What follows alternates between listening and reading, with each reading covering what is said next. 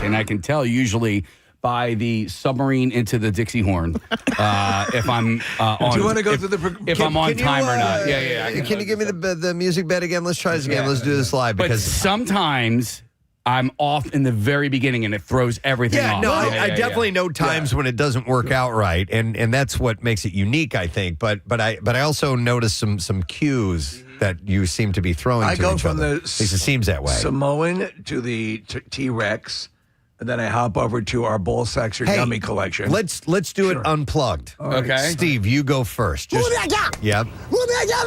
Okay.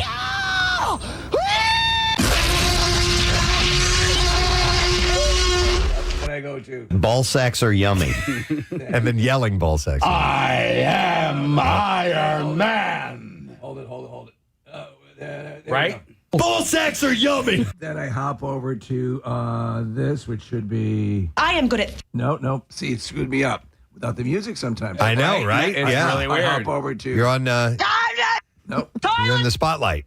Yeah, man, that's It's wild. hard. Isn't that weird? Music, yeah. Yeah, it'd be like taking off taking the drum part out here we when go. you're the Like, bass player. Yeah, where are we? Yeah. You know? Who's keeping time? And You then know? I hop over to here.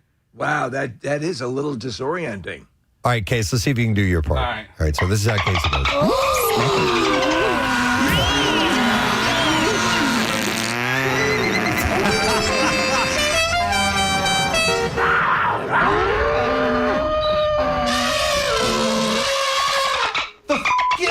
Wow. Well, then Steve added what the F is at the end there. Wow. Okay. Do you remember the day that it started? Yes. January 24th, No. 2005. Okay. The reason why was because for 3 years prior, the Eagles could not get past the championship game in the NFC to advance to the Super Bowl. And so that year, they beat the Atlanta Falcons. They advanced to the Super Bowl for the first time since, what was it, KDC, 1980, 81 against the Raiders. Yeah. So they hadn't gotten over the hump to get to the Super Bowl until that day. And we were so excited that morning, this was back at Y100 in Conshohocken, that we did news like normal, and then we got get ready to do the sports intro. We didn't have that sports intro before. No, we did not. No. It was just like, all right, now in sports or whatever. And then you guys everybody in the room was so excited to get to sports that you just started hitting one sound effect. It was hit one sound effect after another And after so- another. And Here's the that's one I how it missed, by the began. way. And so that was January 2005. So that was right before we came here. Just a couple months before we came here, because we started in May of 2005. Yeah, the last day at Y100 was in February of 2005. Wow. Prior to that, though, we sent Casey to Jacksonville for the Super Bowl. So there was Eagles activity at the end of January, beginning of February in 2005, before the demise of Y100. I think I have redemption here. Just I have to do this. All right, Okay. so that- Ball sacks are yummy. Ball sacks are yummy. to Is that? That's and me, there it Steve. is. Yep. All right. You So just those, need a rehearsal, Steve. those are your parts. I yes. know, man. Even it's Zach Perlman occasionally. That's has to right. polish Yeah, up a little yeah. bit, Oh, and sometimes if you don't have the right page queued up in time, you're like, oh my God, and it throws you totally off. Oh, you freaked the hell out. Yeah. All right. It's an origin story. What, Marissa? What are you throwing your hands up? No, I just want to hear one with the sports intro. That Okay, was now we need the whole that. thing. I needed that. I was trying to move on. I know, but I'm sorry. Let's do it. let's do it. I think we need to. All right. So are we ready? Yeah. I'm ready. Dress rehearsal is over. Yep. And in sports this morning.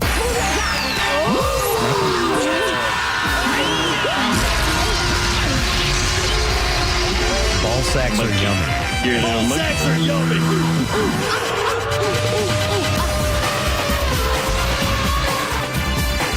Oh, no. What happened? Is this turned off or Hang something? on, no. See? You got it wrong. Oh, that's why. I was on the wrong page. Yeah, see? There you go. Yeah, See? see, Marissa, I had already moved you on. see Marissa. what Yeah, happened? yeah, It's yeah. an art. There's an art to it. So, and I threw you guys off. Yeah. So, and that's it. Just the tiniest We're asking. little gust of wind can change things dramatically. Actually, thank you, because you've added a dramatic subtext to this hard work we do every morning. Totally. I want to spotlight And that. each one is a precious little gem for you and your family to savor. That's right. So. Yeah. All right. Well, anyhow, Well, sorry about that. No, we I was needed just something that was in the back of my mind as you guys were doing that. All right, we have a few things going on in the program today. We have Noel Miller, who's going to be joining us, performing at Helium Comedy Club tonight. There's some shows that are sold out. So we will, there's an early show that was sold out, and then there is a show at 9:30 you can still get tickets for. But he came in second place in America's Got Talent, or what was it, Casey? Oh, no. That's Chris Turner. That's a different Chris guy. Turner, yeah. Never mind. Noel Miller's going to be joining. Teaser, we're going to have Chris Miller on the show on Thursday. Oh, wow. Wednesday. Noel has millions of followers. Yeah. Oh, I remember him. Yes. Super nice guy. Very nice guy. We've had him on before. All right, so he's going to be joining us this morning around 9 o'clock, and we got other things to get to. I want to go ahead and take a break right now because we've wasted enough time. We'll get to the stupid question. I have a really good stupid question, a listener-based one, and the entertainment report. There was a big breakup, and there's some confirmations and all kinds of things to share with you. We'll be right back. Is off board, and you find it hilarious. I used to get that all the time. I would be the deliverer of the stuff that would fall into that realm, and if you could get the teacher to laugh, it was always a good sign. I didn't know what the word douche was when I was in school, right? But I was using it like because I had heard it before, right? And so I didn't get in trouble for it, but the teacher was like, "Dude," and I was like, "What?" I'm like, I didn't know what I was saying, but it was almost like Batman, bam, pow. I was going like douche, and I had no clue. Douche. I know what you mean. Yeah. That's like a punch sound. It actually is douche. Yeah, that would work. I would believe you if you told me you had no idea. But I was purposely saying the word douche. I wasn't making a menstrual sound. Menstrual cup. Pad. Yeah, condom. Kotex. Diaphragm. Oh my God! Here's some text coming in. Somebody this says someone who is always in the ER is known as a frequent flyer. A frequent flyer. That's funny. I'd heard the term Gomer back in the day, which was short for "get out of my ER." Gomer. There's a Interesting. Gomer out there. Or it could literally be Jim Neighbors. Nick, there was one on here, and I can't say. Scroll down a little bit. Yeah. So a carpenter or framer. All right, I can't say the word, but you can. I'll see you next Tuesday. Yeah, see you next Tuesday. Hair is 1/32 of an inch. If you're a carpenter, I love that. No, it's just so a C hair is 1/32 of an inch. It's an actual measurement. Wow. I love that. What's a D hair then? What's the other one you were going to highlight, Nick? HVAC? Yeah. All right. Rotten cotton means insulation. Yeah. Okay. I can like see that. A pookie is a duct sealant, and that's from Tom from Sheridan P&H. I like so that. HVAC, those are some of the terms that they use. Okay. Like I said, I like the C hair thing. Well, you know where you find a lot of these too? You'll find them in restaurants, Preston. Or people who are working the counter at restaurants, they'll build up a second language so they can assess pain-in-the-ass customers in front of them. Here's one for you, Steve. Campers. This is exactly from a restaurant thing. Campers are people who will not leave the restaurant. They take up the table for hours and hours. Oh. So on this issue, I say go in, do your talking, do your whole thing, do your socializing. But when the meal is done and you're surrounded by the refuse of your meal, I want to leave. I don't want to sit there for another hour and a half. I know. Am I a lunatic? No, you're not. But also, what people also need to understand is, a lot of people are not aware of their surroundings. If you're at a restaurant and you notice that there's a wait, for people to get in and sit down, and then you finish your meal and then you just hang out. And you don't have to be slamming everything. Finish it. No, we're not trying. I'm not trying to rush you or anything like that. But if you know that there's a half hour, this happens down the shore all the time, right? So a lot of campers, as they would say. Yeah, but also they don't accept reservations at a lot of places down the shore, right? And so there's a lot of waiting. So for me personally, I'm like, okay, let's get out of here. We can go sit on the front porch. Right. All right. Here's some other ones coming in. So somebody who's I guess works in a liquor store says people who go into the liquor store right when they open are called the Breakfast Club. That's great. You know what? What's another one? One of our favorite phrases forever has been an occupational phrase. The lot lizard. Yep. I got a couple of texts about the lot lizard. Yeah. Somebody said in the auto industry, a BFH is short for Big Effin' Hammer. This is police officer says, okay, a badge bunny. Oh, yeah. Sleeps with officers? Yeah, there's women, I'm sure men too, that dig a uniform, right? Oh, yeah. But a badge bunny, I haven't heard that one before. Women who are turned on by police uniforms. Yeah. Yep. I might have been a badge bunny in my day. Oh, yeah? Really now? Oh, yeah, you've admitted that. You like that. Yeah. All right, let me go to some calls. 215-263-WMMR if you want to call in with your work speak, something we may not know. I'm going to go to Will. Hang on, I'll come back to that next. Okay. Hi, Will, you're on the air. Good morning. Good morning. You guys rock. Thanks, bud. What's up, my man? So I wanted to talk about the IBH teacher thing because I'm a music teacher in Montgomery County, and so a couple years ago I had a student. I teach orchestra, and you would never think this from orchestra kids, but it happened. A couple years ago, student came in, sat down, and he says, "I have a question. What do you think the worst note on the violin is? Which is the one that is the worst note?" And I said, without hesitation, it's the high F on the E string. I said, because when it's out of tune, it's horrible. It makes me cringe and all that. And without hesitation, and he actually dropped the F-bomb, he goes, "So would you say it's F'd up?" And the class starts laughing, and all I could do was turn around because I started laughing. Oh, no. Classic Friday, March 3rd. And later that day, the band Everclear will be performing. It's a 5 p.m. show, pretty early show. It's great. Because we're all going to be up early and have a hell of a day in front of us, so it's great that it's not insanely late. And then Saturday, Lit and Fuel will be performing. And they're also doing this thing, pond skimming, where you can ski across the water in costume. I've seen that. It's pretty cool. Yeah. You come down the hill and then you're going fast enough to actually go across the water. And then a fireworks show that night on Saturday. I love it. Everything is perfect. Tickets for Mountain Fest concerts are on sale now. Any lift ticket for one of those days is valid for the concert entry, and season pass holders get in for free. And VIP packages are available. You can click on events at WMMR.com. We're a ways off, but March 3rd is when it's going to be. Excellent. It's very, very cool. I saw something a term I had not been privy to this morning, and it's something called quiet quitting.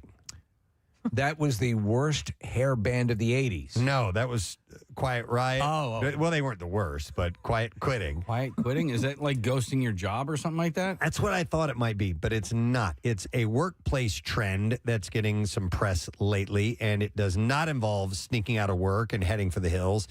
Instead, advocates describe it as doing the absolute minimum their jobs require and refusing to work extra hours or take on extra assignments while focusing on out-of-work activities. So like they're forcing themselves to be fired or be let go? No. They're keeping, I get this, they're keeping the bare bones minimum requirement that they need to do to be working at the job, but they spend a lot of time, say, online or taking like What hour and a does that half. have to do about quitting? I don't know the name either, Kathy. I didn't understand that. You're quitting without quitting. You're resigning yourself to doing you're still working, but you're paring down to do the absolute minimum to make it to retain your job. You're quitting part of your job. So what are you doing for 24 years? They say it's about having an identity outside the workplace and refusing to let work rule your life. Oh, Critics- maybe I'm wrong then. Critics,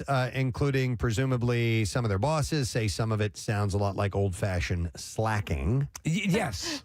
Yeah. But I don't know. I disagree. And let me hear me out for a moment. All right. So when you are forging your career, right, and you're beginning, yes, extra time, extra hours, extra assignments, impressing the boss, doing things like this are absolutely crucial, I think. And I certainly lived my life that way. Yes. Once I found a career I wanted to get. Now, when I was working at McDonald's, I didn't give a damn. I just cared. I got in and out of there when I wanted. You know, I was a teenager. But when I started to realize, okay, I need to make a living, and I also found something I love to do, radio. I spent a lot of extra time at work and didn't mind it and was enjoying learning what I was doing. Right. And that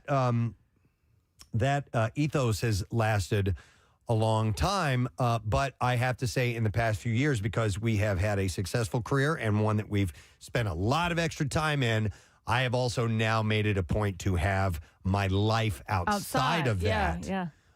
And taking on extra assignments and things like that, I don't feel the need to do anymore. I don't think that's what this is, though. I think, at least, and maybe you've read the article. I think, at least what I think is, they're saying slacking, and that correlation is not between simply maintaining a work life and a regular life and balancing the two. But I think it means, like at work, you'll never say, I'll take on a project, I'll invest extra time in this. You're the second the clock hits 5, or whatever, you're out the door. You arrive at the last possible second. You take every second, and mind you, you're entitled. But also, if there are ways to dawdle throughout the day. Like I don't think it's that. You don't think it's that? No, and I think the reason that some of the critics might say that it's slacking is because, man, how many people do you know that take work home with them? I know plenty of them. Yeah. And, I do. Well, all the time. We do. I work from home all the time. Yeah, a good probably third of my job I do at home. But I also, my buddy Steve is just constantly, he's taking work home with him. Yeah. And it's just, I think that the workload in some jobs, this is not everything, this is not an overall thing, but in some jobs, it's too much, man. Do they literally spell out what they're talking about there, or is it as vague as it seems to be? I'll read a little bit further on this. Gallup calls it not engaged. Jim Harder, chief scientist for Gallup's Workplace, a well-being research center, says survey data shows workers are less engaged, and quiet quitting sounds like what he refers to as not engaged, a group that includes 54% of survey respondents born after 1989. But while engagement is lowest among Gen Zers and younger millennials, it's been dropping across all age groups in recent years. So it's not... It still seems kind of vague. Yeah, and then on the other side, it says they're doing what they're getting paid for. Advocates say quiet quitting is all about maintaining a healthy work-life balance. People aren't going above and beyond. They're not bending over backwards for their employers anymore and sacrificing their mental and physical health. Yeah. They're doing what they're getting paid for. She says she wishes the trend had a different name because you're not quitting. You're taking care of yourself. You're coasting. You're carefully coasting. So it's the above and beyond thing kind of spells it a little bit. Sure. Now, I think, I feel that we all go above and beyond, for this, because this is not a... that's our agreement. That's what we do. We want to do the best we can do to live up to our agreement with the audience. But I think at a certain level, especially if you want to get ahead, you need to take. But but if you are ahead, if you're already ahead, and I think it has a lot to do with how your company treats you. Yes. If you work for a good company that takes care of you, you're more likely to go above and beyond. If you work for a company that does not take care of you, you're going to do the bare minimum. No, I agree. Yeah. I'm going to say something that'll only make sense to you guys, but recently there's been some requests of what I would call going above and way beyond. Right. And we've all it's ignored like, it. Come on, man. Come on. Yeah. We're already working a lot, and that happens in all kinds of businesses. We say, oh, by the way, you also need to do this now. Right. Like, wait, what? What? Yeah. I'm sorry. How about? I quit. Yeah. I quit. Hang on. Let me go to Larry because he's got an example of quietly quitting. Hi, Larry. Good morning. Yo, you guys ever heard of Jerkmate? You've ever heard of Jerkmate? Yo, ever heard of Jerkmate? What's up, Larry? Yo, how are you guys? I work for a very big, very corporate, and that's the one word that I think hasn't really come up in this conversation. Very corporate company. Mm-hmm. So at this point, they were pretty good throughout the pandemic, and I stepped up, took the job above me. Was waiting for basically somebody to open up so that the job title would open up, and I could kind of step into that. And when it did, they denied me my promotion. All right, thanks, Chris. So, stupid question. I said we have a listener-generated one, and we're going to give away a 4-pack of tickets for Bates Motel in Glen Mills, which, by the way, is our big friggin' deal this week. You get half off for tickets, so make sure you go take a look at that. But I got this from a loyal podcaster in Raleigh, North Carolina, Ryan Warner, and he sends in stuff from time to time. So here is your question. How many official names have graced the now Xfinity Mobile Arena? That is a good question. How many official names? All right. 610-660-9333. is the number. It debuted in 1996, so coming up on 30 years. Let's see if you know the answer to that. How many official names have graced the now Xfinity Mobile Arena? I got a whole lot. This is one of those days where a lot of good-sized celebs are celebrating birthdays as we get ready to exit September. It's the 30th of the very lovely Monica Bellucci. She got beautiful boobies. Okay. Turned 60 years old today. Considered one of the most beautiful women in the world. At 50, she became the oldest Bond girl ever. Yes.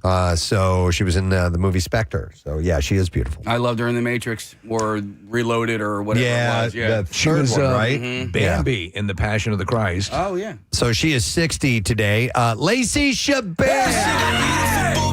She is. Love her. I think we're going to hear that a couple times. Yeah. Lacey Chabert obviously has made a career out of the Hallmark movies. I mean, she is in almost every single one that I stumble upon. It's an industry. Yeah. She hosts reality shows and all sorts of stuff going on. First time we saw her, Party of Five, right? And I do like her cute little lisp. Yes. She still has not gotten over that. She's 42 years old today.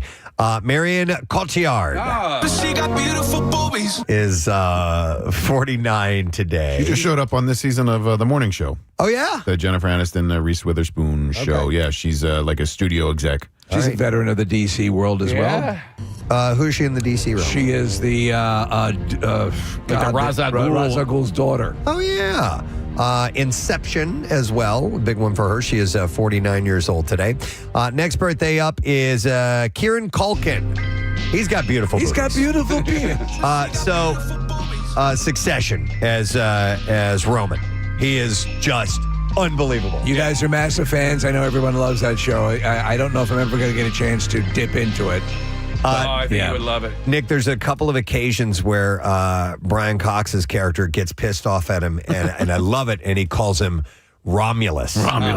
Which I guess is his full name, and everybody calls him Roman, but what a name, Romulus. Steve, I'm sorry, Nick, but the lines that are written for him are just the sharpest, harshest comebacks you've ever heard. And I mean, they just cut deep. Yeah. Yeah, but he's an extremely flawed character, as you would imagine. Well, one of the first maybe 3 or 4 episodes in, Steve, there's a scene where he's gotten a promotion within the company, and he is looking out over the city landscape, and he's got these giant glass windows right in front of him, and he decides to pleasure himself onto the glass window in order to like assert his dominance to the world. It's so messed up. Yeah, and then like, he pulls the shades down so nobody in the office can see. Then he's got to clean it up afterwards. It's crazy. It's just messed up. Wow. But Kieran Culkin has turned into a hell of an actor. An amazing actor. Yeah. He's 42 years old today.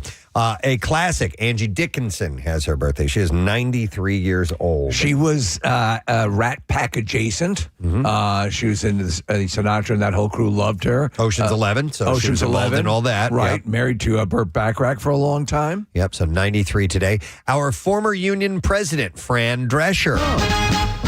Turns a year older today. Sie verkaufte Hochzeitskleider und war sehr mondän. Doch gefunden nahm sich eine andere und sie musste gehen. She turns 67 years old today. I thought The Nanny was a fun show. It was cute. Back in the sitcom, when I used to actually watch sitcoms, I actually did get a kick out of that. Watching it in Russian. Shut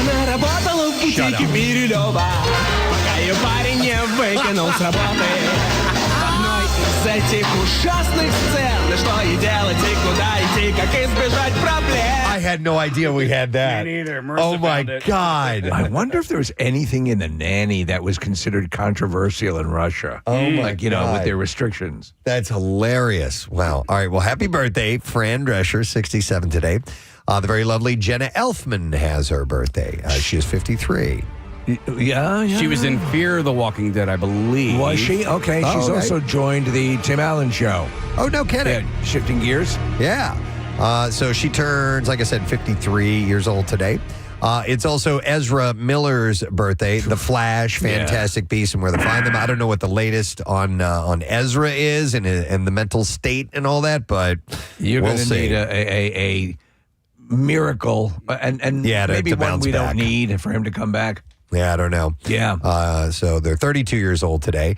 It's Eric Stoltz's birthday today. Stop bothering me. From Pulp Fiction. Yeah.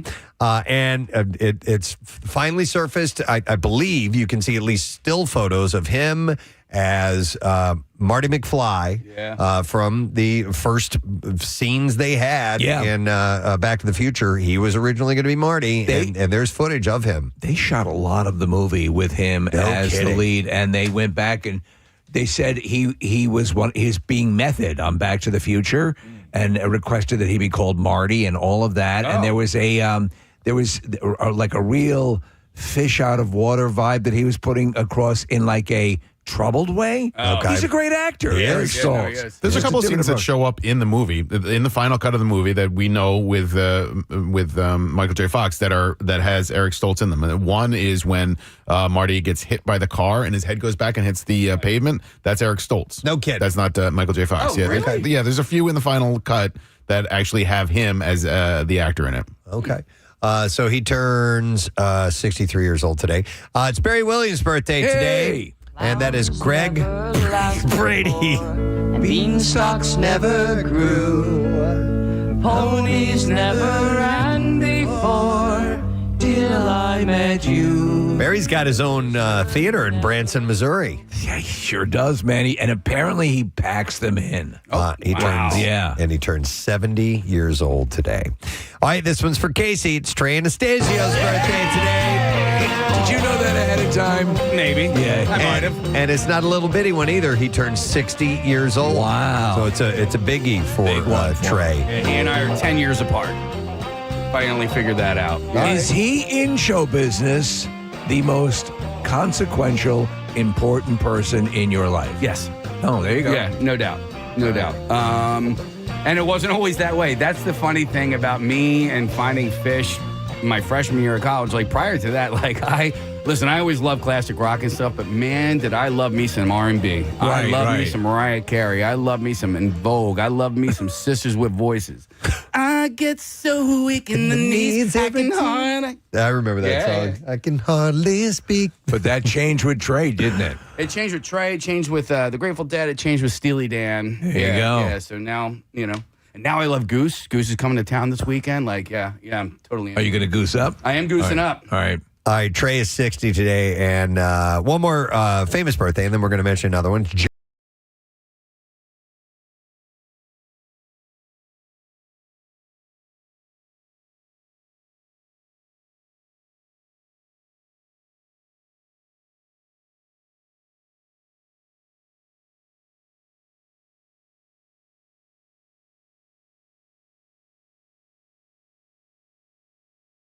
Is in Goodfellas, right? He's one of the singers on stage in the club they go to. Maybe. They had a few people. So 89 today. All right. And one last birthday. Yeah. It's Casey's wife, Diane's birthday. She got beautiful boobies. You had to. Let's put a cap on that. I like that. So happy birthday, Diane. All right, we're going to see if somebody knows the answer to this stupid question. How many official names have graced the now Xfinity Mobile Arena? And we go to the phones, and I have Brandon that we're going to talk to. Brandon, you are on the air. Good morning, sir. Good morning. How you guys? Good, buddy. All right, do you know how many names officially have graced the Xfinity Mobile Arena?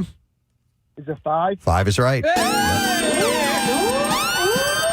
That is correct, sir. Hang on the line. We're going to give you a 4-pack of tickets to Bates Motel in Glen Mills, PA. The Bates Motel and Haunted Hayride is one of the most iconic, celebrated haunted attractions in the country. And if you don't win tickets today, you can purchase tickets at MMR's Big Friggin' Deal, and you can get 2 adult combo tickets for the price of 1. Get the exclusive offer while supplies last. WMMR.com/deals. So all the names were in order: Core State Center, First Union Center, Wachovia Center, the Wells Fargo Center, and now the Xfinity Mobile Arena. So center is no longer in the name. No, it is not. It's the one that has changed. So it's an arena now.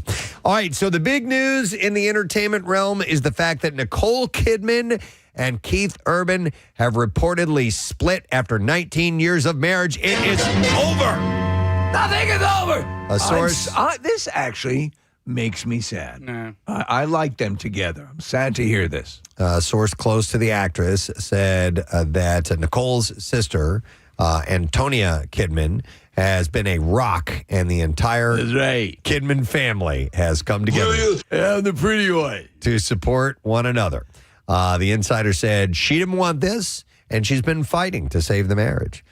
Source also revealed to TMZ that the couple has been living apart since the beginning of the summer.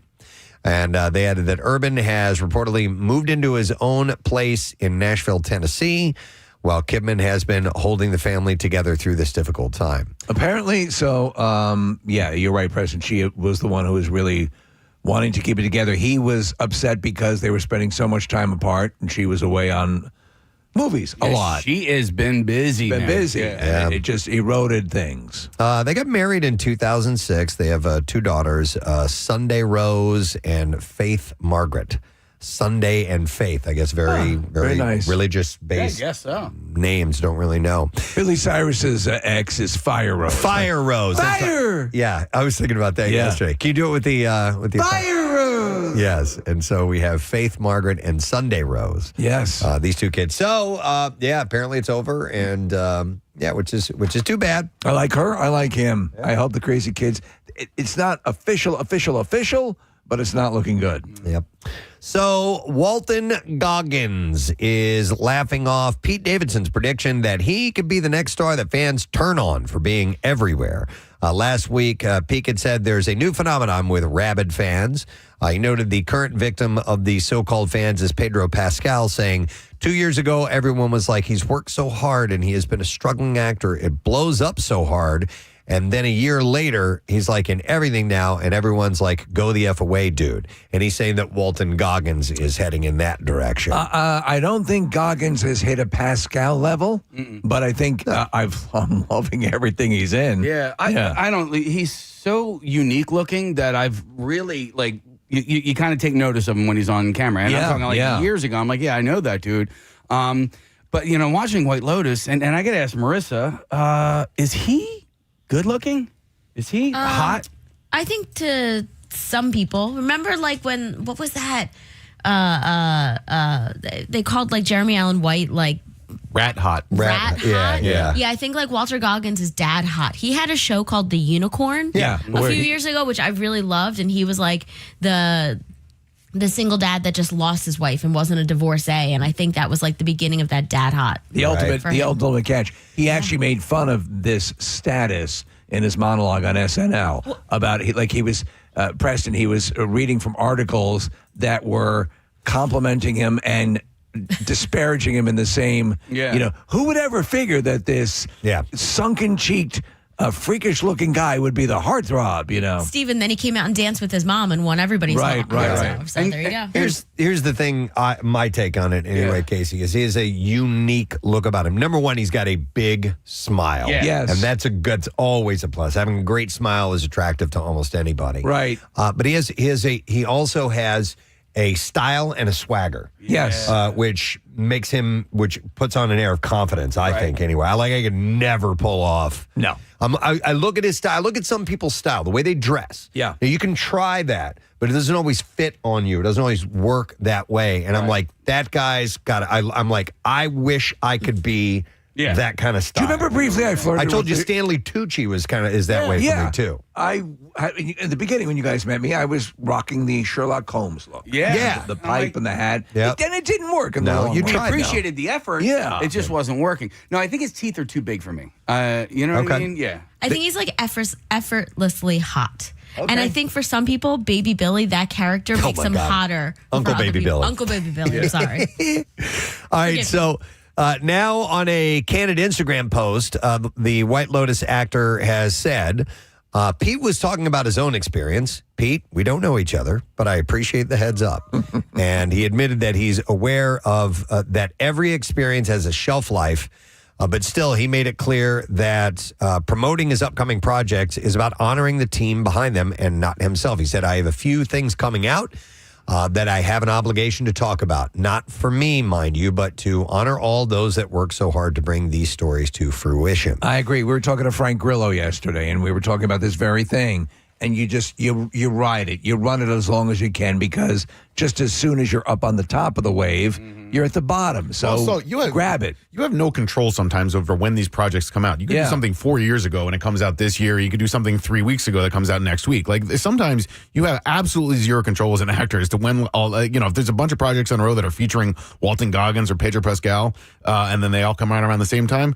I mean, shut the F up, Pete Davidson. Who cares? Either like them or don't, but quit whining about whether or not they're going to if they're here too much or we see them too often. Yeah, I'm with you. I don't think you need to. Whatever. It's a weird complaint. Pete Davidson does nothing for me. He never has. So I know that a lot of people love him, but so whatever. Was Pete really pissing and moaning, or was he just observing? Yeah, that's what I was wondering. He might actually be a fan and might be worried because he is a fan. Like, that I don't know. That could be it. Yeah. He may just be, like you said, making an observation about here's how, like we said many times with it. You can take the pop princess. Yeah, and there is an evolution that happens along the way, and eventually it ends with. Too much, we're done now. You guys watched it happen with me early on. Pop Princess, World at My Feet, tiaras and wonderful things going on in my life, and then it all caved in. So Goggins said he even told fans that if they see his name online, don't click on it. Unless they feel like it. Wrapping things up with some grit, he declared, if saying yes in life more than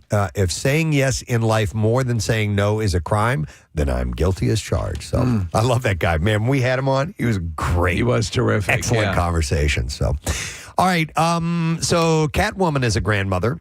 Michelle Pfeiffer revealed that she has earned the title Grandma last year. Talking about where she was in her acting career. She said, I realize I have a finite amount of time left, and I might as well announce that I became a grandmother last year. She shares daughter Claudia and son John with David E. Kelly. Yeah. She did not give any other further details about her grandchild, so we don't know from which sibling it came from. Do we know what her grandma name is going to be? Is it going to be Gum Gum? She has not said anything about Gum Gum or Gam Gam or Kitty Cat. Because she's Catwoman. I don't really know. Kitty cat. All right, so Chris Rock may have jumped back into the dating pool. The comedian who was most recently linked with actress Lake Bell back in 2022. That's a good one. That's really good. Was spotted over the weekend out walking with Brazilian entrepreneur Carmel Bortoletti in New York City. We know who Chris is, who she is. The only thing is we know she's a multi-hyphenate. She's an actor, producer, model, author, philanthropist, and a single mother of 3. And that's all that we know about her for now. Speaking of couples, Sydney Sweeney and Scooter Braun have seemingly confirmed their status as a couple. I don't like this. They were seen holding hands at Universal Studios Halloween Horror Nights in L.A. with the actor's mother and father along for the ride. The pair have been linked since meeting Lauren Sanchez and Jeff Bezos, meeting at Lauren Sanchez and Jeff Bezos' wedding. It sounds like I don't June. Particularly have any feeling on him. I want her to be with Glenn Powell. Yeah. It's not happening. I know. Yeah, that's not happening. I know. I can dream, though, can I? I guess so. I dream to dream. All right, how about this? 2 people you probably have no idea who they are engaged. Actor Zoe Deutsch and comedian Jimmy Tatro are engaged. I know the name Zoe Deutsch. I can't picture her face. And then the Jimmy guy. Jimmy! Don't know him. Yeah.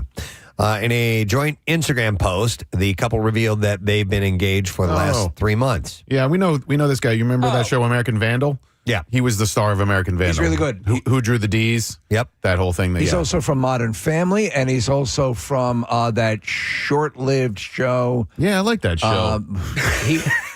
He was super wealthy. I know exactly the show you're talking about. Yeah. It was a sitcom on ABC. Yeah. And it was called Home Economics. Home Economics! And it was Topher Grace, was it not? There we go. I'll go through his IMDb because I know him from something else. You know him from Strays? Theater Camp, Home Economics, Mighty Ones, Diary of a Wimpy Kid, After Party. All right. Diary of a Wimpy Kid. I know that one. Roderick Rules, right? I don't know. So, Zoe, I'm going to carry on. Oh, The Machine. That he's in The Machine. He's in The Machine. Right. That's where I know him from. All right, Zoe wrote alongside a carousel of pics, 3 months engaged to the love of my life. She, by the way, is the daughter of Leah Thompson and has appeared in films like Beautiful Creatures and Zombieland Double Tap. She's adorable and talented.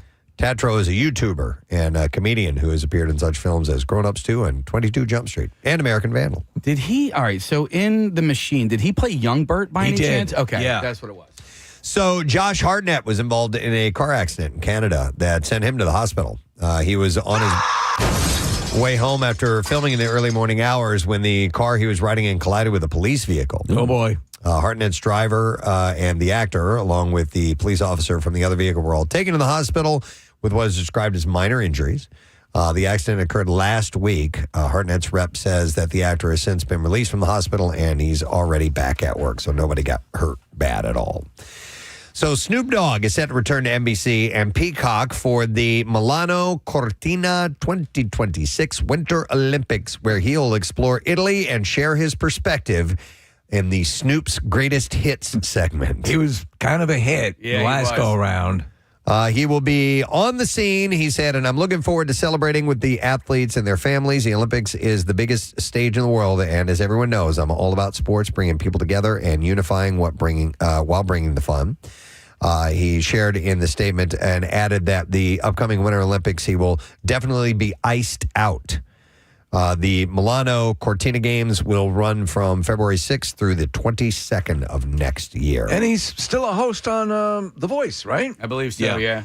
All right, this is my favorite story of the day, courtesy of Marissa Magnotta. She sent it to me. Actor John C. Reilly says that he will resurrect his beloved Dewey Cox character for a 2027 concert tour in celebration of Walk Hard, the Dewey Cox story's 20th anniversary. They go out and just perform the songs from the movie. That's a home run. Though he's given no dates or official details, Riley said that Cox and his band, the Hardwalkers, will play as many dates and as big places as we can do. Looking ahead to 2027, he said that Jack White, who of course made a cameo in Walk Hard as a karate-loving Elvis Presley, plans to re-release film's iconic soundtrack on vinyl. And this will go hand in hand with this live tour celebrating one of the most quotable movies of all time, which will actually be his second time taking the songs on the road. He staged an 8-city tour when the film came out in 2007. However, due to an ongoing writer's strike, he was unable to hit the talk show circuit and explain why he had booked a tour under another name. Riley recalled the 2007 conundrum. He said, the studio was like, we have a satire that we need to explain to people that is a satire of, but we don't, what it's a satire of, but we don't have any talk show appearances for you to explain. What are we going to do? The solution was to put him and the Hardwalkers on a private plane for an 8-city tour. Each performance preceded by a special screening of the movie. His backing band included guitarist Mike Viola, who is a singer-songwriter who co-wrote the songs Beautiful Ride and I Hate You, Big Daddy and Darling, and several other songs from the film. And the tour featured a guest appearance from Dewey's on-screen first wife, Kristen Wiig, of course, before he went and got double married. And he said it worked out great. It seems insane. No studio would ever pay you to go even one time on a private plane anymore, but they were desperate at the time. The concerts went great. They really did love the music. They barely knew the songs, though. They had just seen the movie. So 2027, we're a couple years away. Yeah. But, yes, he wants to do a tour. Hopefully he comes through this area. Be amazing. That'd be terrific. We'll see about that. I watch that movie once a year. It's great. Yeah. It's the best. So let me see. Time for another quickie or two. Kelly Clarkson is back on TV. Yay! Showing resilience as the Kelly Clarkson show kicked off its 7th season yesterday, opening with a karaoke cover of The Weeknd's Blinding Lights. She told the audience it's a perfect song to kick us off. She explained, light has been a constant theme for us on this show since the beginning. She, of course, who lost her husband, Brandon Blackstock, in August after a private 3-year battle with skin cancer, reflected, my favorite part of doing this job is finding the light and shining it on people. Just to be clear, they had split at the time he passed away, right? And it was there was a battle going on. There was a battle, right? But he was dying. And you don't want her... Still the father of her. Yeah. You don't want her singing your songs because most likely she's going to do a better job. Do a better job at karaoke? Mm-hmm. So her music director said that a lot has happened to us over the last year on a personal career level, and he noted that you're going to see some songs reflect things that maybe she wouldn't talk about verbally in a sitting on the couch interview. So that's what we have to look for. You should do a drum version of karaoke on the show, Preston. Will you perform your favorite songs? Just do cover songs, my versions of them. Just the drum parts. That'll be so entertaining. Let's Drumioki. see. Oh, yeah. 20 years after The Simpsons appeared on the big screen in their first full-length film, America's favorite animated family will be getting a follow-up. While the iconic TV series is still popular in its 37th season, this will only be the second feature film for the Springfieldians. 2007's The Simpsons movie was a smash, making $183 million in the States, and no details about the movie have been released other than expected premiere date of July 23rd of 2027.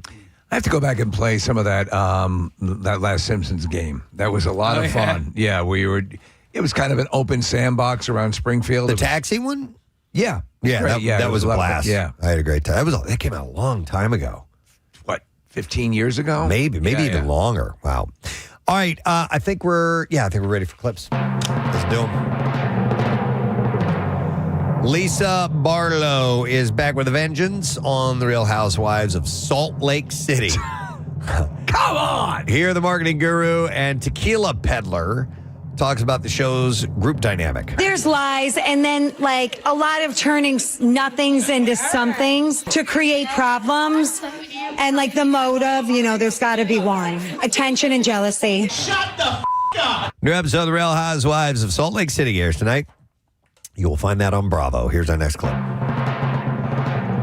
The Plaths are a family of 11 who share a passion for music, religion, and hating on sister Lydia's boyfriend, Zach.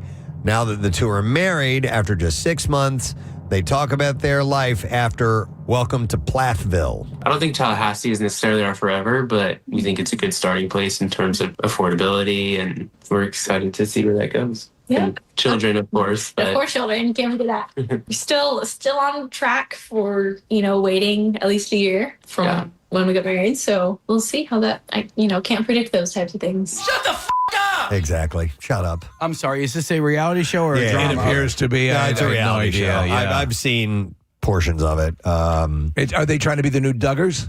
They're good-looking daughters, Oh, there you go. They're not full-on Duggars, I get. But, I mean, yeah, kind of, I guess. I haven't watched enough to give you a qualified answer, Steve. Duggar Redux? Maybe. After 7 seasons, tonight is the series finale. Oh, my God. I missed so much. Steve, there's 7 seasons for you. I've got a lot of watching to do. The finale of Welcome to Plathville on TLC. So that's Jesus. All right. There you go. That is the entertainment report. Actually, I had more. I edited some out. Listen, when you're a reporter at your level with your sources, I think for you, always the daily conundrum is, what am I going to edit out? Yep. It's my hell. Yeah. Always leave them wanting more, Preston. I guess so, right? And that's why we end with Plathville. All right. Going out strong. So we have joining us later this morning comedian Noel Miller checking in, going to be at Helium Comedy Club. We have an announcement, actually. It's coming up next, which is pretty cool. So we'll take a quick break. We'll come back in a second. We'll reveal that information to you, and we hope that you will hang out for the remainder of our program because we're just getting warmed up. We'll be right back. Stay with us. So now I'm just kind of freeloading until they figure out, it would cost them more money to find me and fire me than it would for me to just skirt under the rail. Kind of. Let me ask you. So that's your version of quietly quitting. Okay. Have you ever seen you've seen the movie Office Space? Yeah. Right. Exactly. Would that hold true to what you're talking about? Except they're not fixing the glitch. Yeah. Okay. Kathy had a story about sending a text, I think, that you wanted to share with us, right? Yeah. So it was somebody sent me a text, and it was, somebody that I am friendly with, not like one of you guys where, the type of text messages that we send each other. But I needed to drop something off to this person. And I, basically was saying, I apologize. I had COVID, was stuck in the house. I'm going to, get this stuff to you. And so he says, well, how are you feeling? What I wanted to text him was that I got, and I've said this to you guys, COVID kicked my ass. I got my ass kicked, What I sent him was that I got my ass licked. I got my ass licked. How you feeling? Well, I got my ass. Pretty good. I got my ass licked. Oh, and it's all worth it. I mean, it was kind of bad at the beginning, but once the ass licking started, it turns for the better. I mean, I've heard of rim jobs before. Wow. I mean, like fully changed the, like I guess it auto-corrected to licked, and I didn't realize, sent it, and then, I didn't like hear back, so and I went back and pulled up my text and looked, and I was like, oh my God, what do I do? And then I just put kicked and sent that and just didn't say anything else. And no response back, or no, like he didn't really address it. Kathy, He there's just said, someone on the phone for you.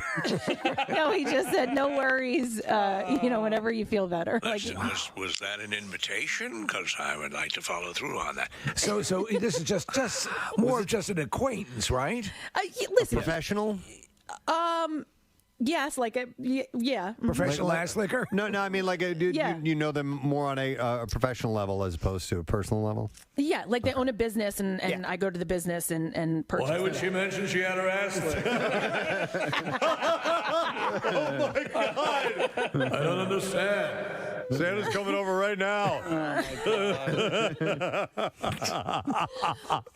My mouth is pretty moist. I could do that. God, ew! Oh God!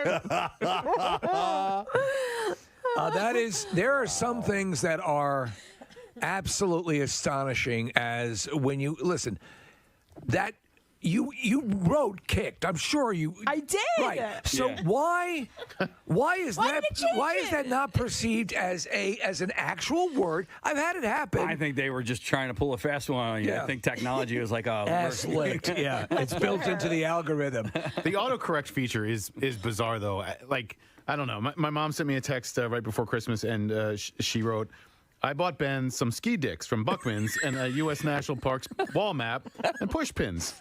And then her follow-up text was, good God, that is ski socks. Ski socks. Do you ever put your feet in a nice pair of dicks? But I'm sure my mom felt the same way as you, Kathy. She was like, and at least it was to me, not to like, Right, or minister exactly. or whatever. Yeah, I don't a lot think of that it, was. though, is just like, why? Why is it changing? Well, that? my question is, if it is a legitimate word, legitimate in the context of the sentence, what makes it change it? I've had it. Yeah. I think she probably accidentally misspelled it, and you didn't notice. And it went to well, licked instead K of and kicked. L are right next to each other, and Nick, as far as ski dicks are concerned, yes. D and S are right next to each other, as is the O and the I. So I think there's a most likely on your end of things, Nick, that was a misspelling and not an autocorrect. Because why would they autocorrect from socks to dicks? Thanks for checking in. Would you like to lick my ass? It licked my ass. Oh my God. That's great. But great to hear from you. You would. I thought you were going to go somewhere else with this story because last Thursday I got a message from a friend of mine who works at Headstrong Foundation, and he was letting me know that a friend of mine is going to receive some financial ski dicks. No, some financial assistance for his daughter who is suffering from cancer. Mm-hmm. And I thought I was responding to somebody else when I wrote LOL to this guy when he's telling me about. No. Oh, jeez. Yes. So I go, he's like, he's going to get That's this. hilarious. Yeah. Cancer. Laugh out loud. That is funny. And I was like, oh my God, how do I? And I was like, no, I mean, that was totally meant for somebody else. And I can't find out who I was trying to say LOL to, but I can't believe I responded.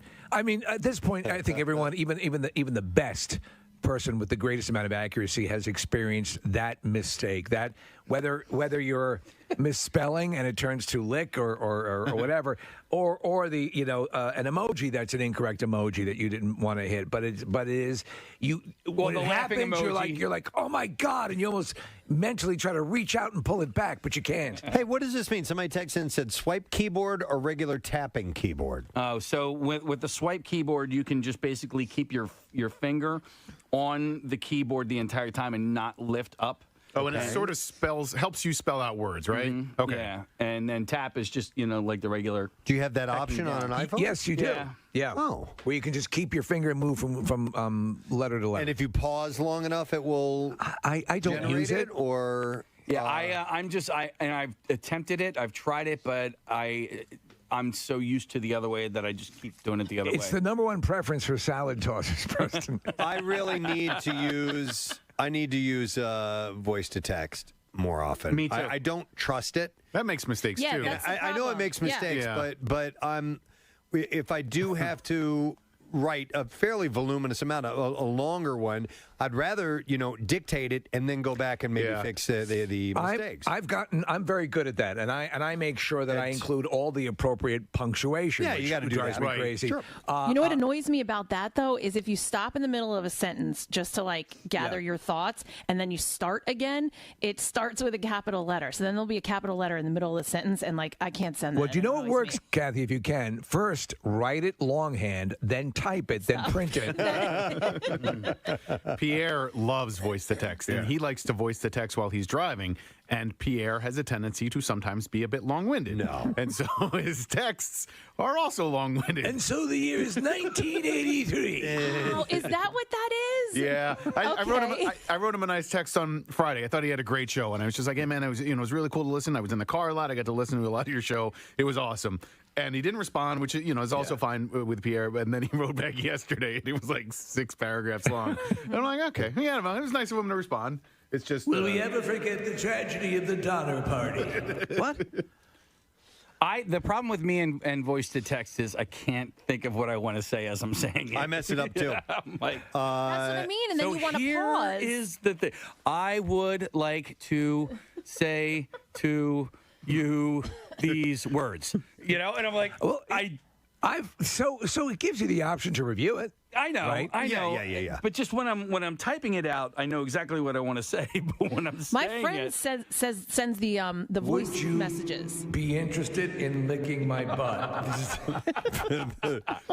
It licked my butt. Damn it! It said. So my friend sends those voice where it's just you can just talk and then it. Todd Glass did that for Casey last week, and he did it for a reason. I forget what it was, but your voicemail was full or something like that. So he sent you voice text. Yeah, I guess my voice. I don't have my voice. Do you get that from anybody? I have just a handful, but not any regularity. But I'm not good at sending back then. When I send it back, I'm talking like I'm doing voice to text, right. But it's just like a regular message. Hi, this is Kathy. I was busy. I couldn't get your call. I was inviting a stranger to lick my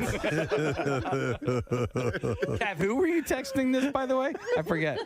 That I got my ass? Licked, yeah. Yeah, it was somebody. I have some things I need to drop off at this business, and it was the business owner. It's so funny, though. And it's, Kathy, the abject terror you experience when that happens. It's like, and there's nothing, everyone has made the mistake. It doesn't matter when you've done it, especially on that level. How many times it happens constantly. I forget who I told I loved dearly and used the nickname I use, Spoogie or something that I use on my wife. the question mark came back, and I'm like, oh no. Son of a bitch. Because my big mistake is that I don't look. All right, so I texted, and then I got 1 or 2 texts from the time that text occurred, so that Claire is no longer the top person on my text chain, and so I'm responding now to whoever was last in, and I always make that mistake. What sucks is when you are, you get a word wrong, and then you type what you think is the correct word, fixing it, and you have typed an incorrect word again. Yes. And if you do that 2 or 3 times, it's like, what the hell and then that is happening? That becomes the default sometimes. If you type it enough, the bad spelling, the incorrect spelling becomes the default for what they think. And it does, and then you got to break that nightmare. I would think a lot of times, and then it'll give you, and then you have to, X out of the word that's popping up. I'm like, no! I hate that. Especially if you're using curse words. And I understand why curse words are going to come up as incorrect, because you don't want to accidentally send that to someone who doesn't need to be seeing that. By the way, though, you don't intend to see that. They should put curses in, or allow you to put curses in. Well, I mean, listen, you can, if you wanted to, when you do the abbreviated keyboard or whatever. Yeah. So you can change ducking. You can change ducking, or if you just wanted to, okay, if I type the letters FFF, it's just going to turn into Forget you, Dad. Forget you, Dad.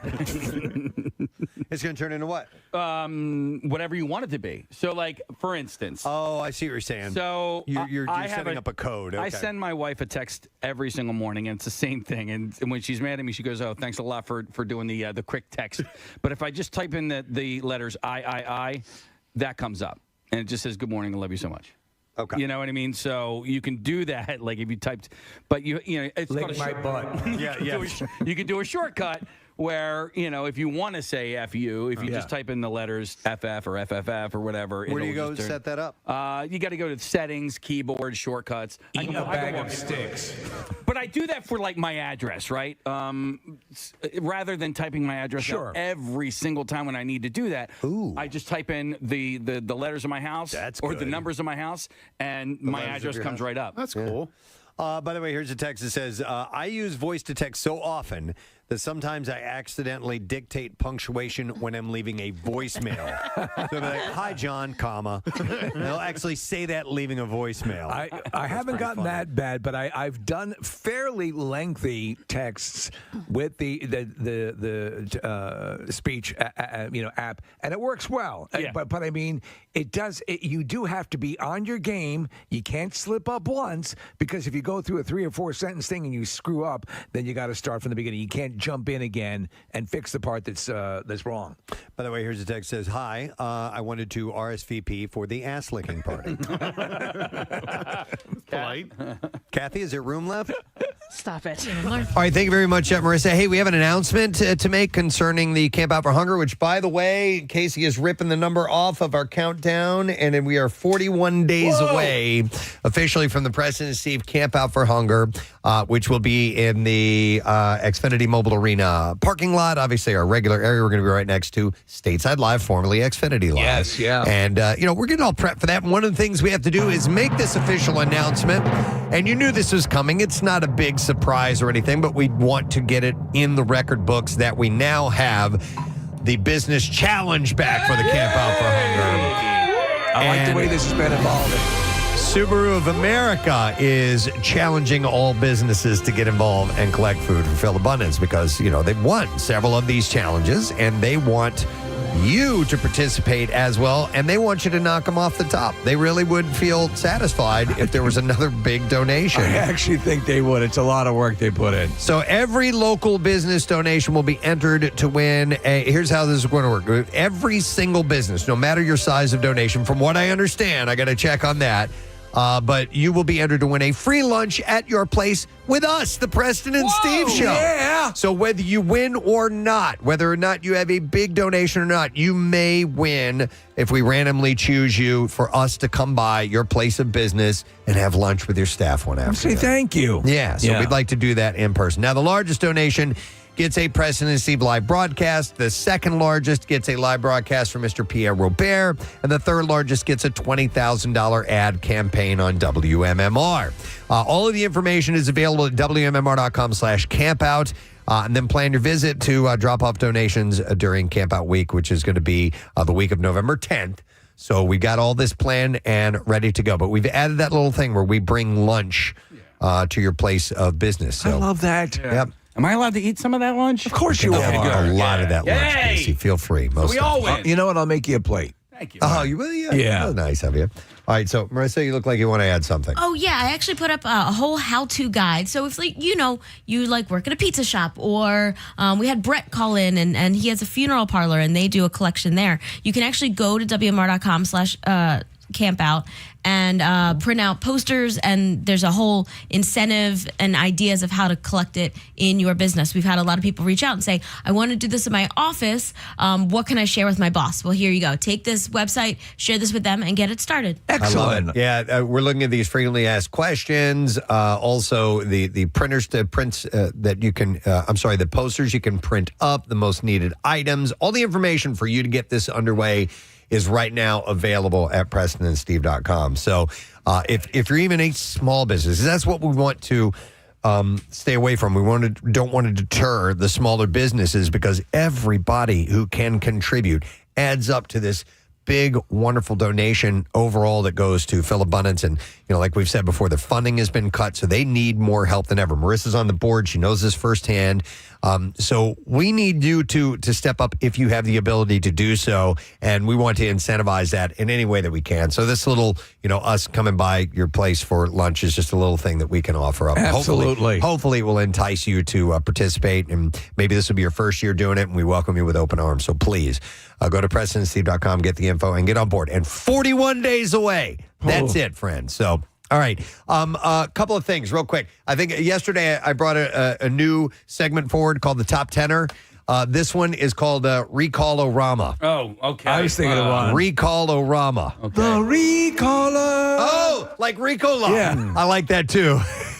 We need a horn. The Recaller. There were 3 different recalls that I saw yesterday, so I'm going to pass these It's that on to you. season. It is, Yeah. right? All right, so we're going to start with this. Ford Motor Company is recalling over 115,000 trucks due to a defect. This is a little thing. It could cause drivers to lose control of the vehicle. Listen, are we ever really in control? It's a good point. No. Yeah. Think about we're on this rock hurtling through the universe. Okay. How much control do we exert over anything? You're giving me perspective here. Maybe I should just... Yeah. Steve, does anybody really know what time it is? Does anyone care? Nick, I was walking through the park. Yeah. So the recall affects the F-250, F-350, and F-450 models. Since when did Ford become a motor company? From the 2020 and 2021 model years. Regulators have identified a problem with the upper shaft of the steering column, which could detach and lead to loss of vehicle control. Shut your mouth. Owners of the affected trucks can have the defective part replaced for free at a Ford dealership, but you need to check this out now. I would say so, especially since those vehicles tend to be used for as working vehicles. Yes. Hey, you know what bothers they're just me? big. Is so a lot of times I will I use cruise control, and not just on the highways. I know, not just on the highways, but on some areas where I know that I need to stay within the speed limit. Sure. So there's a stretch of road near my house, and then down the shore, I set the cruise control for 25. I do too. Yeah. But here's what bothers me. When I'm driving down Seaview Road in Wildwood Crest, there are just a couple slight curves, right? The cruise control will basically break as if I'm about to crash into a car. I'm like, the curve isn't even that like... Well, that's weird. Yeah. So the sensors are reading the change. Yeah, that does seem weird. If it's a gradual curve. Mine will do it on something like the Conshohocken curve, which is a more, and you're going at a high rate of speed. Yeah. And so that's, it's not like a sharp turn, but it will sometimes break. Not every time, but when I go through there. And it's like But that's dumb at 25 miles an hour that they would do that. I agree with you. And you get a jarring. It's jarring. Yeah. Wow. Okay. Well, here's another call. It has nothing to do recall. It has The Recaller. about 58 million pounds of corn dogs and other sausage on a stick products are being recalled across the United States because pieces of wood may be embedded in the batter. This is another pieces of wood in the product thing. With several consumers reporting injuries to date. You never hear about about getting splinters in your mouth. Yeah. Man. This has been like the third or fourth recall that you've talked about on air where the basis for the recall was pieces of wood. The recall covers select State Fair corn dogs on a stick and Jimmy Dean pancakes and sausage on a stick. What? Did we know that there was pancakes and sausage on a stick? I did. I did not know that. I didn't know that. Yeah. So it's like a breakfast corn dog. Essentially, yeah. Get out Yeah, of here. yeah. Shut your mouth. How many foods end up on sticks? Like you got popsicles and the most elusive has been soup. Kebabs. yeah, kebabs. That's a good question. Yeah. What all ends up on a stick? Lollipops. Yeah. Right. I guess cotton candy, kind of. Clams? Not clams, no. I remember when they had, and I forgot which Olympics it was, but overseas in Asia, where they were showing starfish on a stick. Yes. All kinds China, of weird those. stuff. Was it in China? Yeah, because Visek Ahema tried some of it. Yeah. Yeah. So anyhow, these products are from Texas-based Hillshire Brands, a subsidiary of Tyson Foods. The contamination problem was discovered after Hillshire received multiple consumer complaints, 5 of which involved injuries. Wow, then they had to be fairly big pieces of wood. The company later determined that a limited number of these products included extraneous pieces of wooden stick within the batter. I see. So the actual stick itself might be compromised. Yeah. So that's where the wood came from. Yep. Listen, I don't hate a corn dog, but I've kind of like gone away from them. They're not doing them for. I had my introduction, love, and then getting bored of ARC happen all within the first couple of years. I have a deep love of corn dogs that goes back to childhood, but I couldn't tell you the last one I had in case. It's been over 7 or 8 years at least, I would think. Here's what I've noticed is the quality of the dog has gone down. Okay. Corn's has always been good. Now, it all depends. Now, are you talking about like the store-bought ones? Yeah. Okay. Yeah. Because if you go to like a county fair or something like that, and they're frying those babies up right fresh, those are pretty solid. Yeah. Yeah. So the issue was isolated to one facility located in Haltom City, Texas. And they're worried that some of these recalled products may be in consumers' refrigerators and freezers in households across the U.S., as well as some schools and other institutions.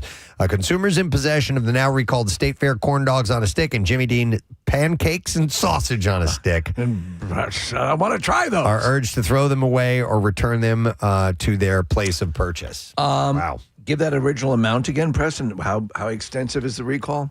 It doesn't say. Oh, it doesn't. As far as... like numbers? Yeah. Yeah, it doesn't say. No, you gave it. It was like 150,000 pounds or something like that. 58 million pounds. 58 million pounds. A little more than 150,000. Yeah, it's a little bit more. Jesus. Well, there were 115,000 trucks, so maybe that's where you're bringing that. By the way, Knoebels, the amusement park, has bacon on a stick, pork chop on a stick, and a pickle on a stick. Now, pickle on a stick. Yep, I've had that before. I've not tried Never that. had pork chop on a stick before. No. Oh, okay.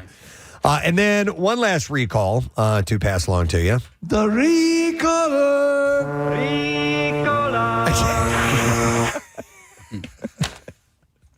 That's perfect. Yeah, it works, right? Federal health officials are warning consumers not to eat certain eat pasta meals sold at Walmart and Trader Joe's because they may be contaminated with listeria bacteria. Oh, no. Previously linked to a deadly outbreak. Last night I was eating linguine on a stick. And they include Trader Joe's Cajun-style blackened chicken breast fettuccine Alfredo. And late Thursday, the USDA issued a warning for market-side linguine with beef meatballs and marinara sauce sold at Walmart in refrigerated 12-ounce clear plastic trays. No recall has been issued, but Fresh Realm, so this is a warning. Fresh Realm. You watch your ass. Which is a large food producer that distributed the product, said that they advised Walmart this week to pull the meals from the store shelves. Walmart officials said they put a stop on sales and removed the products from the stores. The meals may be contaminated with the same strain of listeria that caused an outbreak tied to chicken fettuccine Alfredo sold at Walmart and Kroger stores. 4 people were killed. Oh. And at least 20 were sickened in the outbreak, updated by the federal health officials, and the outbreak led to a large recall this summer.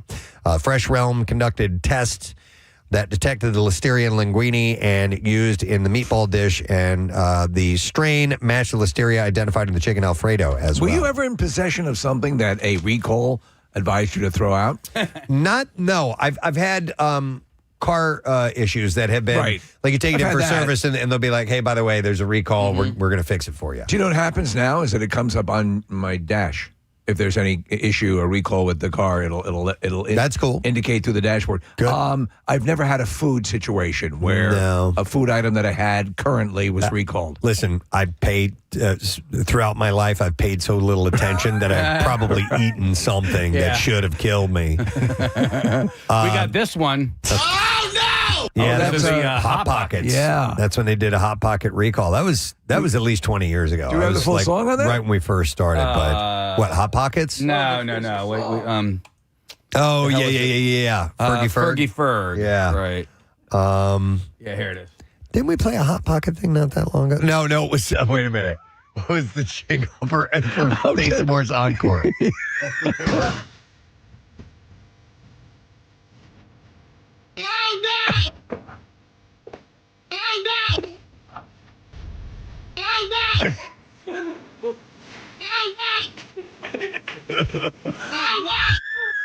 I think that was mostly based on the fact that I just love Hot Pockets. No, you legitimately freaked out. Like, oh my God. You're what was upset. All right, now what was the Tyson thing we were doing again? No, it was Encore. Do we still have that? Do you remember what I did? What was it? Yeah, it was the long drawn out fart, wasn't it? No, it was no. It was this. Oh. Yeah. Do it again. All right. That's right. Hang on. It'll take a moment. Someday this may come as a shock, but we don't plan most of what we're going to do on this show. Yeah. And so we have this. Here we go. For tasting more, it's Encore. Encore spelled O-N-C-O-R, right? Why does that make me laugh so hard? Why do I just love that so For much? tasting more, it's Encore. It's the reaction of someone realizing that it's on the menu. Just juvenile. Yeah, you know what, though? All right, What? so Encore, that's like a TV dinner, right? I have not had a Salisbury steak TV dinner since I threw up on it when I was like 7 years old. Threw up on it? No, like because, and listen. You haven't had Salisbury steak or a TV dinner? Salisbury steak specifically, and I used to love it. I loved it so much. And then I had gotten sick. I don't know if I just put the two together. You know what I mean? No, you know my Big ZD. Yeah. Decades. You know, there's a song from ZZ Top called TV Dinners. Ooh, yeah, I do know that. Look that up. See if I would love it. Yes, Marissa. Should we go run over to Acme and get our favorites from when we were kids that we never had? Absolutely. Absolutely. Mine is the stuffed pepper that my grandmother always had in the freezer. A stuffed bell Stouffer pepper? Stuffed pepper. Really? Yes. Now, those, a lot of times you have to buy in like a, like a family size. Yeah. Stouffer's comes in family sizes, I think. I think there might be a single. No, So Casey, the TV dinner Salisbury steak. Now, from probably Encore, we make that pretty regularly. Yeah. Our kids love it for whatever reason, and I don't Really? eat it anymore. Okay. But Dude, and so TV dinners aren't what they used to be. Now they're all like microwaved, and the ones that we ate, they were in tin foil. You'd stuck it in the oven. The brownies were always amazing. Yeah, the actual full meal that they gave you, they were always a blast. Chicken was always a standard, chicken and gravy. Yeah, and turkey as well. Turkey Swanson as well. was the big product. Swanson. The ones that I loved as your palate progressed and evolved, I used to love the Stouffer's French bread pizzas, which were tremendous. I still do. And you micro bake those. So that means you microwave it first for a little bit, and then you stick it in the oven. Yeah. Micro bake? Micro Is that what you call that? That's what it's called on the back of the box. That's the way to remove all of the skin from the top of your mouth. The roof of your mouth. Yeah. Nick, what is this? Did you pull this up? This is the guy that invented the Salisbury steak. Shut up. Yeah. James H. Salisbury. Okay, did he find Salisbury University in Maryland? No, but I just drove through there, Casey, nice. which is interesting. Inventor of the Salisbury steak. Hang on a second. Okay, Nick, I'm going to scroll down. One day I'll invent a steak and you'll all eat it. Hang on a second. So, My dearest wife, I spent all some time in the steak lab this evening. So from 1849 to 1865, he wrote many articles which he attempted to demonstrate that various categories of diseases and infections were produced by germs. Wow, he's a scientist. Okay, brainiac. Salisbury served as a physician during the American Civil War. Yeah. And became convinced that diarrhea suffered by the troops could be controlled with a diet of coffee and lean chopped beefsteak. That really doesn't sound like it's not. That sounds like it's going to be counterproductive. This is amazing. I plan on fighting diarrhea with bran muffins and black coffee. Here's a little bit of history of the Salisbury steak. All right, so I'm getting there. Yeah. So Salisbury conducted early investigations into the connection between diet and health. He posited that certain dietary choices could impact well-being. And so I guess that's true. This is when people started to realize what we put in our body is important. So he believed vegetables and starchy foods produced poisonous substances in the digestive system, which were responsible for heart disease, tumors, mental illness, and tuberculosis. So vegetables and starchy foods, he says. He believed Stay away from vegetables. He believed that human dentation demonstrated that humans were meant to eat meat and sought to limit vegetables. So he was wrong about that. Limit vegetables, fruit, starches, and fats to 1/3 of the diet. Did you ever get dentention in school? I did not, but I don't even know what dentention is. I assume it's something involved with the chewing process. I guess so, yeah. All right, and then, so here we go, to the Salisbury steak. All right, and off to the Salisbury steak. His means of achieving this goal is ground beef, flavored with onion and seasoning, and then broiled and covered with gravy or brown sauce. And there you go. That's your Salisbury steak. And a well-made Salisbury steak my O-ring will blow out on it. Isn't that really essentially meatloaf? Yeah. No, not necessarily. No, necessarily. Ground beef, meatloaf can sometimes have like breadcrumbs in it and egg. Don't they put pork in it It's sometimes? not the exact same thing. Like yeah, a veal mix, yeah. Veal, yeah. So pork, veal, and beef is a good meatloaf. That's double meatloaf, Preston. Double meatloaf. My dearest wife, I determined that meatloaf is simply double meatloaf. So the Salisbury steak was introduced in 1888. Salisbury saw beef as an excellent defense against many different physical problems. I've convinced a number of the soldiers who have eating problems to eat like the piggies do. Salisbury steak is similar to a number of other dishes made of ground beef. Its name caught on partly because World War I inspired a movement in English-speaking nations to avoid German-sounding terms such as hamburger. Interesting. Wow. Yeah, that would make sense. This is cool, but it kind of sucks that we're getting the history of the Salisbury steak just on the fly, and we still don't know crap about the ball peen hammer. I just slow your roll.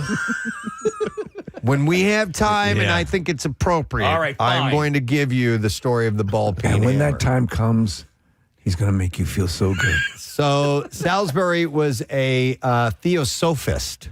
Yes. He in 1899 he co-founded. You're my favorite sophist. Well, now I need to know what a theosophist is. So he co-founded Theosophist? Is that what it is? I guess so. What's a theosophist? I have. Well, it's got to be a religion. Yeah. So perhaps theology, theosophy. So he co-founded the Theosophical Society, Theosophical Society in 1899. So let me click on Theosophists. It's a religious movement established is founded primarily by the Russian Helena Blavatsky. Wow. And largely on her writings, blah, blah, blah, older European philosophy such as Neoplatism.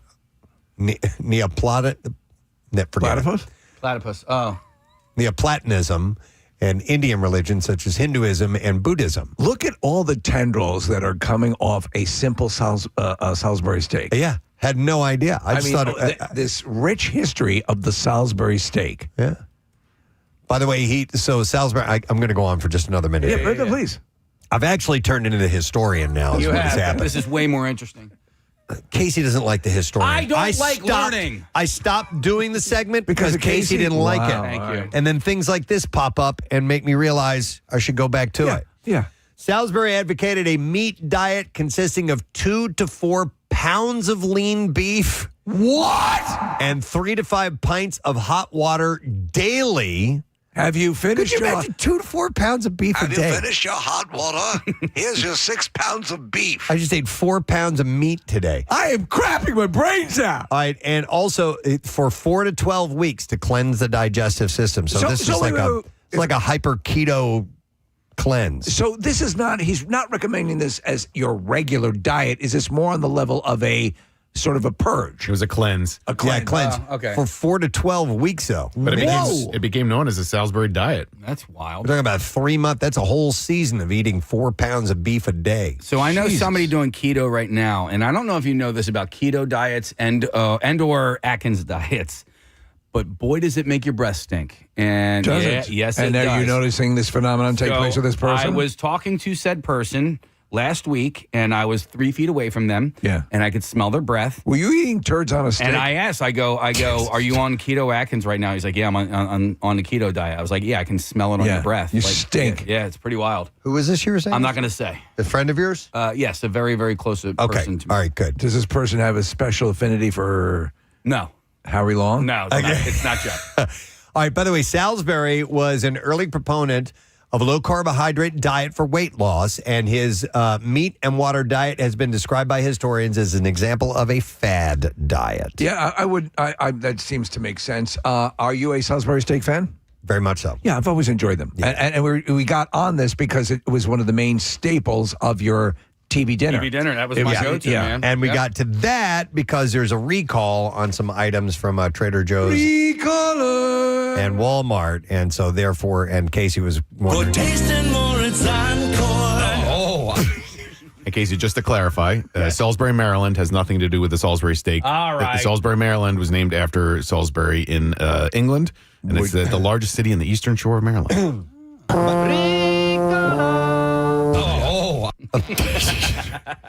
Salisbury died at age 81 in Dobbs Ferry, New York, and he was buried at Lakeview Cemetery in Cleveland, Ohio. So if you want to go visit the grave of the man who invented... You know who Salisbury attended his steak, funeral? Go to Cleveland. Sloppy Joe. Sloppy Joe. That guy? Well, could you put on a suit? Who let him in? Sloppy Joe. I felt the time had come to put our differences aside. We're both leaders in meat products. Sam found a historical marker. It says the birthplace of Dr. James Henry Salisbury. This reminds me of the old SNL bit with the Lord Douchebag. Lord Douchebag, yeah. So, steak to combat illness in Civil War soldiers. This is obviously something that is much... I had no idea that the Salisbury steak was designed to combat illness in this way. And on a historical level. Yeah. To me, it would tend to... Especially when they add coffee It would into exacerbate diarrhea. Yeah. Real quick, just because I wanted to click on it, Preston. Other people buried in that same cemetery, James A. Garfield, the president of the United States. And, he loved lasagna. He hated Mondays, though. He's different Garfield, guys. Also, Elliot Ness, Untouchables fame. Yeah. By the way, doesn't Encore make a great lasagna? I think they do. I think they do, yeah. Yeah, so... That's the wrong one. I know. Hang on. Okay. I'm moving on here. Okay, it's all good. All right. Who else is buried in there, Nick? Thomas H. White, founder of the White Sewing Machine Company. Not familiar. No. Singer would be the one I would the most common sewing machine. Yeah. All right. And Steven Singer. All right. Anyway. This guy invented the gas mask. Hang on. All right. Okay, one more what? thing, and then I'm sorry. And then we got to take a break. I know. The guy that invented the gas mask also invented the first 3-colored traffic light. What? Yeah. 2 very disparate inventions. His name is Garrett Morgan, and he's buried in the same damn cemetery. Wow. So there are some people, and I find them very fascinating, who are like Thomas Edison level or Da Vinci, multiple.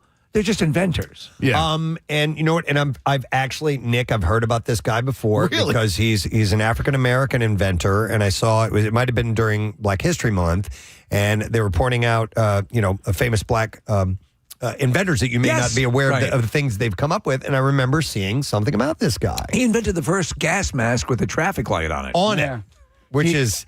It wasn't as big. No. But at least he was creative. Kind of had some bling to your gas mask. Do you think when he was inventing the gas mask that he foresaw a fraternity at Ursinus College putting a gas mask on one of their pledges and farting into the hose? Yeah, how could he not? Yeah, right? That's probably why not? he did it. Probably if you check his journal, that's one of his main drivers. I mean, they don't call it the anti-gas mask. No, you're right. I mean, you want to put gas in there. We actually have a gas mask here. Right. Yeah. I forgot what this was for. Probably for me. One of our things. Let me put it on. Yeah. Is there not a it's not a real one. There's a classification to be a real gas mask. Doesn't have to have its own breathing system. Yeah. Is that more that's more self-contained apparatus. Yeah. All right, I'm putting the gas mask on. Okay. This thing is stupid. Yeah. It doesn't even go under your chin. How does that possibly help with the flow of traffic? This thing's not real. Was that attached to a bong? Is that why we had that? Yeah, that might have been yes, it. there was a bong on the end of it. That's right. Okay, so it is real. So it's not stupid. All right, well, anyway, we should probably take a break. Yeah. Honestly, we were going to talk about something else, but we don't have time We for it. never got to Was it. it the ball peen It was the hammer? ball peen hammer, Oh, and I don't have time. So No, there was legitimately we were actually using the recalls as a stepping stone to something else we never got to. Yeah, but sometimes the recalls take precedence. So, all right, anyway. We do have to take a break. We do. We will come back with some bizarre file stories to share with you, and we'll get our guests on a little bit later as well. We do have a charity event coming up we're going to talk to somebody about, so stay put. We'll come back in a moment. How did you beat COVID? Well, I used an unconventional treatment.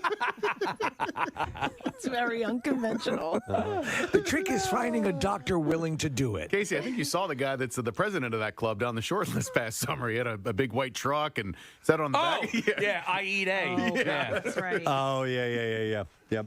I was like, where are you going with this one? All right. Well, that sounds like it was fun for the recipient, Kathy. Yeah, that was super fun. that took place. Well, maybe you'll see them in some sort of professional function. Much, Kathy. Well, if you guys didn't know, Kathy had the Rona. She got past it, but there are some lingering effects, and a lot of people have dealt with this lack of taste thing. Would it be safe to say that it licked her ass? I think it licked her ass. Now, if you don't know about that, she had texted someone that it kicked her ass and accidentally typed in licked her ass. And this wasn't a close personal friend either. It was more of a casual relationship. And I love it. Took it to another level. But so your sense of taste, at what point? Because listen, when you get a cold, when you get the flu, it's standard that happens, but it doesn't linger afterwards. So did this happen at the onset of symptoms, or did this happen later on? No, so I was like a few days into having COVID, and I had congestion too. So, sometimes, like you said, like if you have congestion, you have a cold or whatever, like, taste won't be there. So that's what I kept telling myself. I was like, no, I think it's that, because there was like a little bit still there. So like maybe it's just the congestion, like normal, and I'm not really losing my taste. No. And then flash forward, now we're a few weeks in, and my taste is, I would say my taste is like 0 to 10%. I don't know. Maybe today I'll see. Yeah. I thought maybe at one point it was coming back. I had yellow mustard. I told you guys this, but I don't know if it was like whatever. I don't know. Whatever. You don't know if it was like the spices in the mustard, right? That, Exactly. as opposed to its actual flavor. Yeah. It's like it's nothing you would be able to compare it to in life. I mean, it's such a unique weird thing to have happen. Yeah. And so for the most part, people have what they call the long Rona. Still, even they eventually get their taste back, but it can be a while. God, I've seen stories of people that have gone like a year without having taste. My grandmother, this was a long time ago, went years a loss of taste. Is that right? What caused it? It just came back. Right. I don't know. We never found out. And now she's a food critic. No, she's dead. Oh, okay. But anyway, she couldn't taste anything.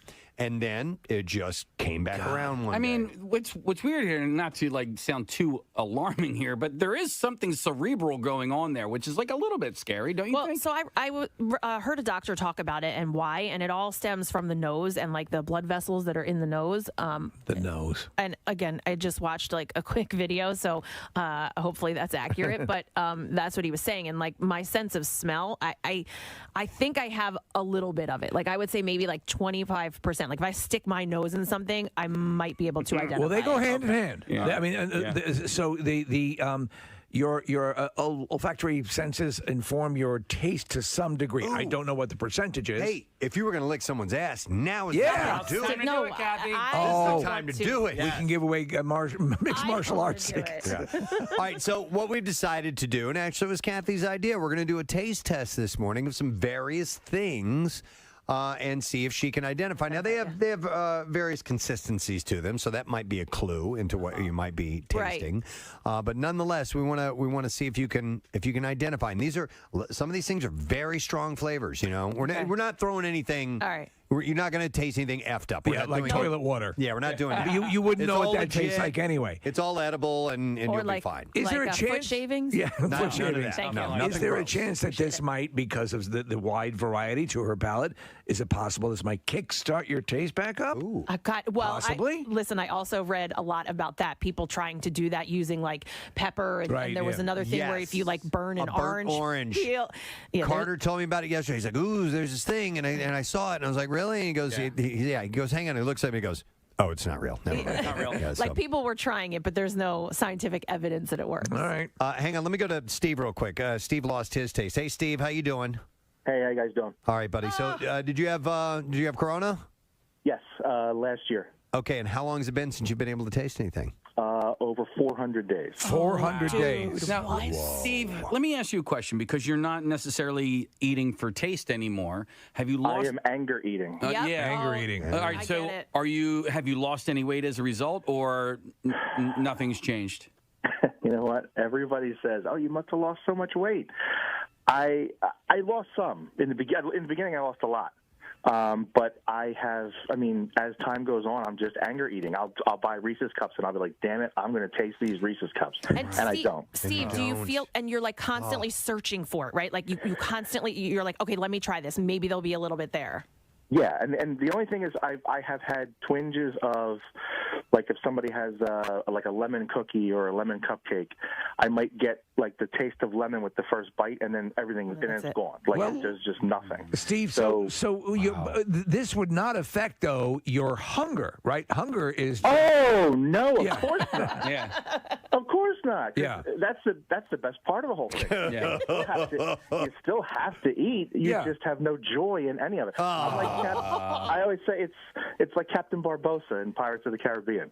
They just want to watch Keira Knightley eat because they have no joy. Right. They can't experience. Well, but look. I mean, statistically, you should get a return, and there's no guarantee it's going to be, anytime soon. But man, my heart goes out to you. I've tried the other things. Like my wife has been getting me to, try this smell therapy where you smell coffee grinds, you smell oranges, you smell. But they say that takes like years to actually kick in and work because it's supposed to be like based on your memory. Yeah, it's really weird. And then I eat things because like pizza. I know what pizza tastes like, right? So I eat it. But like now I'm more concerned with like texture. So I'll eat things that like I always want nachos because nachos have crunch, they have sauce, they have But December 9th, 2020 was my last day. All right, man. Steve, were you vaccinated? Yeah, and boosted. Okay. Yeah, but that was all after. I know there's connections to any of this stuff. All right. Yeah. Dude, I feel for you. Hang in there. Hopefully it'll come back around.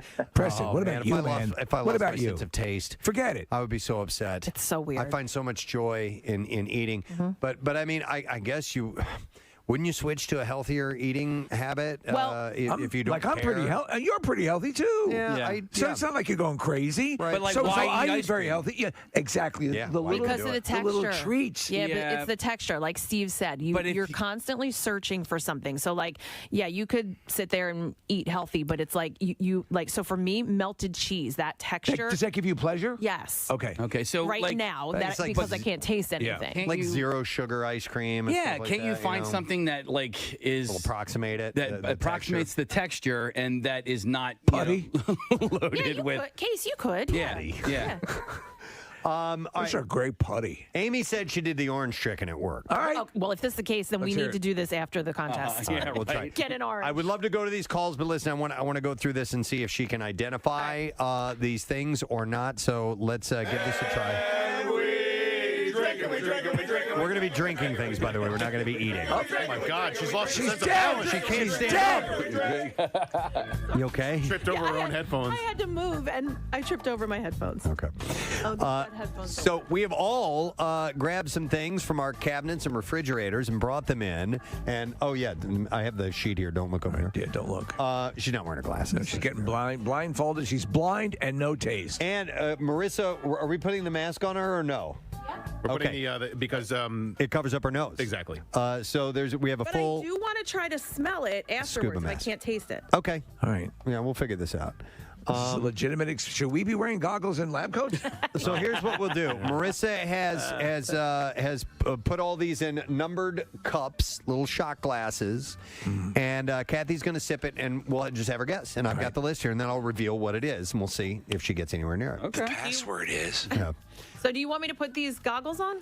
Do you want to eliminate the smell as well fully? I mean, listen, I can sip it. If you hand it to me, I can sip it without smelling it. Because I want to see if my sense of smell is there or not afterwards. All right, let's leave him off as long as it doesn't tip you off. So, Marissa, give her number 1. We'll start with us. We can go in order. This is a good number 1. Marissa, I don't know where you are. Order that we have, and she'll Okay. She'll put it in your hand. Okay. Man, I can smell it. Do you know where your mouth is?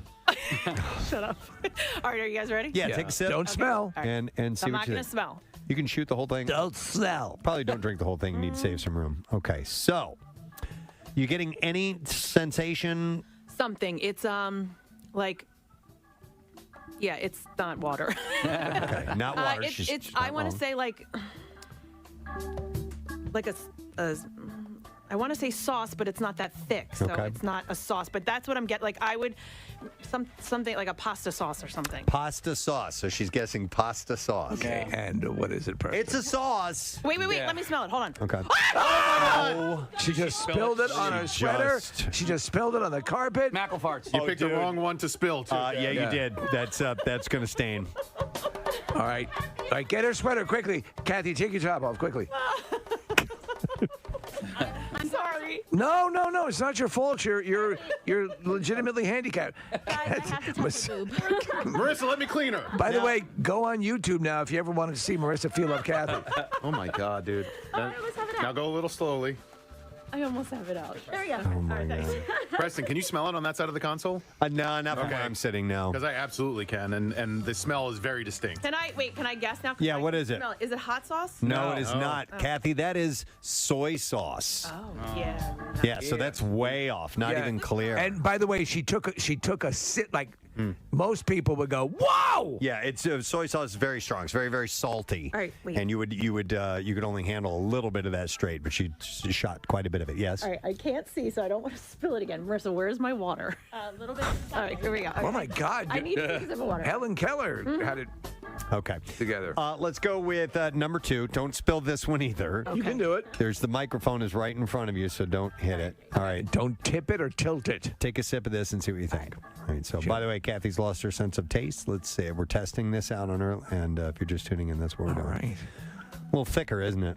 Thicker and sweet. Okay. Oh, so sweet you could determine. Yeah. Maybe. I honestly don't know what it is. I know it's sweet, and by the texture, I'm gonna say maybe like you put it. What the hell is it called? The chocolate that you put on ice cream, like a Hershey's, like a chocolate syrup. Yeah, like a chocolate syrup. She got it right. Whoa! Kathy, lucky you that one of the things you can taste is chocolate syrup. Honestly, if you're going to lose anything, and keep one thing, keep your ability to taste chocolate. Did the texture help with that? Yeah, I think. Well, that's why I think I was able to get it. But you definitely picked up on sweet, and you know why you probably could, because you just had really, really salty before that. Right before it. Okay, let's go with number 3 and try this one out. A shot of this one.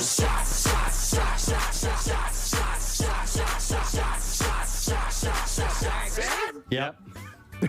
Jinx. All right. We'll sip of this one. Oh, wow. I like this one. Strong reaction from this.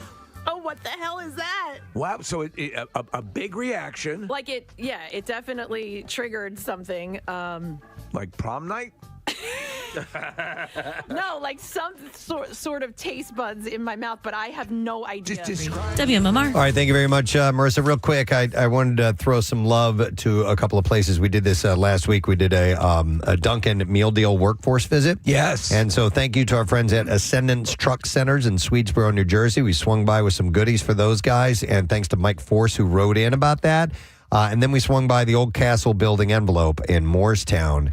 And Diane Hunsinger was the one who wrote in and requested that we swing by there and bring some goodies. And that's what we did. And thank you to Duncan for being a part of those Duncan Meal Deal workforce visits.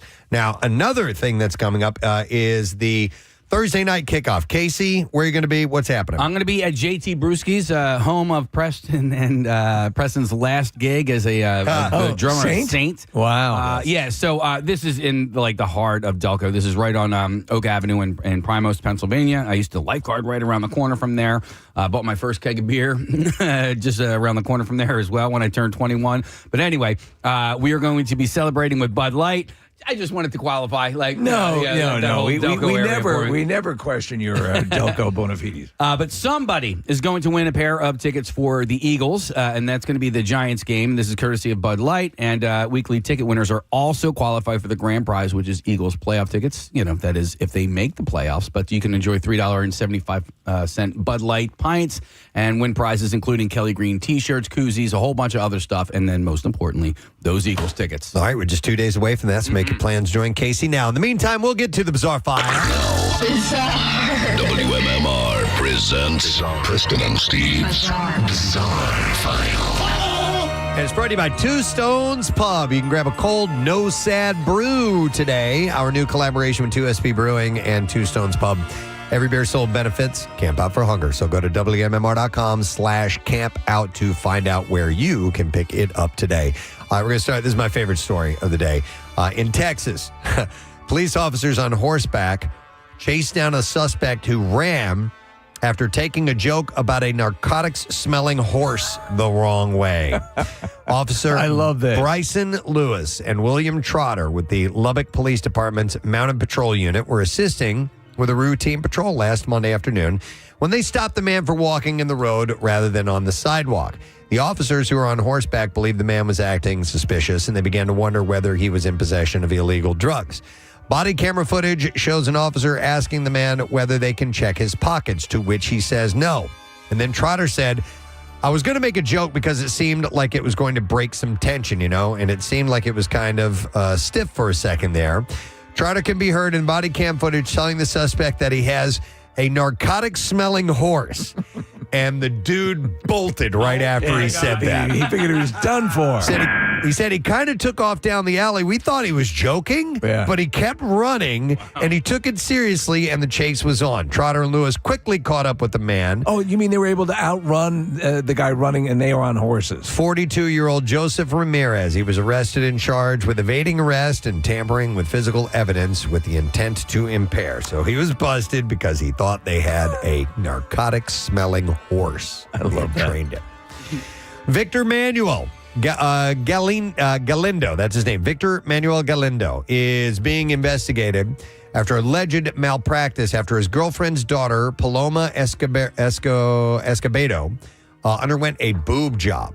All right, now Paloma's father claims that his ex-wife, Paloma Quinones, gave the teenager the secret procedures as a gift ahead of her 15th birthday on September 12th.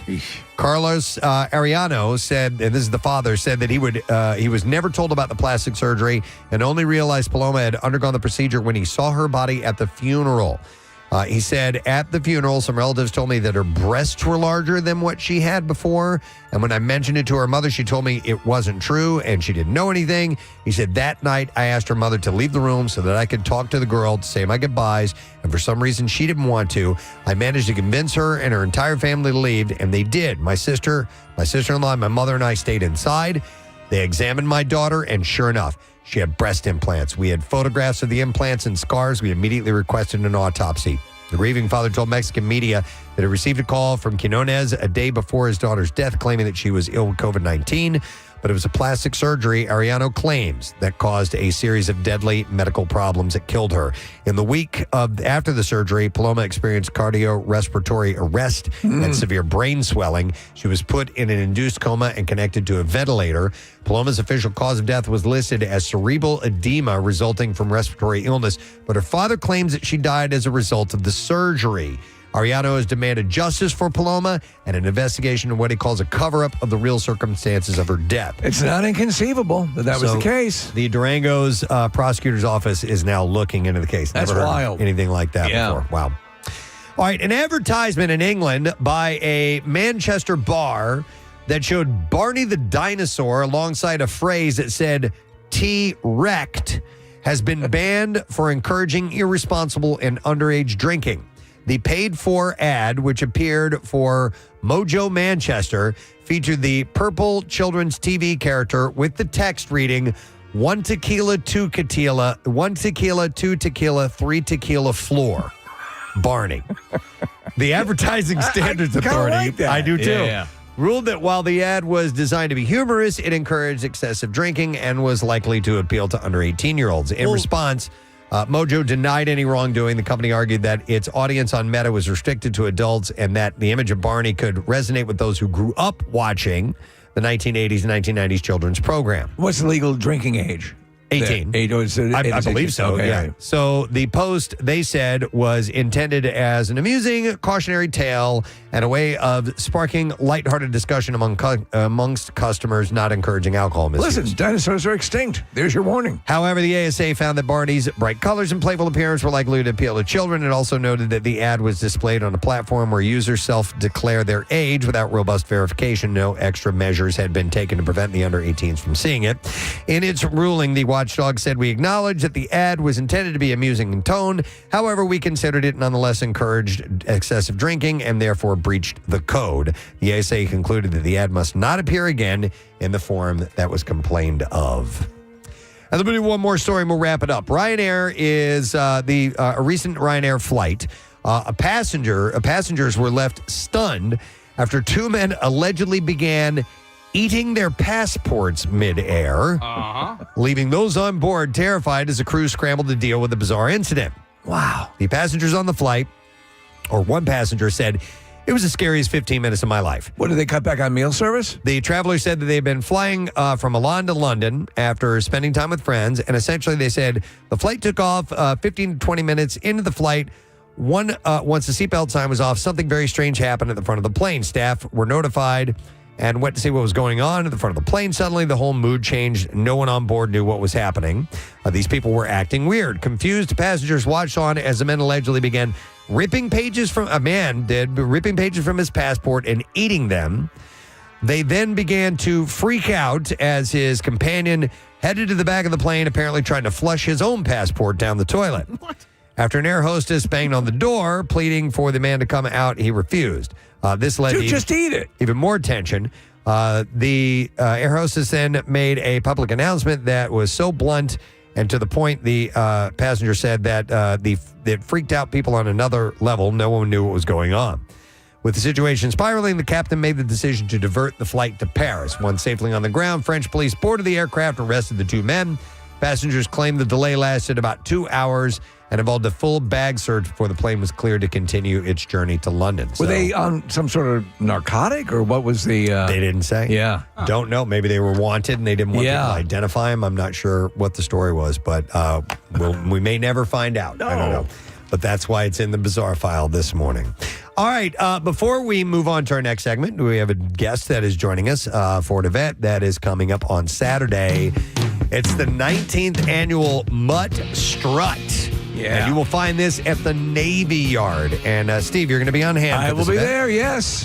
Please welcome our guest this morning to talk about all the details. We have Corey Tappel joining us today. Oh, good morning. Thank you for having me. Nice to see you again. How are you? I'm great. I love hanging out with you guys on a Tuesday morning. Well, thank you. And Steve was saying off air, Saturday looks perfect. Sunshine and 80 degrees. Come on. I know. Perfect way to kick off a fall Saturday. Yeah. So for those who haven't been in the Mutt Strut, lay it out for us. Who does this benefit? What can we expect? Give us the deets. Sure. So this Saturday, like you guys mentioned, it's our 19th annual Mutt Strut down at the Navy Yard, and it is benefiting the Philadelphia Animal Welfare Society. We are PAWS, and if you're not familiar with us, we are a 501c3 nonprofit animal welfare organization dedicated to saving the lives of Philly's homeless and at-risk pets and serving pet owners in need. We are the city's largest rescue partner and provider of low-cost vet care. And every year we help find thousands of pets-loving homes. And we also provide Philly pet owners with the resources they need to keep their pets home with them where they belong. So the Mutt Strut is not only an opportunity to bring the community together to celebrate our love of our pets, but it's also to support our life-saving mission. So it's a lot of fun. And it's all on display there. So you're going to see all sorts of things. There are all sorts of pet-related, dog-related things and booths, setups, cool stuff to buy and to donate. And there's an obstacle course going on. The big thing is the culmination of all of it is the Mutt Strut itself. And explain what that is. Of course, yeah. So at noon, we kick off a 1.5-mile strut led by the Mummers, which is really fun. Steve, you can attest to this. Yes. It is a sight to be seen. Hundreds of dogs dressed up in Halloween costumes because we do have a costume contest also, which is my favorite personal part. But the strut walks, it's really nice. And like you said, it's going to be a beautiful day. And then we also have a lot of other fun stuff happening in addition to the strut. We have the costume contest. We have an agility course. Back this year, we're actually really pumped for this. It's the lore course, which... It's really cool. If you're not familiar, it's like it's a zip line that has a dog toy attached to it, a plastic bag, and dogs just chase it and go crazy for it. So it's really fun to watch. But dozens of vendors. Food trucks, great, like cafe trucks and all that stuff is there. Everything's represented. And what I really love is Sue Serio, who wasn't able to make it last year because of medical issues. And she's always a perennial. She'll be back this year. Our own Kristen Herman will be there as well. So there's a whole bunch going on, a great vibe. And a number of the pets you will see, the number of the dogs are available for adoption, right? Exactly. Yeah. We're going to have, of course, we're going to have lots of adoptable dogs there. If you're looking to add a new best friend to your family, or if you're not in the market to adopt, we're going to have information about how you can get involved to foster. That's such a key component to our life-saving work. But it's so much fun, whether you have a pet or you're just a pet lover or you love a pet lover. It's just a great way to spend a Saturday, and it's fun for everybody. And it's the parade grounds there at the Navy Yard, which is a wide open space. It's perfect for this, especially if you want to go to the bathroom in the grass. It's all good. You're encouraged to pick up after yourself, though. But no, it's really great. I love the whole layout. And when the weather's great on a fall day, on a fall weekend, it's going to be terrific. Do people need tickets, or what's the story there? They do. You can register online still, phillypaws.org. Tickets start at $25. You can get a cool Mutt Strut t-shirt as well. And all the other information about our wonderful sponsors and all the other fun events happening at the Mutt Strut are listed on our website as well. Been around forever. It's because you guys, do a great thing, and the event itself is a lot of fun. So I'm glad to be a part of this one again. So we've got this posted up on PresidentSteve.com. I assume we do. I'm guessing we do. And you do. We also have, you can check Philly Paws and their Instagram account. They've got the information there as well. So it's going to be 11 to 2. The Navy Yard this weekend, phillypaws.org, if you want to check that out on top of that. But it's going to be beautiful. This is a perfect weekend for this. Sometimes you get a bad weekend. We've had many. Yeah. But this is going to be exemplary. So everybody go out to this event. It's going to be a lot of fun. Thank you for coming by, Corey. It's good to see you. Thank you, guys. You too. All right. Good luck to you. Corey Tappel. And with Pause, we're going to take a quick break. We're going to come back in just a moment. So stay with us. We'll be right back. So sweet, savory. What is the reaction? No, vinegar, maybe. She's right. Yeah. But here's the thing. It doesn't taste like vinegar? No, it's the guess is the way it made me feel. You probably got a little tangy, sensation like you would on your tongue, like mouth watering a little bit from. Yeah, absolutely. But here's the thing. I'm smelling it, and I can't smell it either. It was white wine vinegar. But I could. Where's that? Is the hot sauce still in? I mean, the FUD, the chocolate sauce. The FUD. What about? I think she was going to say fudge. Like the FUD. So that I can smell. I can smell the hot sauce, but I can't smell that vinegar. That's not hot sauce. It's chocolate sauce. Sorry, chocolate sauce. That's what you would put on a chocolate FUD sundae. Let's do the next one. We got to move through these. All right. So number 4, Marissa, if you would please. So she's gotten 2 out of 3 so far. That's not bad. But it was kind of guessing. And not going, that is this. You're right. It's a combination of cues that are helping her get to the answer. All right, Kathy.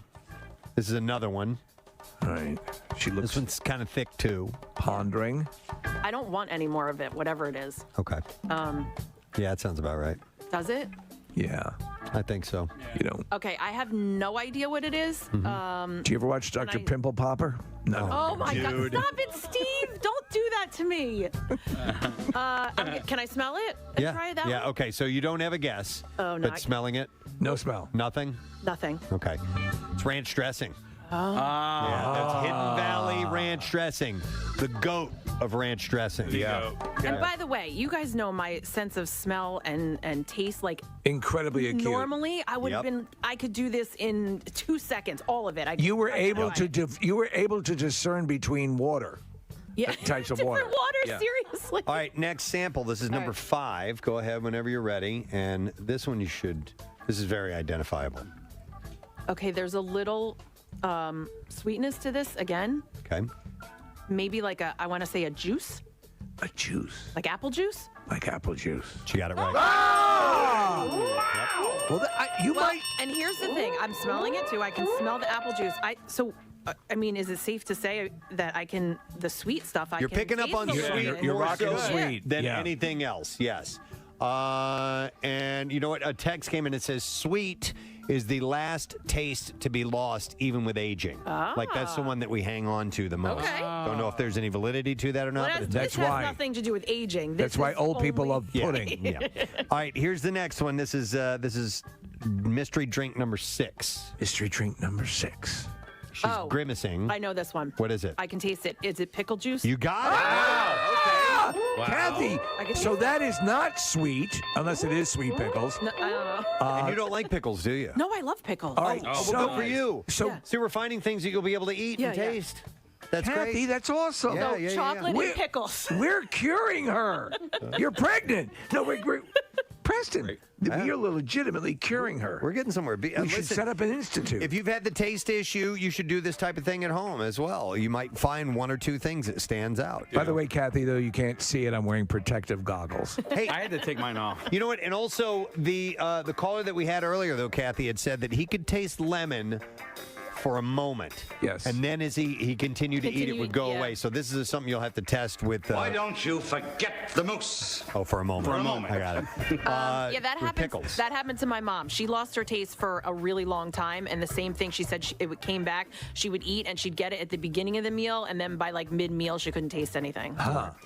Here's eat quickly. Here's the next one for you. Let's try this. This is number 7. We have 15 of these, by the way. All right. Not a clue. Looks like she doesn't really like the way it tastes. Or are you just I'm not like perplexed a by huge fan. I think it might be on the sweeter side, but it's not as sweet as that chocolate sauce. it? Okay. Like a pudding? Pudding. No, it is not a pudding. Let me smell it. Hold on. Okay. What kind of pudding are you drinking? Puddings. I smell something, but I can't. I would say pudding again. No, it is maple syrup. Which would be something very sweet. Mrs. Butterworth. Not like pudding. No. Is it Miss or Mrs.? Is she married? I think it's Mrs. Butterworth. Yeah. All right. Good. She's spoken for. Yeah, absolutely. All right. Mr. Butterworth is an accountant. Here's the next one. This is number 8. We're at the pretty much the halfway point now. Let's see if you can identify this. No reaction facially. I thought for sure I would see a facial reaction from this one. Well, I mean, you should. I'm going in again. All right, this drink is all of it. It's a popular paint remover. She shouldn't be able to say, I'm going to go again on this. No, I don't think so. Wow. What do you think? Wow. I like it. Okay.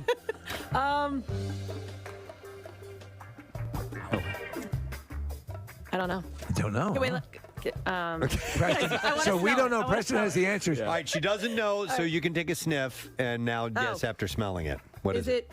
Is it lemon? It is lemon juice. It's straight up lemon juice. Normally, if one is drinking straight squeezed lemon juice, you'd be puckering up and going, Kathy, you didn't do any of that. Not even a win. So that Preston. So she got that wrong. She could smell it, but she couldn't taste it. That raises the question, that reflex. Yes. What causes that reflex? It's a good question. Well, let me ask. I'm going to show you guys. I'm going to try something. We're going to do a scientific experiment here. I'm going to drink this lemon juice, but I'm going to hold my nose. Now, we've never met. Correct? We've never, well, we have met many times, But I'm going to hold my nose so that way the smell part does it. That's the way to do it. It's still sour. Like you made the face? But your taste is intact. Yeah, but I wasn't sure if like any of that stuff was... Kathy drank it, and there was no puckering, no pursing whatsoever. Like, even with her drinking that, and I knowing what it is, caused my mouth to salivate a little bit. Yes. Because that's what I'm a little engorged. Your mouth will do. Well, that's great. All right, so here's... Okay, this will be interesting. Oh, boy. This is our only solid of the day. Oh, God. All right, Kathy, go ahead. So wait, do I have to like... Just stick your tongue in there. Yeah. Stick your tongue in there. Stick it in. Stick it deep in there. Ew.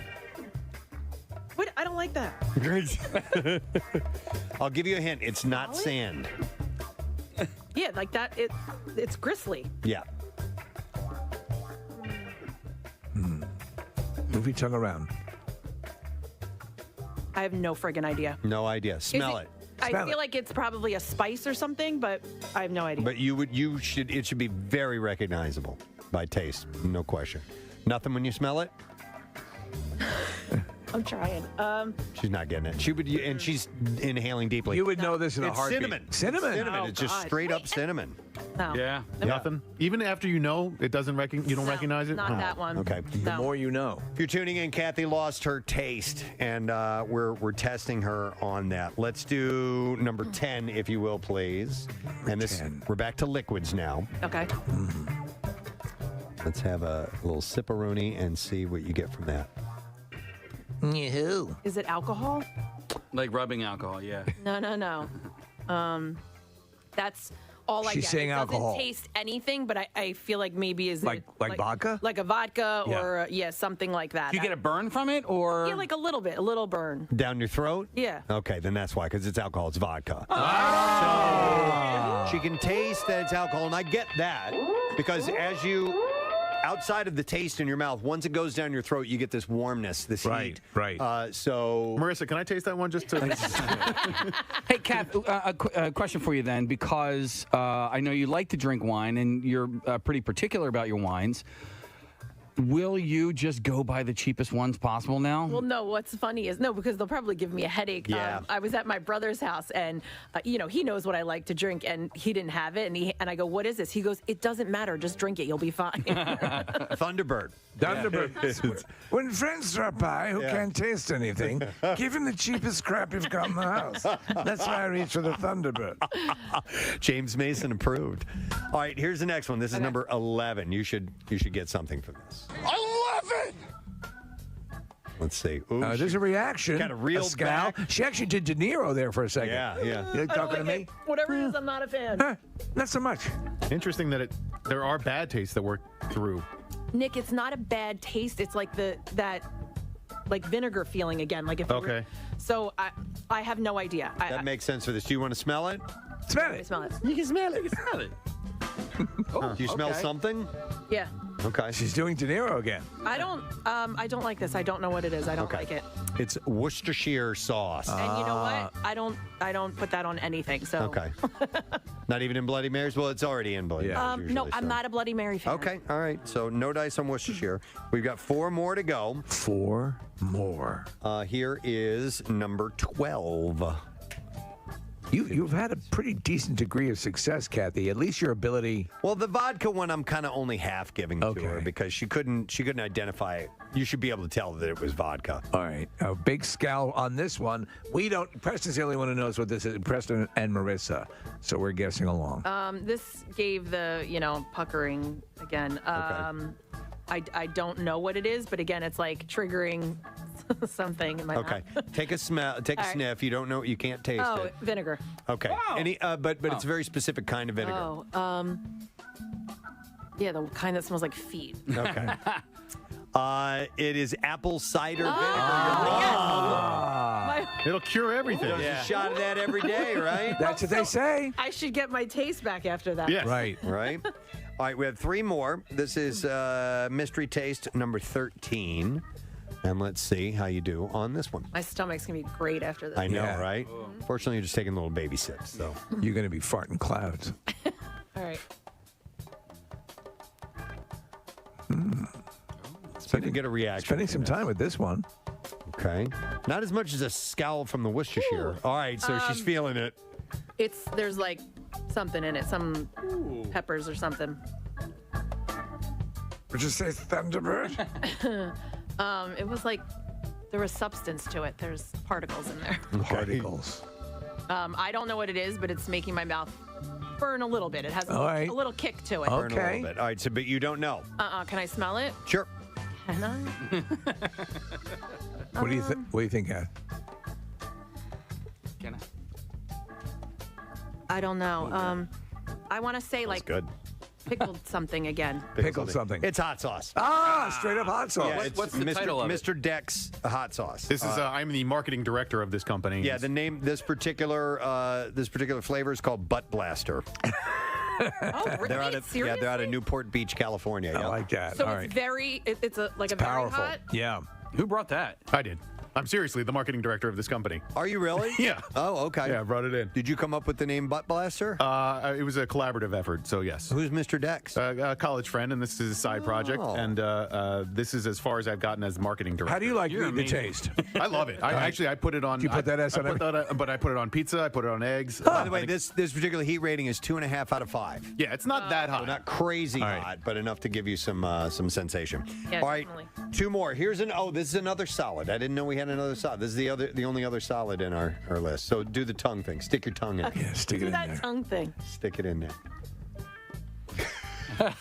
Okay. I love it.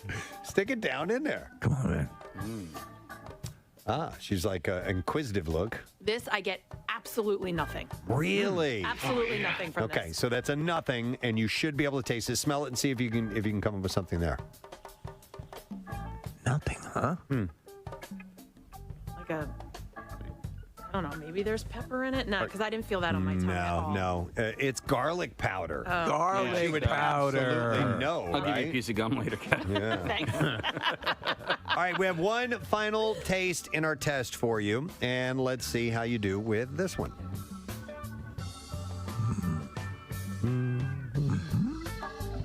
This one, Yes. I also get absolutely nothing. Like it could be water to me. Okay. Like it could, that's the consistency. All right. Take a little bit more. This is the last one. Finish it all off. Put your tongue in it. Go ahead. No, is it going to make my stomach hurt? No, not at all. Not at all. Oh, yeah. Nothing. Nothing. Nothing. Wow. I get absolutely nothing. Take a sniff and see if you can tell from that. Not really. I want to say, is it another alcohol? Sauvignon Blanc. Your favorite brand as well. It's Nobilo. Oh, wow. You I get poor nothing. thing. Nothing. That's a shame. Sucks. Oh, man. So, Kat, let me ask you then. Give me that bar. Wait, are we done? Can I take the? Yeah, that's it. People will often describe water as not having a taste, but it does have a tast. And so Kathy can tell those taste and differences. you can tell those taste differences. So water for you, like legit has no taste. What?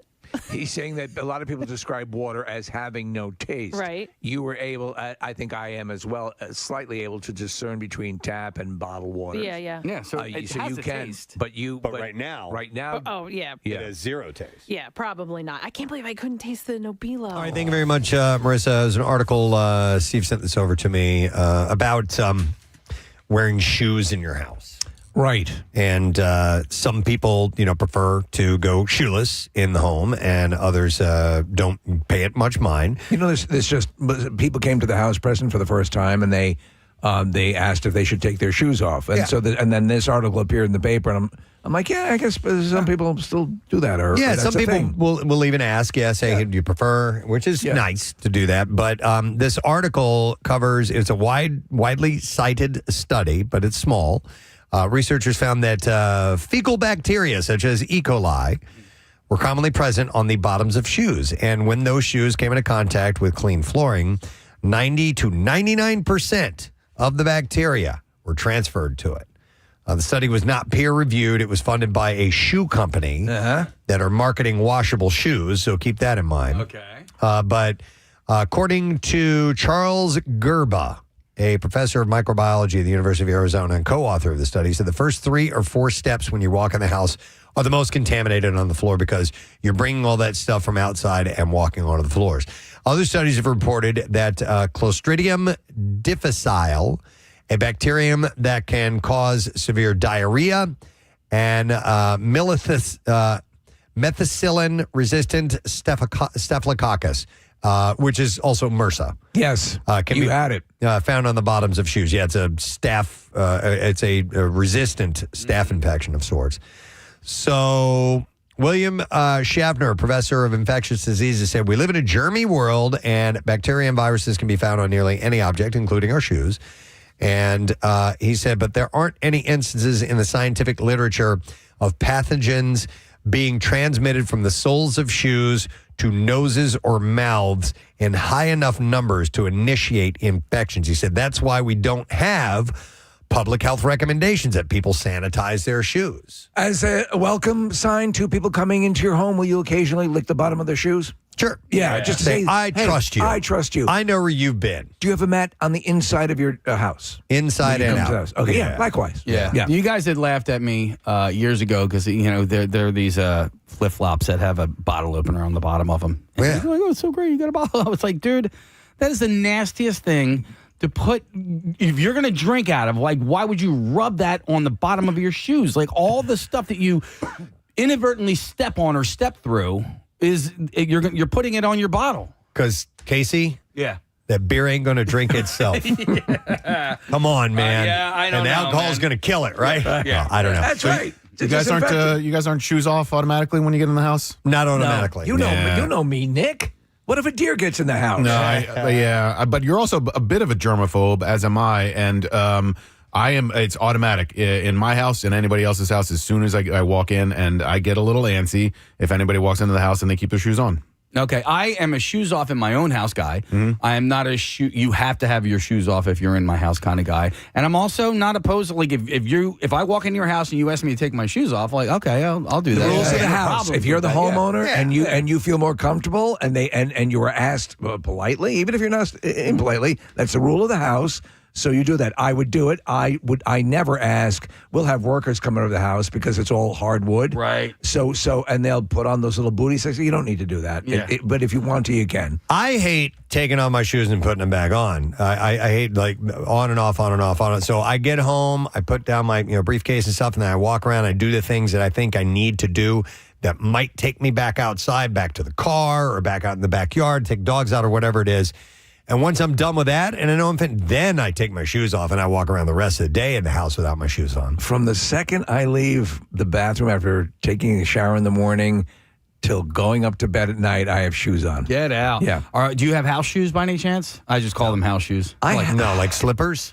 Yeah, but I mine have are these shoes that look like a pump but feel like a sneaker. Yeah, those are good, man. No, mine are Uggs. They're not. I wouldn't necessarily classify them as slippers because they do have a hard sole on them. So, like, if I did have to go outside but they're comfy, right? Oh, super comfy. Yeah, they I have slides, like Adidas slides, Okay. and I use those for, like, going to get the mail or taking the trash out or whatever. And like, I don't know. I don't know if it's rude of me to insist upon people taking their shoes off when they get to my house. I don't think so. But, like, it's just like, I get antsy. Nick, listen, that's the way I live in my house. Yeah. It would not bother me in any way, shape, or form if you asked me to take my shoes off. Besides, I'm there to steal stuff. Right. And you need the shoes to get out fast. If I walk in my house through my garage, the sneakers stay in the garage, most likely. Okay. If I walk through my front door, they stay right by the front door. Casey, I'm very, very close to graduating to new lawnmower shoes. Ooh. Yeah, because the ones that I have, they have barely anything left on the bottom. I was wearing mine yesterday working in the yard. New ones? No, No, I not mean, new like- ones, but just, the leftovers. Evolved ones. Yeah. And so, real quick, if you're mowing the lawn, you have to go to the bathroom mid-session, you take your shoes off when you go in the house? Yes. Yeah, right? No. Yeah. Yeah. All right, Marissa, what about you trouncing all over the dirty city streets of Philadelphia and then you go into your apartment? I feel like I used to be, but then there were enough times where I would be at the door with my shoes on and then I would forget something and I would go walk back through the apartment. I'm like, well, there you go. I just ruined it. Right. But I also like walk through hallways and such enough that are outside of my apartment that I'm wiping off all the gunk, right? Yeah, on the way there. You're depositing Yeah. in front of the apartments of other people that live in your building. I did. Matt actually revealed to me not too long ago. He's like, "Oh yeah, I hate wearing shoes in the house." And I was like, Really? oh, Okay. Thank you for conceding to that right. one. Well, and this led to a short off-air discussion that Steve and I were having about other house rules that you might have. And people, the shoe one is a pretty common one, but I'm trying to think of other ones that people might have. And if you want to enlighten us, feel free, 610-660-9333, whether you have a take on the shoe thing or not, or whether you have some other house rule. And that can be, maybe it's just your own family or with visitors. But what is a house rule that we may not be aware of? So this time of year, I love it because you don't have to have the heat on. You don't have to have the AC on. And I really love having the windows open at night, especially when it gets cool out and it cools the downstairs area. My wife, however, doesn't want the windows open downstairs, which I understand. She thinks it's a security concern. So it's a bit of a back and forth. But if it were up to her, the rule would be windows closed and locked every single night. No matter what. No matter what, yeah. Okay. So on the I would agree with that. So on the first floor, all windows are locked in various rooms where they are, there would not be. What about upstairs? I'll leave a couple windows open. Okay, yeah, not a problem. I tend to view on a security basis too, which ones are gettable or get toable, and so I'll leave the ones that I think aren't open. The only house rules I can think of that we have a pool table, so they all revolve around that. Okay. The laundry table. Both feet on the floor. Yeah. No slop allowed. Right. So Wait. So you're not allowed to go one-footed when you're playing billiards? Is that a rule? Hey, sometimes it is. Oh, it is. How fanatic are you with coasters? Not that fanatic. That's a good one though. Yeah, because coasters are a big deal. Yeah, I've ruined a lot of tables. It's funny because my There's a little ring. Yeah. My keyboard sits over the ring that I effed up the table with. Really? Yeah. You don't respect wood? Oh man. Yeah. I got some right now. My end table, I love it, but the wood is kind of like wonky. I mean, that's the design. Type of tree it comes from. And so two things. If you put a glass on the coaster, it wobbles. And then the part that I hate the most is if you have condensation on the cup. Yeah. The coaster sticks to the cup, and then it falls off and ends up on the floor. So honestly, if you have a glass that is like sweating and you go to put it down on a wood table in someone's house, I always ask. Yeah.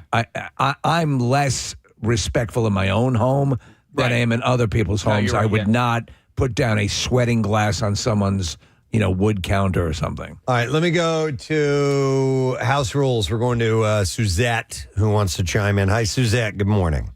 Hi, good morning, guys. Hey, what's happening? I'd like to share that my little pet peeve for my house is with my blanket in my bedroom. The tag of the blanket, the quilt, has to be at your foot. You cannot at any point mix it around. Yes. Yep. Your head cannot be where your feet once were. And towels, when you fold the towels, the tag has to be on the inside. My son tried to rationalize with me one time about he thought the tag should go at the top. And I was like, what? I know. He thought it was designed that way. And how the hell are you raising your kids? It was a hill not worth dying on. We discussed, we debated, and I let him have it. Okay, but I'm with you, Suzette. Suzette, well, I'm glad. Thank you guys so much. You rock. Don't go anywhere. Hold on, Suzette. Don't go anywhere because I want to ask you about towels because there is a new rule that I was unaware of until maybe a couple of years ago. And listen, I abide by it. I don't necessarily, know why it's a big deal, but it's actually not that big of a deal. But anyway, bath towels. I used to bifold them, and now they're tri-folded. It always has to be tri-folded. Is there a rule on how many folds you have to have your bath towels when you're storing them away? I like to tri-fold, or you roll them.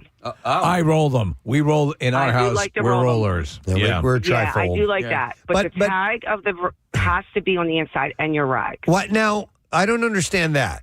Why?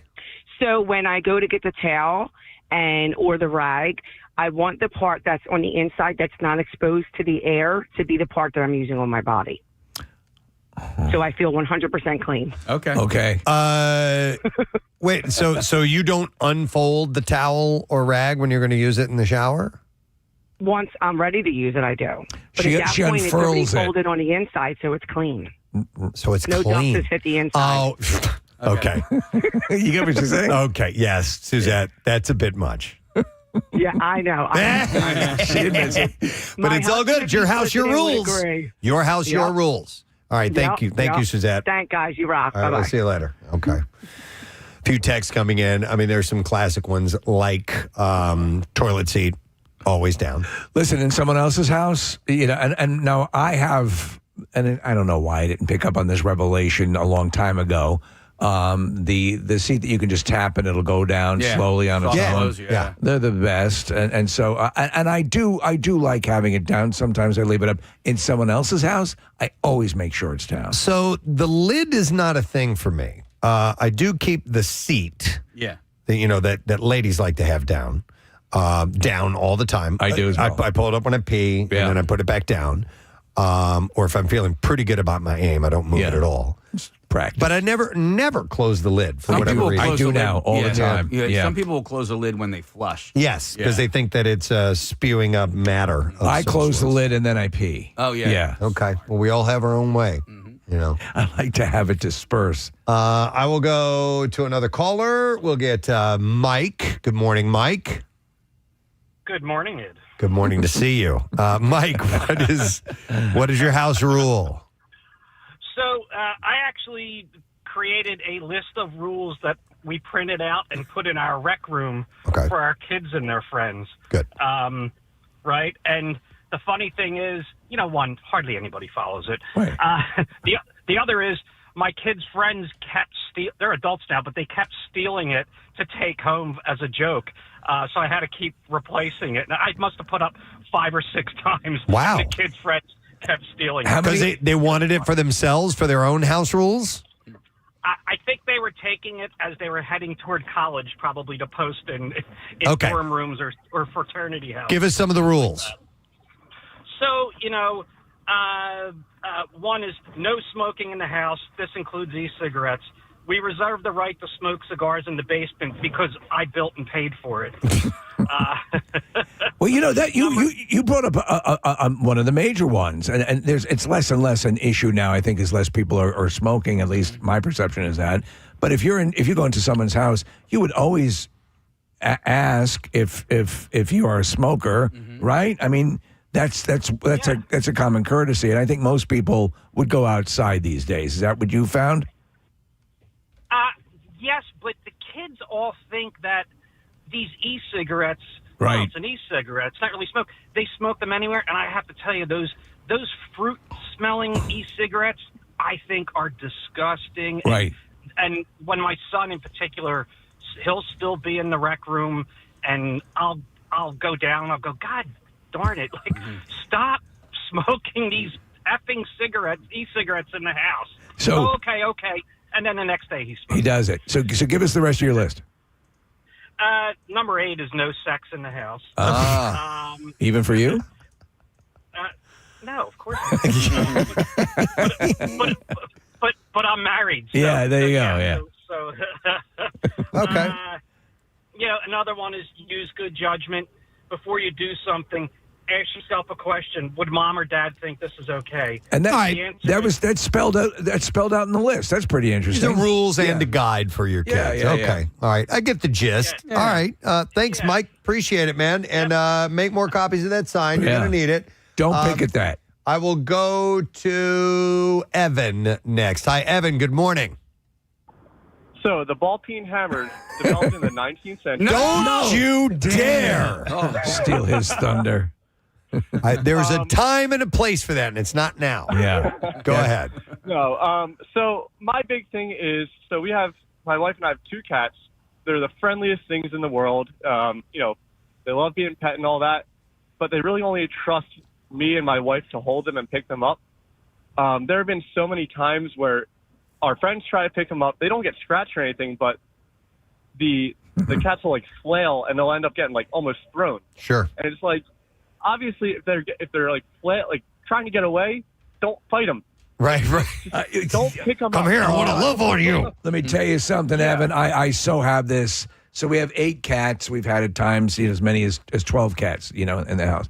So we have one cat, Mia, and Mia is a tuxedo cat, and I love her to death. She's coming up on 17 years old, and obviously rescued her, the whole thing.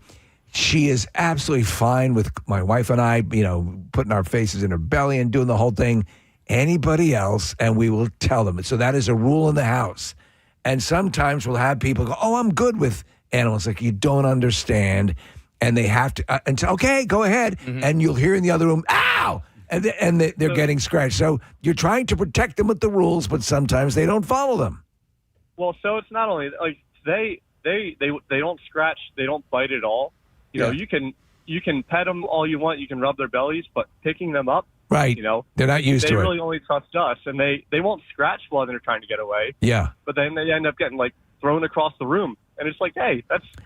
No, you got. Listen, you're going into somebody's house. You would just in general, if you're walking down the street and somebody with a dog goes by, you have to ask the owner what if you want to do something before you do it, and you always have to respect the pets in someone else's house and what their wishes are as to how you interact with said pets. So I think you're right on that. Yeah. Yeah, absolutely. All right, guys. No, I agree. Thank you. There's one I completely forgot, Preston, and it's become sort of a House rule? Yeah. Okay. In my house, don't touch any of the remotes. Oh, yeah. Do not touch the remotes. There's a certain configuration. Come get me. You can put it out of balance. I'll put on Two Girls in a Cup on a 120-inch screen if you whatever you want. But don't touch the remotes. I literally had to replace a receiver, and I'm good with tech. I'm really good with tech because I could not figure out how this person effed up my setup. Oh, my God. I even called tech support. They couldn't figure out how to do it. Oh, yeah. Geez. I literally said, here's your new receiver person who effed it up. Right. I'm going to get a new one. Yep. So that guy who made the list for his basement, he needs to add, if you're still listening, bro, add one more rule. Don't take this list off the wall. You know? So maybe that was what was missing. So my buddy, when his father-in-law comes over, he takes the remote for the TV, and it gets him so mad because let's say they're watching an Eagles game or whatever. Yeah. Every time a commercial comes on, he takes the remote and he mutes the commercial. Like, so the volume has to be at his level, the way he wants it. But I'm like, that's not. Unless you've been given or control of the remote by the homeowner or somebody there. There needs to be a ceremony of some sort. Yes, a passing on. Yes, and not honestly a blood ritual. Yeah, I think. I told him. I said, can I trust you? When he's coming over, just hide the remote. Like, if it gets to you that much. I put them in a basket, like, for the holidays, and I hide the remotes, and then I pick, like, especially if there's a bunch of kids, I'll put on movies, and that they're going to love. It's a whole theater experience. Steve, you need a safe with the retinal scan and thumbprint activation. Right. Yeah. Or, Preston. Yeah, a three-tier system. Because you know I'm good with the trach. I will insert a little explosive in the neck. Just to make sure. Somebody had texted in and said, I like this one. It said, this is a house rule. My husband switches toilet paper for guests. He refuses to share our Charmin Ultra Strong. That's funny. Guests will use generic TP instead. That's from Brittany in Philly. There were 3 people that texted in, Preston. Did you see that said no hats in their house? Yeah. Which I thought was, that's interesting. Again, it's your house, whatever your rules are, but that was a bit odd to me. So it may go back to the old hat off inside the house as a sign of respect. Yes. I was at a restaurant one time and I had a hat on, and somebody gave me a hard time for having a hat on inside of a restaurant. And I was I know. Okay. I do it. I go to play golf. I go to country clubs. There are rules about that. That is a rule. Yeah. And shirt tucked in, hat off, stuff like that. Right. That's easy to anything to show respect. If you're in church, you would take your hat off. If you're at some sort of.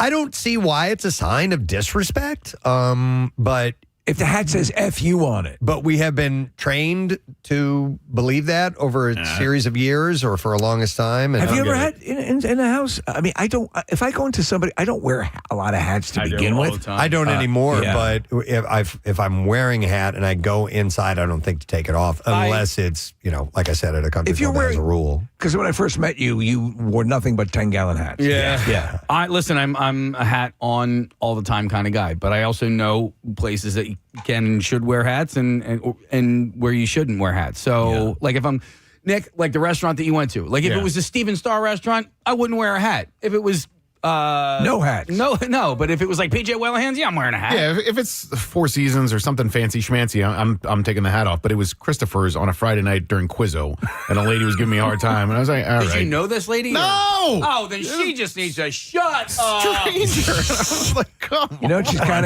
of woman that would steal a ball from a kid at a baseball game. Yeah, she was Karen hat snatcher. I saw an article not that long ago, and damn it, I don't remember the exact details of why. If you look back of pictures like pre-World War II, everyone wore hats all the time, except inside. But I mean, it was standard. Like at a ball game. For men and women to wear hats. I mean, like fedoras and different types of hats. And there was status associated with what kind of hat you were wearing. There was, but it had to, and I can't remember why, it had to do with... It may have had to do with air conditioning or something along... Until we invent air conditioning, everyone will wear a hat. Nick, see if you can find it. It was the time before air conditioning when everyone loved wearing their hats. Yeah, here we go.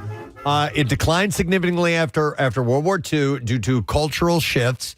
the advent of cars with lower roofs and changing fashion trends. Yeah, because older vehicles used to have enough headroom for a hat. Yeah. That's the best car to drive if you're a hat enthusiast.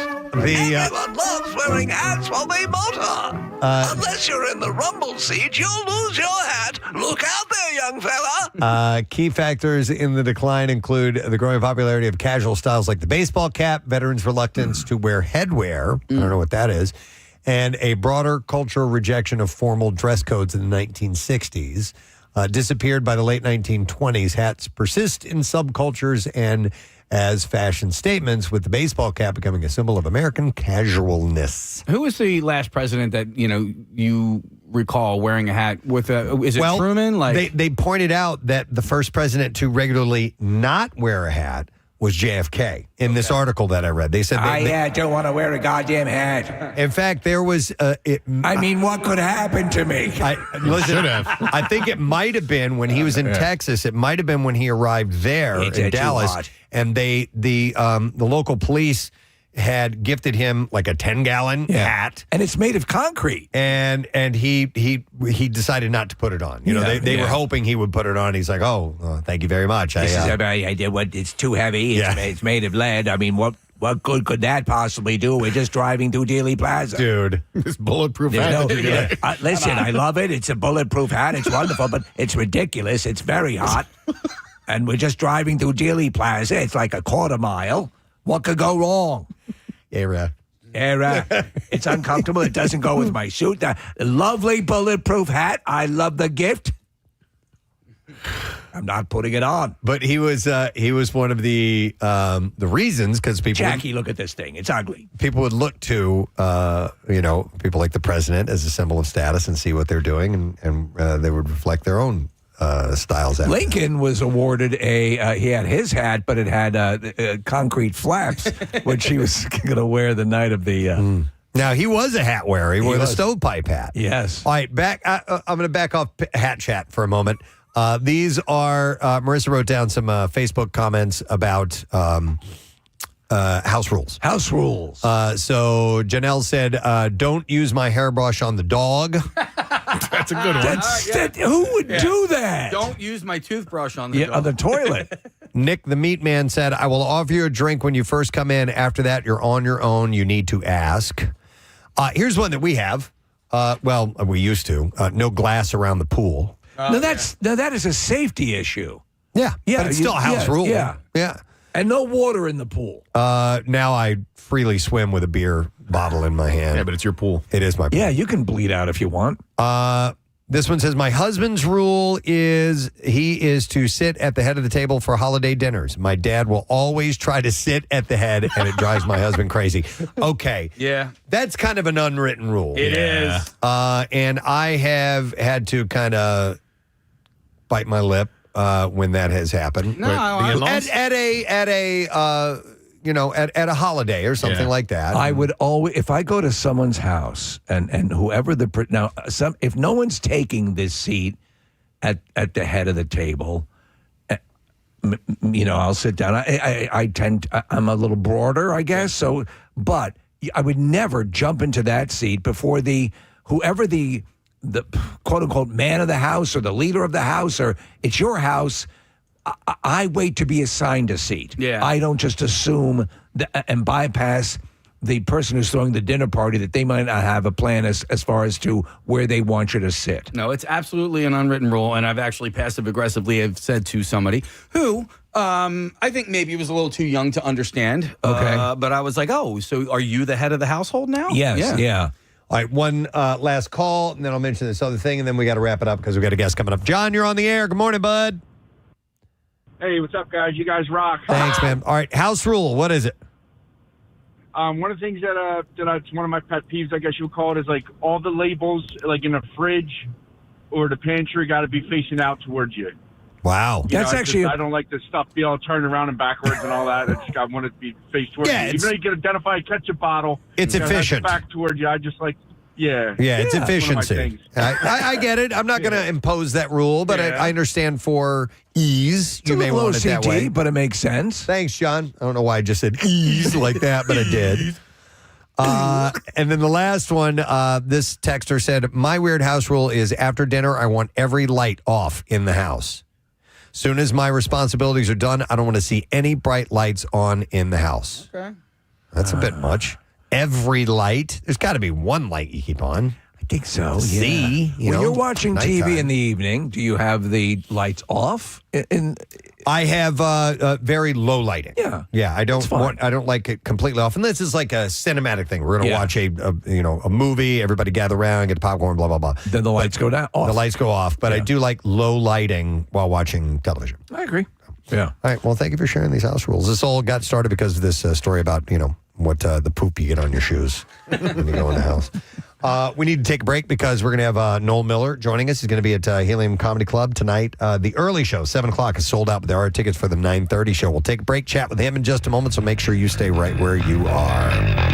Because I think, if your scent was Old Spice? No, it was Gray Flannel. Gray Flannel, okay. Yeah. All right, and I have Old Spice at home because on Sundays when I shave, I'll slap a little bit of that on. I have a question about one. Yeah. Do you think, Preston and Casey, do you note any sense of like cinnamon in spice number 1? Or am I way off? No, because I know immediately what it is. Yeah. So I don't even associate it with a certain scent. Let me know when you're done with your smelling and your number tabulation. Let's open the doors and Kathy's air this we place tried out. to do this while you had no sense of smell. Turn the fans on. But damn you got your smell back. And Marissa didn't even spray them in here. She sprayed them out in the green room and just those cards. You know what it smells like? It smells like after the track team leaves the locker room. Number 3 does. Yeah. That smell. And when you always, for the most part, did you base it on what you liked or did you base it on what a girl you liked? A little bit of both. Yeah. I mean, whatever was considered the scent du jour, the hot one, like Drakkar. I mean, that for a while that was like the thing to get. It was like the nightclub scent. Yeah. By the way, none of these colognes, and some of them are like $9. Yeah. And I think the most expensive one is $20 maybe. Okay. There's only one that I am absolutely positive about, and then the rest of them I have no clue. I'm the same as you, Case. Yeah. All right, you guys done? Kathy, did you have something? No. Go ahead. All right, I got 2 for sure. Okay. I do know that, and I'm pretty certain I got 3, so we'll have to find out what they are. So we can reveal what we wrote down. Okay, so we're going to go through the list here, and we'll start at the top. All right. With number 1. Right. What did you think? All right. I have number 1 as Old Spice. Casey? Yeah. My number 1 I have is, well, I guess I'm wrong. It's Gray Flannel. All right. What do you think, Nick? Number 1 is Stetson for me. All right. What is it? Number 1 is Old Spice. There you Preston. go. Wow. I told you. I knew that. All right, ding. Let me tell you a little bit about Old Spice. We have facts about this. Oh, yes. Excellent. All right. It is an exemplary specimen of nautical fragrances. Its spicy amber provides a deep, nostalgic foundation to its invigoratingly fresh and citrus notes. Fun fact, Preston. Yes. Old Spice was originally marketed as a scent for women in 1937. But it was the men's version that struck success the following year. Wow. Okay. All right. There's a great reference to Old Spice in it was Hannibal, I think, was the movie, and Hannibal goes to Jack Crawford. He goes, "That's the same atrocious aftershave you wore in court. One with a little ship on the bottle, I believe. Something a child might buy someone for a birthday." That's great. I told you I'd nail that one, no problem. All right. That's by far the easiest one for me. Me and my older brother tricked my younger brother into drinking Old Spice one time. Casey. By the way, I told Kathy, and she was not aware of this. Aquavelva and some of the really cheap colognes. Oh, yeah. People drank Rhinos would drink them, yeah. Okay. And by the way, you have to hand it to Old Spice. Old Spice is still relevant today. Their marketing. Their marketing is fantastic. They make. I will buy their underarm deodorant sometimes. Terry Crews was a spokesperson for them. Do you know a catchphrase that's right on their site is, "If your grandfather didn't wear it, you wouldn't be here." Oh, really? Yeah. That's great. Yeah, which All is right. very funny. Number 2? Number 2. All right, Casey, what do you think number 2 was? We all know what it is. It's Drakkar. I put Drakkar. It's Drakkar. All right. Home run for you guys. That's clearly one that stands out. Drakkar debuted in 1982 from Gary LaRoche. Drakkar Noir, an utterly unique scent that focuses on themes of masculinity, sensuality, decadence, darkness, and lust.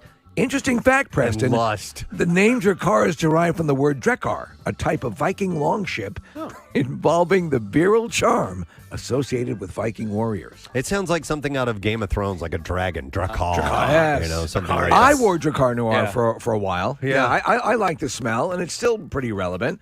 All right. What'd you say for number 3? Nick, why don't you begin? I thought that was Old Spice, so I'm already wrong there. All right, this one, number 3, this was the toss-up. It was either going to be Royal Copenhagen, which I'm not familiar with, or Stetson. I went with Royal Copenhagen as number 3. And I went with Stetson. All right. Preston's right. There you go. Man, Preston, you are Number 3 is By the way, I'm going to ace this. I'll get the other 2. You are for sure. Royal Copenhagen, launched by the design house of Royal Copenhagen in 1970. Royal Copenhagen is classified as a refined oriental woody fragrance.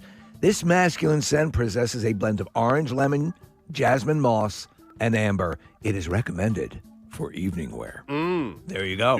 Did you get any splooge? Isn't there one called? Splooge. No, that's Joop. I'm sorry, we're going to do that a little That's bit later the next on. round. All right, so number 4. Number 4. All right, I'll begin with that one. So this one, because I couldn't choose between Royal Copenhagen, I had a feeling that number 4 might be this one. It just had a familiar scent to it more so than number 3. So I went with Stetson for number 4. And I was wrong. I already know that I was wrong. And I went with Royal you'd be Copenhagen. wrong as And well. so did I, yeah. So I think Casey and I are going to go 1 for 5, and Preston's going to go 5 Preston, for 5. the next he one, got I it think I'm again. gonna- Stetson, yes. Stetson! Thank you Yes. very much. All right. Stetson debuted in 1981. Probably would have hit in the realm when you guys were really using a lot of, you starting your cologne using, right? The cologne captures the spirit of the Western frontiers, Preston, landscapes and the smell of sage after a downpour. Stetson set a new legacy in motion. After a downpour. Yes. Wait, let me Has to be after a downpour. I'm going to snip that again while you're describing this and see if I pick up on any All of right, those so notes. it captures the spirit of Western frontiers landscapes and the smell of sage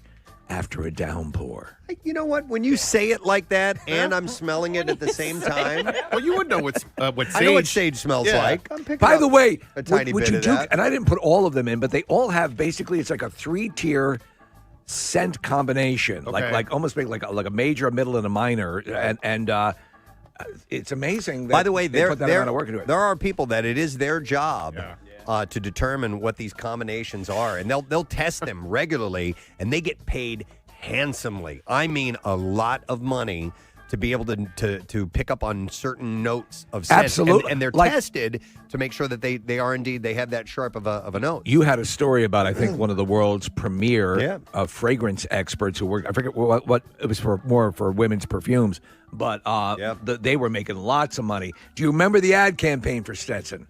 No. Which was the cowboy. Well, the woman like calls into the radio station, and the guy left his hat. Yes. Yeah. And he had a good smell about him. But it was a cowboy hat, right? Yes. Okay, It all was a right. Stetson hat. It's a Stetson, of course. Oh, they're going to make sense. I would just like to point out that I got 100%. Yeah! Proud of you. I got an A+ on that. I think next wow. round I'm going to get an A+. All right, next round. We tried to break them up because remembering what you guys. Gray flannel was 5?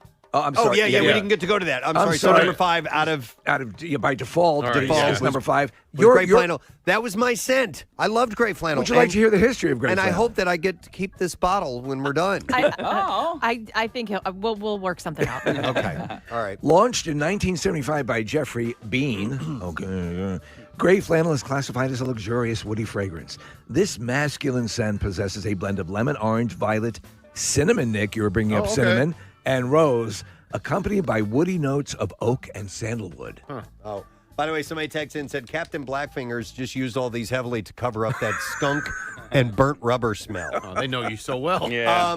One of the things I loved about gray flannel was it came in a little flannel little bag. bag, yeah. A little gray flannel bag. Good marketing. Yeah, and I dug that. So we're looking at 2 different pictures. I used the one on the left here in that darker bottle. Yeah, I think that's what we have. Oh, okay. Yeah, you know Well what? done, Preston. I like this. Yeah, I like that scent. And usually, like when you're going to the fragrance department, you can get the same cologne in 2 different types. And one is an eau de toilette, and the other one is a Parfum. Parfum. So there are one these of them is distinctions. Stronger. Yes. Yeah, so you're one exactly is a more right. concentrated smell that will stay on you longer. So- and I don't know which one that is. Well, I was talking with Preston. They used to call them like splash-ons or Yeah. you know, like Axe body spray is more. It's not a cologne technically, right? It's, No. it's But the it's body. a body spray. It's, that's there's- different. Right. Casey's yeah. right. There's different levels, and so I think parfum, Casey, or perfume is the strongest of the three. Okay. And then what's toilet water? That is water that you poop and pee in. Great flannel is a toilet water. Yeah, It says eau de toilette, Yeah. toilette spray, vaporizer. So, by the way, I'm so happy. I'm going to start wearing this again. I kid you not. It's going to bring back some memories. By the way, I got a text that says, being in that studio right now would be my nightmare. I'm extremely allergic to fragrance like anaphylactic, EpiPen, go to the Oh, my ER. God. Allergic. They'd be dead. Yeah. They'd be dead. Kathy's barely hanging Yeah, I was on. going to say it is Yeah. my nightmare, but I'm not like that. I'm not All as right. bad as that. All right, so Preston got 5 out of 5. 5 out of 5 for Preston. Casey Well and I were done. 2 out of 5. During this intermission, which, by the way, we can all smell our coffee grounds here. Okay, good. Kathy wanted to, we'll take this time to mention a winter activity or something that you participated in, correct? Yes. So last night, I wanted to get the picture ready. We will put it up on social media. But so this weekend is Chestnut Hill on Ice. It's an event that's taking place. It's on Friday and Saturday. Friday night tonight and all day tomorrow. And they have live ice carvings. There's ice sculptures all down Germantown. At Laurel Gardens, they have little they'll have some little huts where some of the businesses are selling things. But I went last night for a preview, and they did a WMMR ice sculpture. No way. Yeah. So way. I got a picture of it. It's really cool. It's You have gonna it be right there? Yeah, it's gonna. No, I'll pull it up, Steve. So it'll be out there this weekend. And then we went to a brand new restaurant. It just opened. It's called Adelina's. It's right on Germantown. It's a beautiful restaurant. The owner did such a nice job renovating it. The food was delicious. The drinks were great. But Steve, you have a little connection to this person. I don't know if you'll remember him because he was a kid, but his family owned Bella Trattoria. Oh, yes. In Yeah. Manioc. He Yeah. goes, I remember Steve coming in all the All the time. time. Steve and Claire. Yeah. They would come in. He's like, they would get takeout. They'd sit and eat. Yeah, we love that restaurant. I would go So there all it's- the time too. When my wife lived in So did- Manioc. okay, Oh my so did God! we. Yeah. So he's I was so sad when they went away. It was a great Italian when they restaurant. closed. So Yeah. the son is the owner, and he's also married to our friend Andrea from the Flyers. No way. Yeah. What the hell? So I'm telling you, this restaurant was. It was awesome. Like, it looked like it. I'm so happy that it's in Chestnut Hill. It's such a great. I'm thrilled now too. Yeah, because great. I live. I'm 2 miles away. Yeah. Yeah, so such a great little neighborhood. But this Chestnut Hill on Ice, again, like I said, it's tonight and tomorrow. They're doing live ice carvings. There's like one of the synthetic ice skating rinks. Everybody, there's warming stations all down Germantown in front of all the Is it going shopping. to be open? I mean, if the weather's inclement, will they still keep going? Because it's ice, it's snow stuff Yeah, anyway. So they're I mean, hoping, they're hoping they can get it in tonight. It starts at 5 All right. tonight. So they're hoping they can get a little bit of the event in tonight. And then by tomorrow, that's what they were saying. They were worried about the snow, but they're going to try to clear everything out so people can come out. That's Very awesome. cool. That's awesome. Love Yeah. that stuff. 93 WMMR. All right, thank you, Marissa. From time to time, we get guests here joining us, talk about a little one-night show that they have at Helium Comedy Club, and our next guest is selling out their shows. And why not? Because he's got gazillions of followers. Rightfully so. On social media, YouTube, and so on. And, in fact, the early show, the 7 o'clock show, is sold out from what I understand. There are tickets available for the 9:30 show, so get them now if you want to see Noel Miller. Hey. What's up, Noel? How you doing, man? I'm good, man. I'm very excited to do this over Zoom, completely nude from the waist down. Oh, Dude, we would Porky expect Pig no in it. less. Yeah. Very good. Where are you in town yet, or are you on I your got way? in super late last night. I slowed down my heart a little bit with, late night cheesesteak. Yeah, of course. Very good. Where'd you go, if you don't mind me asking? Went to the coveted Pats. Oh, you did? Okay, good. All right. Good. And have you had one before? Oh, many times. Okay. All right. Good. Very good. Yeah.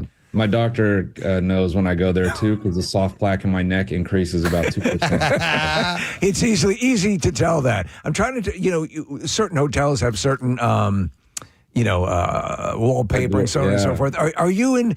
We'll do 21 questions. Are you in what would be considered a chain hotel? I am. Do you know this, Steve? Do you recognize something? Well, you see if Are you can thinking guess. Marriott? I'm thinking Marriott. Maybe. I wish. They don't let you do blow in the bathroom. All right. I'm there at the Hilton. The Hilton. All right. They're blow friendly. They're blow friendly. No smoking, but blow is good. Dude, yeah, always. I'm literally looking at a Hilton right now. If you're at the Hilton that I'm looking at, I'm going to be so mad that you're not here, pantless. No. I'm definitely nowhere near the game. Okay, all right. So, question: I'm looking at your schedule. Your schedule seems to be one night on, one night off, and you're touring at least your stretch from Philly, Boston, New York, DC, doing these days. Is that the schedule usually one on, one off?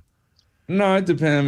I mean, I can't remember. I think last time, I was holding some news, but I had a baby on the way. Yeah, coming up in November. You got a 1-year-old, right? Yeah, I got a beautiful walking and talking 1-year-old. When did the walking start? Because ours was like right at 1 year for all three of our kids. This guy, I'm gonna call him a guy because he can walk now. He started around like 9 months. Wow, that's unexpected. Yeah, dude. Yeah. Any other advances that you're noticing that are at least troubling on a Stephen Hawking level? Not on a Stephen Hawking level. He has started ordering 3D parts for a gun online. Dude, that's alarming. Yeah, he's really good with CAD files. It's really weird. You're just going down that slippery slope. No manifesto yet, right? No. Here's the thing, though. When you do have kids and you see some advancement, there is a little spark of maybe they're a prodigy. Maybe they're, we got one of these geniuses on our hands. Have you had that, Noel, where you start to go, man, he's walking at 9 months? Nah, I mean, nothing of the genius stroke. I just feel like he's definitely very active. He wants to run. I think I'm going to have to put him in as many sports as possible. I was going to say, then the athlete is the other logical conclusion that early parents come to. I got a Super Bowl winner. Yeah, I think it'll be all right. So you're not the center of a basketball team, but are there tall people in your family gene pool? We got some talls, so, maybe the genetic dice will go its way. To me, it's not having kids, and when it always seems like you have this blank slate, and you must. First-time parents must worry about every freaking thing, or everything is a sign of something.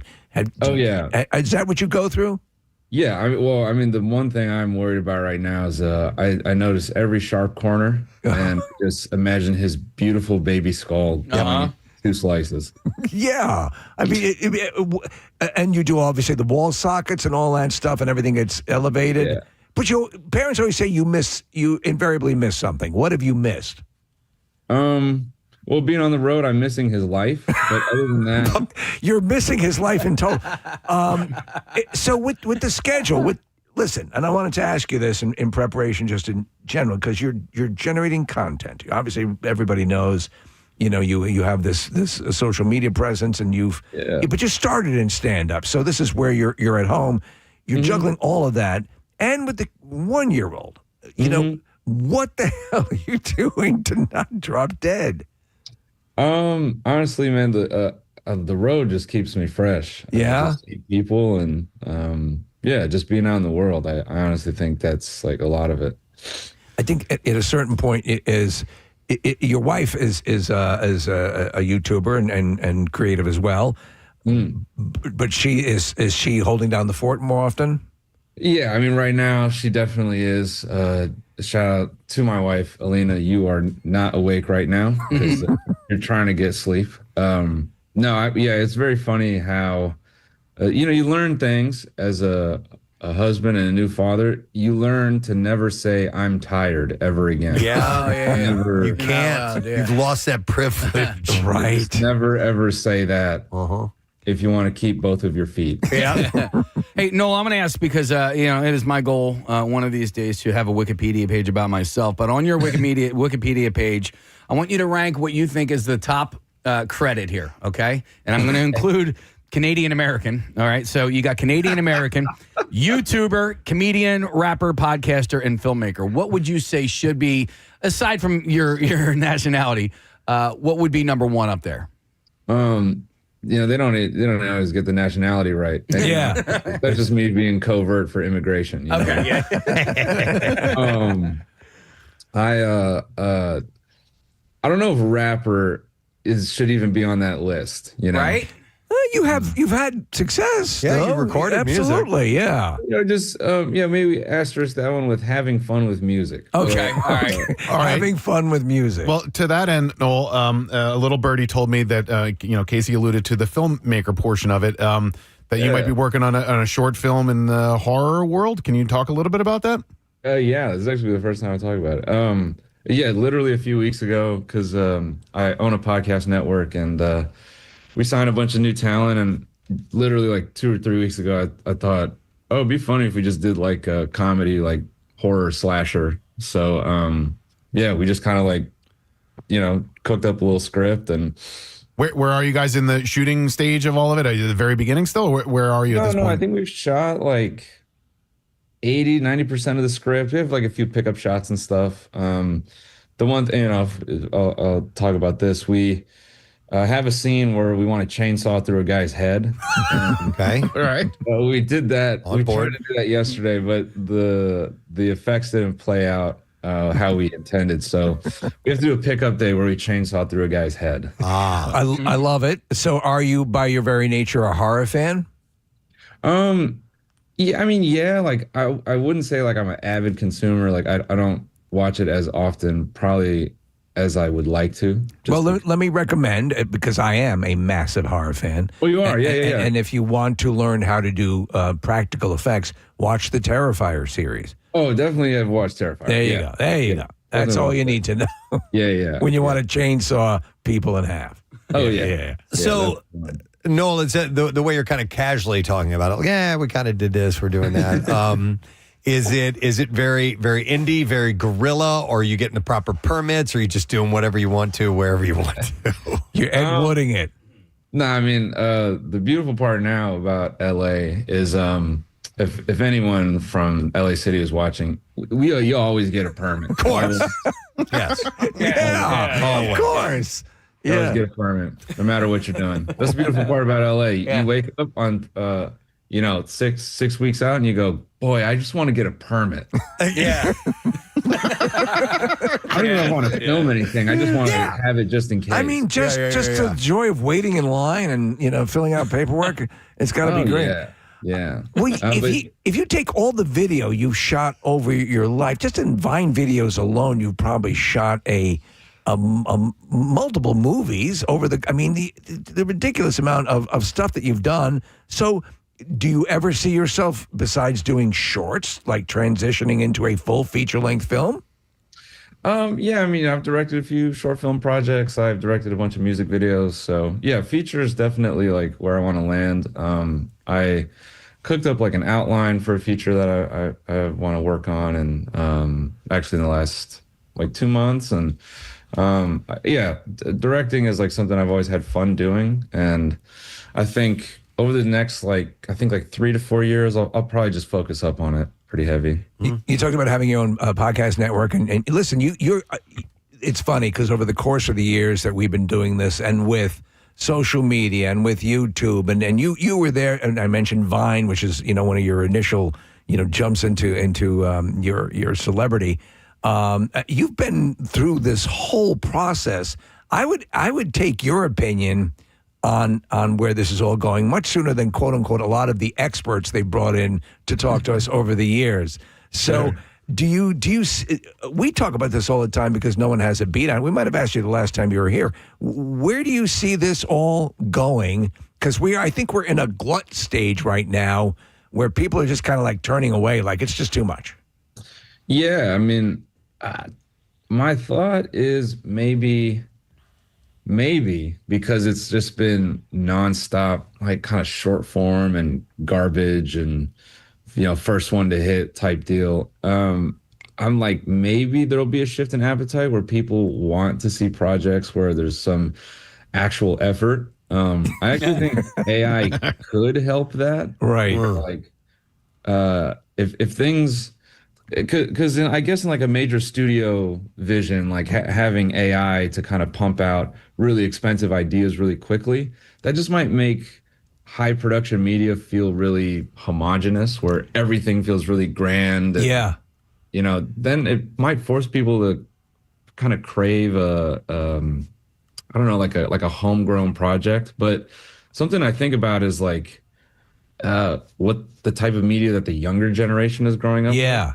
And I think that's the part that's a crapshoot, because they're so nuanced and everyone is like kind of into their own niche, but simultaneously they're not. So it's this weird, I don't know, contrast. You know what I'm seeing? And it's kind of a shift. I try to keep, my finger on the proverbial pulse, but the same way where streaming sort of led to people in a younger demo embracing rock artists or whatever, or rap artists from a long time ago, whatever music genre you're into, and embracing artists with full libraries and being able to sort of become fans of things that preceded them. I think the same is going to happen, because I'm seeing it with people posting the amount of clips from classic movies popping up as little memes and chopped down on TikTok. I'm seeing more of that. Like, man, the kid, you look at the bio of the kid, and there's no way the kid, this is something that's been a lifelong love of this movie. They had to just be introduced to it. So I find that encouraging. Yeah, no, it's true. I mean, Gen Z, shout out to you guys. You want everything that you weren't a part of. You little capitalist monster.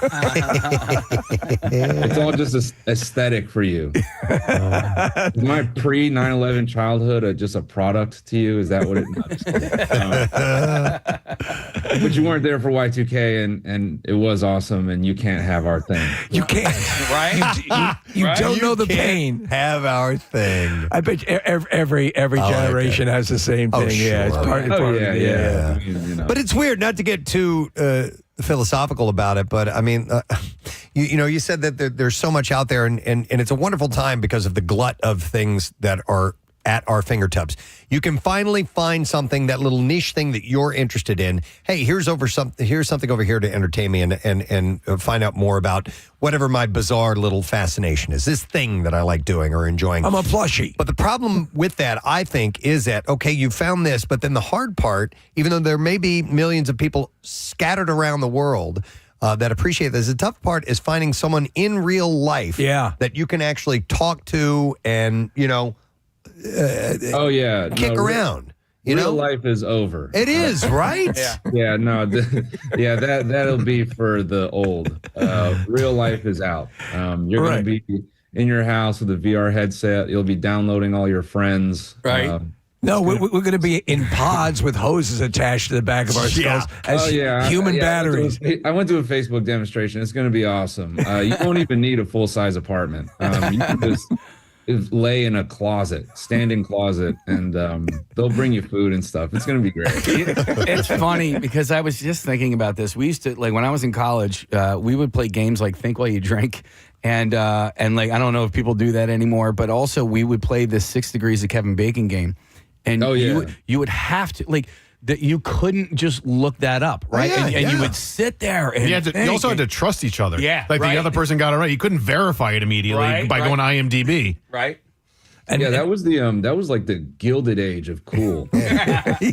You could just say anything. And shave your mustache and go to a different town, and they're like, you could. We were talking about the movie News of the World with Tom Hanks, and the way there'd be people who would deliver news that was quite often a year old coming into a town. That it seems like that was yesterday with all the tech. Back in the day, you would have to get in an actual discussion as to whether or not the Wicked Witch of the West, if her sister came down in a crown and a bubble, and was a princess or not. You can look it up. You just look it up. Or just ask. Yeah. If I jumped on this show in 2001, I could tell people for the next decade that I had just done this show yesterday. Yes. Yeah. Right? It's true. Why the mind boggles. But let's talk about, obviously, the thing is, which I think is really cool, is that you're a stand-up at heart, getting out in front of people, getting in front of live audiences. When you're working material, I mean, are you thinking of a special in mind, or is it? What's your process when you're on a quote unquote tour like you are now? Typically, those first few shows, I'll just bomb for an entire hour. the test audiences, so to speak. Yeah. I'll just kind of, make them question why they paid any money at all. And then I do. So you're recommending the 9 o'clock show? Well, no. See, I don't come to Philly until it's. All right. We appreciate that for your own health. Yeah. No, well, honestly, I'm like, I always start like kind of Midwest or like local at home, and because Midwest, they're nice and it's performative. So even if they think it's terrible, they're gonna smile and be like, "We loved it." And so I love that. you. Is good for my ego. I love your thinking. Yeah. And then I make my way slowly to the East Coast, where my cynicism is welcomed with open arms. Very much I was talking with someone about this the other day. I mean, in LA, I will even now, I still will eat nails on stage because they are so happy and relaxed, and if the lightest bit of cynicism, they pull back. They're like, whoa, man, what's going on in your mind? I'm like, do you wake up angry ever? Are you alive? Hello. But I come to the East Coast and I could open with something horrendous, and you guys are like, yes. You're right. It speaks to us. Yes. We were actually talking about, and Preston had a story. It was a breakdown about the perception of. The takeaway was that you're going to get the cynicism here, but you'll also get, if your car's broken down on the side of the road, you're not just going to get lip service and someone will begrudgingly pull over and help you with it. So there's an authenticity on that level. Would you agree with that? Yeah, 100%. Yeah. But I mean, a lot of my process too is like, I'm just, I'm always thinking of stuff, but I try to keep the show, like tonight I'm doing a brand new hour, which feels crazy because, last time I was here, I shot the special and then I already cooked up an hour, but I think I try to keep stuff in theme and like really like current to my life. So I just try to keep it like almost like I'm chaptering my life or something. Well, the new baby has got to be a big part of that. I would imagine that's a big part of your life. It is, but it's not the like, my baby's awesome. Yeah. Right. None of that. Right. We're going to get the more cynical take, correct? Oh yeah. Oh yeah. Nice. All right, well, as Steve said, you got the sold out early show. So 9:30 is the only spot where people can get in to catch you tonight. So get those tickets before they're all gone. Yeah, I was just checking. They are going quick. Are they going quick? All right. Heliumcomedy.com, but don't miss out on it. So cool, man. Well, listen, don't wear yourself out. And enjoy this tour that you're doing, but we'll catch you again sometime for your yearly cheesesteak visit. Oh yeah, no, I mean, guys, I would love to pop in person next time. Please. It's funny. Let me end it on this here. I was not supposed to do Philly, and shout out to my tour manager Tom. He was like, you're already coming to the East Coast, and so he like called the audible and he put this night together. I'm really glad that he did. So are we. Yeah, you're gonna love it, here, and so are they. All right, thanks, Noel. We appreciate having the show tonight. We'll see you, Noel Miller, guys. So he's set to go. He's got like he's got 2.5 million subscribers on YouTube. Oh, and, he's got a big audience. He got in early, and I kid you not. I mean, the first time I saw him when Vine was all the rage. Right. That's the first time he really got some traction. All right, I don't even remember what Vine Those was. Quick little, like, what were they? 10-second videos. What platform were they on? It was Vine. It was Vine. It was its own app. It was like pre-TikTok. Yeah. Okay. And then it went away, but it really led the way to like Instagram Reels and TikTok, and it was super popular. I think that the timeline was 6 seconds. Wow. If I recall. 6 yeah, seconds? like you had to tell the story in 6 seconds, and it's too bad that it went away because a lot of people sort of flourished. Yeah, and loved it. And it created, you had to be creative in order to come up with something that was compelling in 6 seconds. It taught you how to edit, as opposed to now you'll like there's so much hackery and clickbaity stuff that goes on, and it's funny, Preston. You talk about sitting there and you hate that doom scrolling stuff, and I get pissed off if I get pissed off at being clickbaited. Here's what really annoys me about clickbait is because of what we do for a living. I'm constantly looking for material, things to talk about, stuff for the Bizarre File, any of the segments that we do, and so I go through a deluge of clickbait headlines that clearly are leading you one direction, and I have given up on trying to predict, is it this way or that way? Yeah. You know, so I'll give you a perfect example. It sucks. A lot of them, because some of my algorithm falls into the world of golf, and it's like, so-and-so has showed their true colors about Rory McIlroy. And then and it turns out their true colors are they really love the guy. I mean, that's not that's not a story. B, you're leading me on to think that it's going to be something controversial. Yeah. And you have now wasted my time. You got my clicks for your little ads and everything. But I mean, this is me working. I'm using this tool to work with, and it is wasting minutes, hours, and it drives me up the goddamn wall. I couldn't agree more. It. Because we spend a lot of time researching, and I was on a run, Preston, where I kept getting these videos presented to me, basically, and almost to quote, Ron Howard thinks this man is a son of a bitch. Yeah. Ron Howard? And there's a picture of Henry Fonda. Right. Or not Henry Fonda, with Henry Winkler next to him, although it could be Henry Fonda. Son of a bitch. But I'm saying it has nothing to do with him. Yeah. It was some side character that left the show in the first season or whatever. Ron Howard directed a movie where the character is required to be a son of a bitch. Yeah. But I mean, it's just so obvious. Right. Again, on that level, it is infuriating. Yeah. This is a story that ties off of something we were talking to Noel about, and I saw this morning.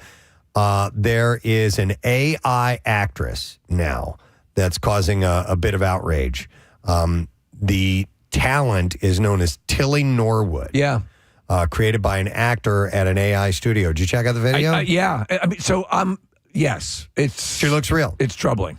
The founder of the studio says that he thinks that Norwood will be the next Scarlett Johansson or Natalie Portman, and that she's very close to getting a representation deal from a talent agency. So who's ever creating, it's basically, so look at it this way.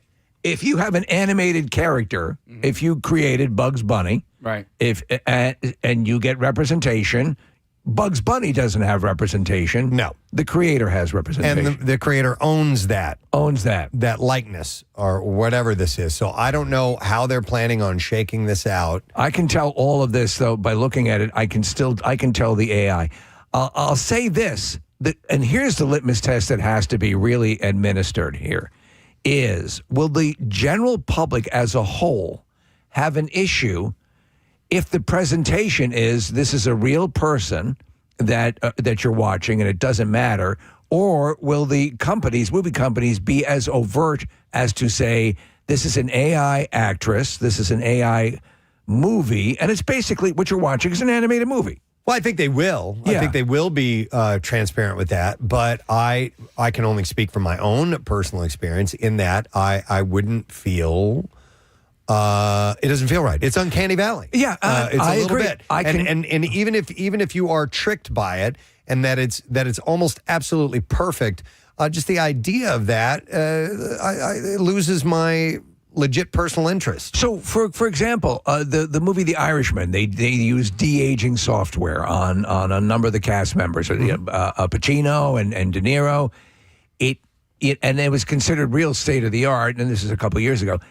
I could tell, and it's it's a little weird. And also, in some cases, like what happened with Jeff Bridges in that first Tron movie. I was going to bring that up. Right. So they used CGI to create this, human.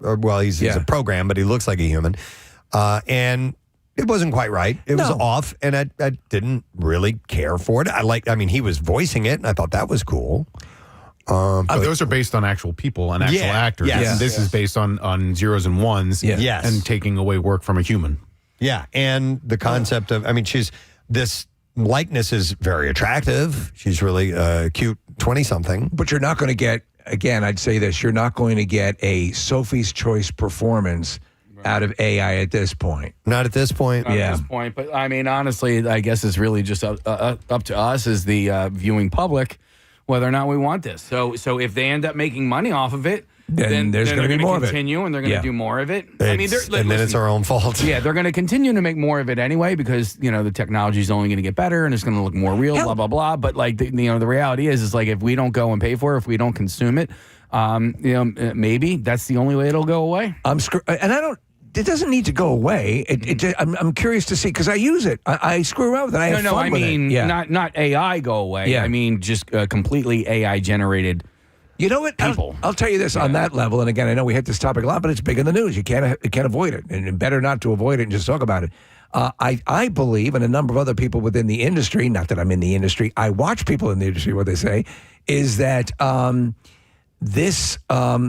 people are getting sick of seeing what they call the volume, the computerized wall that puts them in any location. Mm-hmm. They're savvy enough to notice when a movie is over CGI'd. We talked about every movie ending with cities lifting off their foundation and all. We're tired of the over effects nature of a lot of filmmaking, and the practical effects are becoming more popular, more of the trend, and a blending of both. And people just become more savvy because they see it so much. And I think after a certain point, if we do get introduced to it casts full or at least partially comprised of complete AI people, I think eventually we'll get sick of that. I'm guessing so. I hope. I know. So, by the way, the acting community has called on performers to drop the agency that might sign her if someone decides to sign this entity, this artificial intelligence. Norwood's creator says that she is not a replacement for a human being, but rather a creative work, a piece of art. So here's what you have to say is, when can we expect to interview her on the red carpet?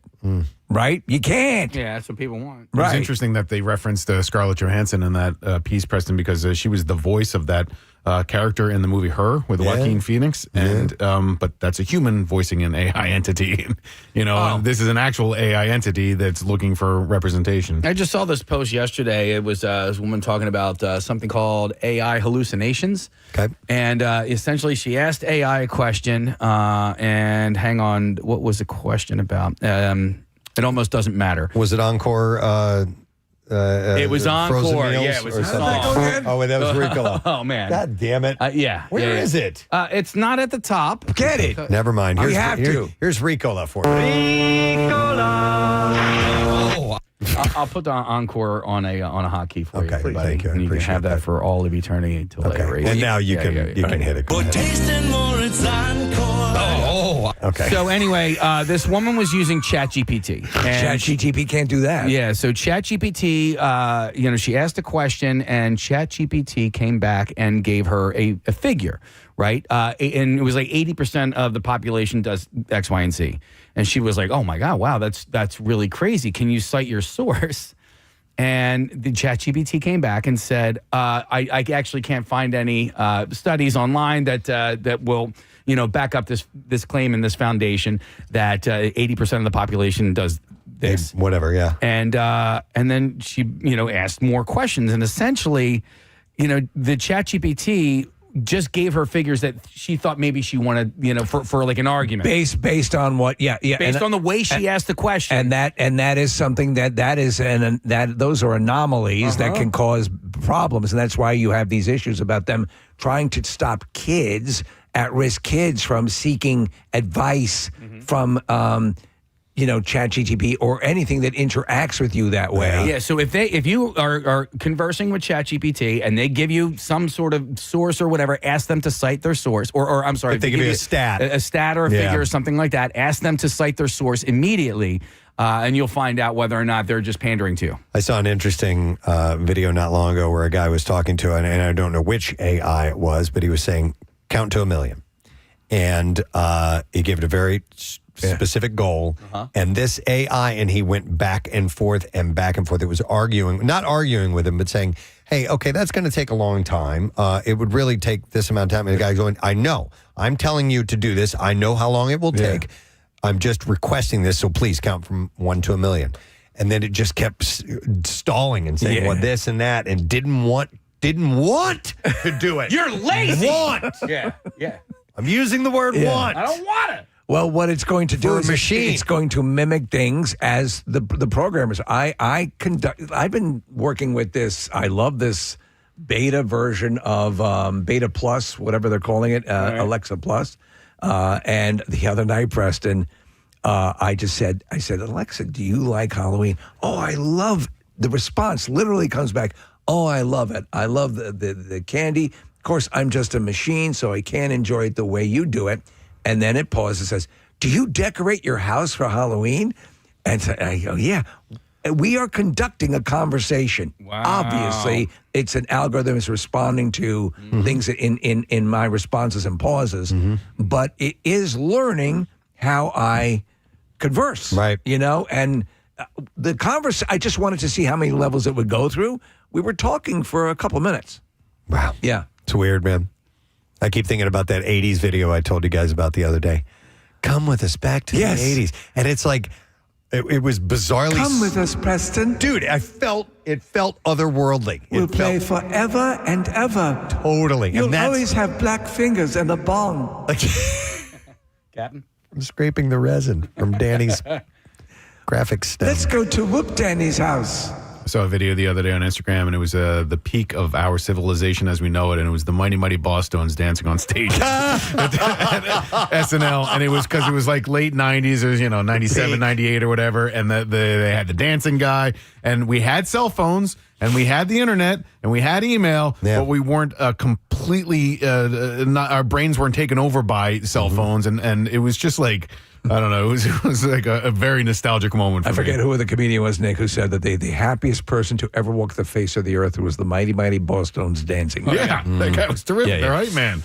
All right, well, I just thought there was an odd little story I wanted to share before the day let go, but this synthetic talent known as Tilly Norwood, created by is an actor, created by an AI studio, and they want to sign this entity to a representation deal. Well, look at the band. The band, the concocted band that is completely artificial, where they used AI to create the music. It's a synthesis of other types of music, and it got it was 1 million. Downloads on Spotify or whatever. Weird. All right. Well, anyhow, we should take a break. Come back in a second, and we'll have real stories of real people doing real stupid things. Yes. That's the bizarre file. That. Good luck, AI. We'll be back in a moment.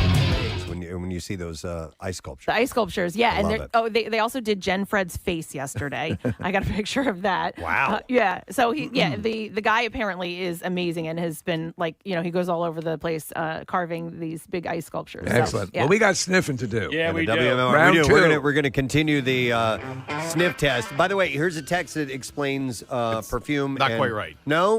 Okay. Eau de parfum and perfume. I'm sorry. Eau de toilette and parfum are different, but they're based in the same thing. Eau de toilette is just more diluted, so it's more. Okay. It's with toilet water they dilute it, right? Well, essentially they just parfum is stronger. Sure, that than makes eau de sense. toilette. Yeah. Okay. We just scooped this out of the toilet. Yes. And put it in there. Smell Is it. there such a thing as prison cologne, Preston? If they're making prison wine, right? There's got to be. All right, you ready for round 2? Yeah, all right, guys. All right, Start sniffing. The cards have been brought in, and Casey and Nick and I are going to go through these and see if we can identify. Just to let everyone know, Preston, what this round entails, the scents they are smelling will include Brut, Jupe, Jovan Musk, English Leather, and Aqua de Selva. Now, Kathy, is that Aqua Velva? Okay, I don't know, but so that's what he gave me. So I searched to see if it was Aqua Velva or not. I don't think it is. I think it's something different. Okay, because it does fall. When I did a check of these, what we'll call lower level colognes, this popped up a lot. There's no Aqua Velva in here. I smelled all 5 of these. There's no Aqua. Okay. I could identify that. All right. This is hard. I'm not getting. I'm not going to get. Casey thinks this is his John here. And why, Casey? You think you know several of these? I'm having a hard time. So, Steve, what I was going to say before is my scent wasn't always like this. In high school, I wore perfume. I remember my perfume was Benetton. That seems insane to think of you wearing perfume. Right. now. And I actually remember the day where I was like, okay, you can't do this anymore. I went to work. I was working at NBC 10. Right. So this was after college, and I had sprayed some of the Benetton, and it got like on the collar of the sweater, so it wasn't just on my skin. I had the worst day. It gave me such a migraine headache. It was awful. And after that, I'm like, that's it. I certainly can't wear perfume. And then I moved to like the Bath and Body, just the sprays, which are much lighter. Couldn't do those. You should do patchouli. That's always wonderful. No, and so now obviously I don't That's wear interesting. anything. Yeah. Yeah. I can't even use like scented lotions. Do you smell my cologne that I have 2 colognes that I wear? No. Yeah. And I had this conversation with somebody last night. The way you guys wear cologne, if anybody wears it, for me, you do it the right way. You don't overdo it. I could smell it if I get close to you, like when we're taking pictures, but not at the distance that we're at in the studio. I think that's the way it should be. So you get your neck sniffed, right, Nick?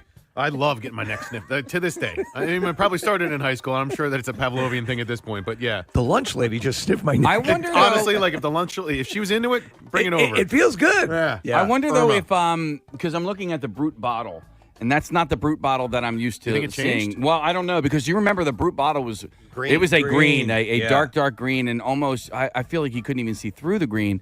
But why are you looking at the bottle? It doesn't. It's not doing anything. Oh, right. Okay. But I just looked over. I'm like, oh, that's not the Brute bottle. I'm used to looking at. Preston has definitely got his nose buried in the card. These are hard. He's working it though. Preston looks like a professional. I want to smell yours, Nick. Oh man. Yeah, smell my neck first. Yeah. Though. No, because I want to see if I can get the. Okay. But could you just smell my neck anyway? No. All right. That's disgusting. All right, you guys. Getting close. I'm I got 2 more to narrow down. I only know 1 for sure. Preston's now. Case, your cologne of choice is in this collection as a younger man. Yeah, Jovan. Or you're still young. I'm the old So Jovan Musk. There was a young lady that was on my diving team. Her name is Carrie. Okay. That I was I liked her. Yeah. Smitten. I was smitten, and I'll never forget. She said that she loved the smell of Jovan Musk, and so Kathy, I sprayed Jovan Musk on my Sammy. Sammy is it's a chamois. But Sammy was the brand name of the chamois, and so I did that because she said she liked the smell of Jovan Musk. Wow. Of these 5, which do you guys like the least? Because I have a least favorite. Well, I mean the number-wise case. What? Number-wise? Yeah. My least favorite is 3. Yeah, me too. Okay. Yeah. Oh, okay. Yep. Interesting. As a result, I think I have a guess for that. Okay, me too. Believe it or not, I'm having a hard time locating Jovan Musk. Okay. All right. And I actually switched it. I had Jovan and Brute kind of mixed make up. your decision. Casey's got them all entered, except right. he's I'm good. faltering on 1. Final answer. All right, final answer. All right. So let's start the process here. I think Preston nailed the first round, and Nick, you got 2, right? Yeah, Casey and I both got 2. No, Okay. we both got 1. Oh. No, we got 2. No, we didn't. We got gray flannel right. We got 5. What did you say gray flannel was? 5. Oh, I did not get that right. Oh. I got that wrong. All right. All right. So I only got 1. All right. What did you guys say was number 1? Who you want to start with? Let's start with you, Preston. Okay. I had number 1 as English leather. I was going back and forth between it and Jovan Musk, I believe, but I think I went with number 1 as English leather. I went with Aqua de Selva because I had never smelled that before, and and number 1 I thought was the most unfamiliar, so I went with Aqua de Selva. Nick? I went with a total guess and also went with English leather. Okay. All right. Number 1 was Jovan Musk. Ooh, Wow, damn it. was it really? See, Jovan Musk is an oily musk and a standalone fragrance. It debuted in 1973, Preston. Jovan Musk is a luxurious, gentle floral. It is a fragrance every man can use. This masculine scent possesses a blend of spices, lavender, and citrus. And English leather was the one that I thought for sure I could pick out. That's too bad. And that's the one that I sprayed on my Sammy, and Couldn't get it. no, it's just Couldn't get laid. All right. None of us got it right. Nope. Okay. All right, so Damn. number 2. Number 2, I think that was the one I'm most confident in. That's Brute. All right, Nick. Jupe. All right, Casey. That was the one I put as Jovan Musk. Preston's right. Yeah, I knew that one. Yep. Brute. My Oh, dad man. used to use Brute. He was a Brute All right. and a Old Spice guy. So Brute Cologne launched by the design house of Fabergé in 1964 Brut is classified as a flowery fragrance. This masculine scent possesses a blend of citrus, top notes with hints of spice. Yeah, Brut. It's like, why not name it Masher? Right.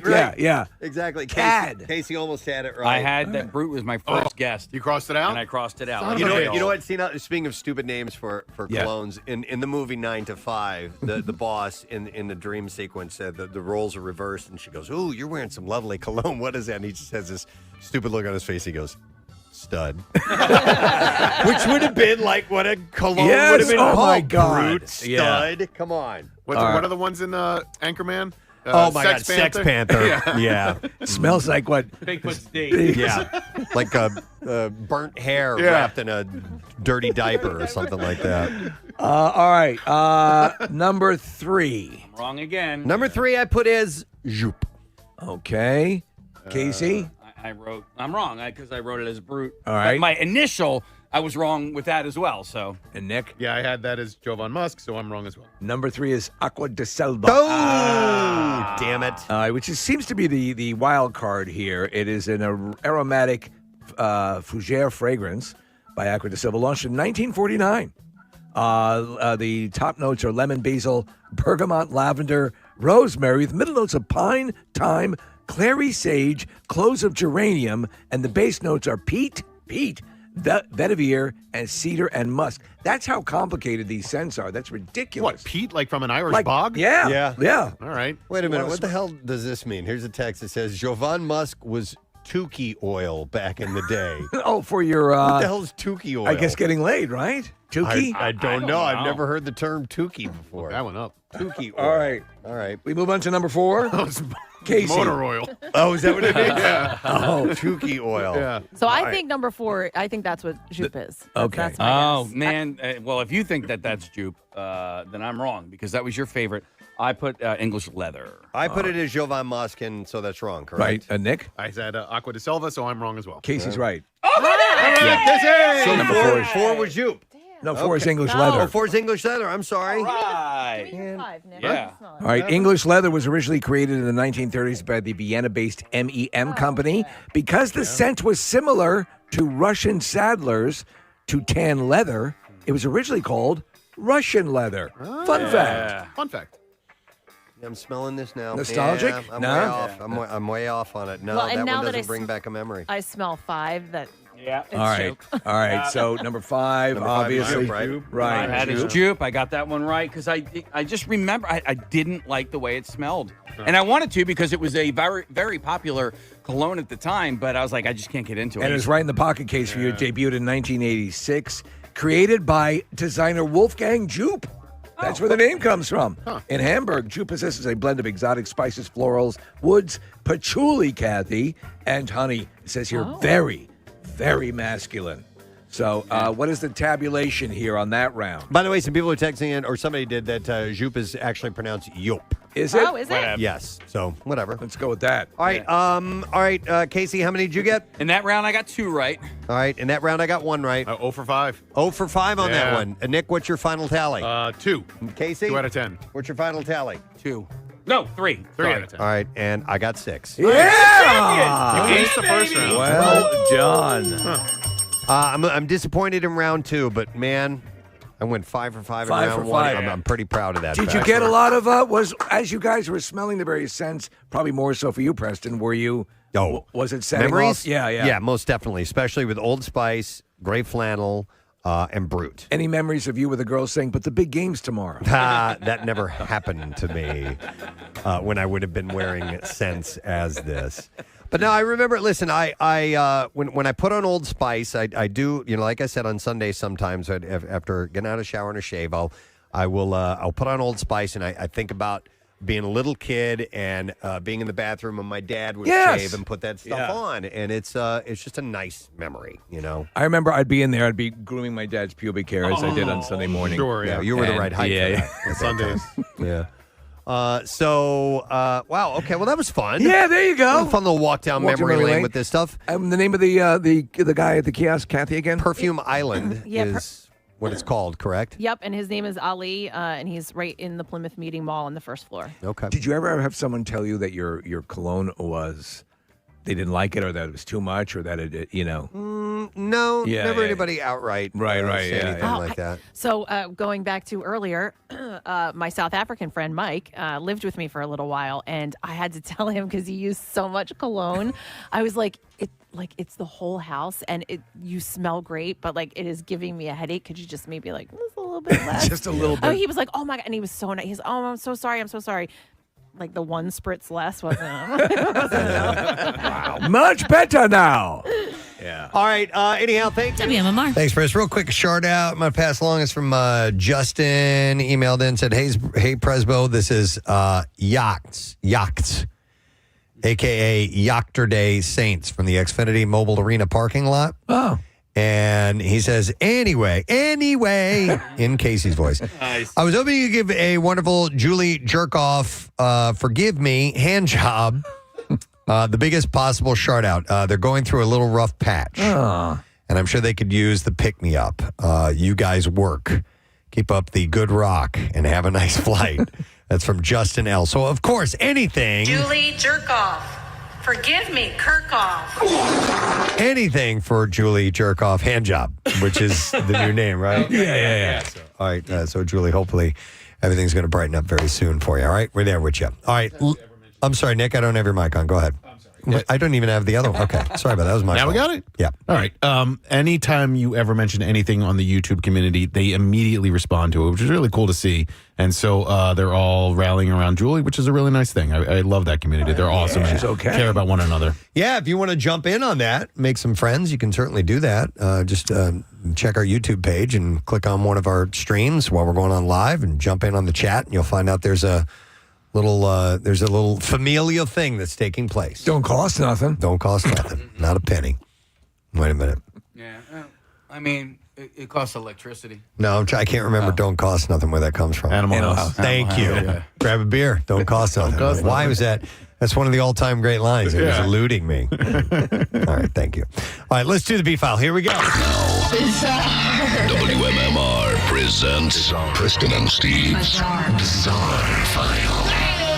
Brought to you by Neumann University. Their fall open house, Saturday, October 18th. Meet world-class faculty. Tour the campus. Explore majors that match your passion. And talk one-on-one with financial aid about making it all possible. Register now at newman.edu/visit. All right, so a man did cocaine and downed 10 pints of beer before stabbing a doorman during a night out to celebrate the gender of his first child. It was a gender reveal. That's so wonderful. Yeah. This is in the United Kingdom. Luke Ullman was jailed for 9 years after the incident, which saw Ullman threaten bar staff and scream, "I'm going to effing kill everyone. I'm going to be a dad." Ullman was out drinking with friends at the Basque Bar in Greater Manchester. The incident unfolded when Ullman stood in a no-service area and shouted, "I've been waiting here for ages." He threw a sign at a staff member showed him that explained customers would not be served in that area before being asked to leave, and then violently ejected. A scuffle led to Ullman and 2 security staff being injured, with one female guard vomiting after he hit her in the head.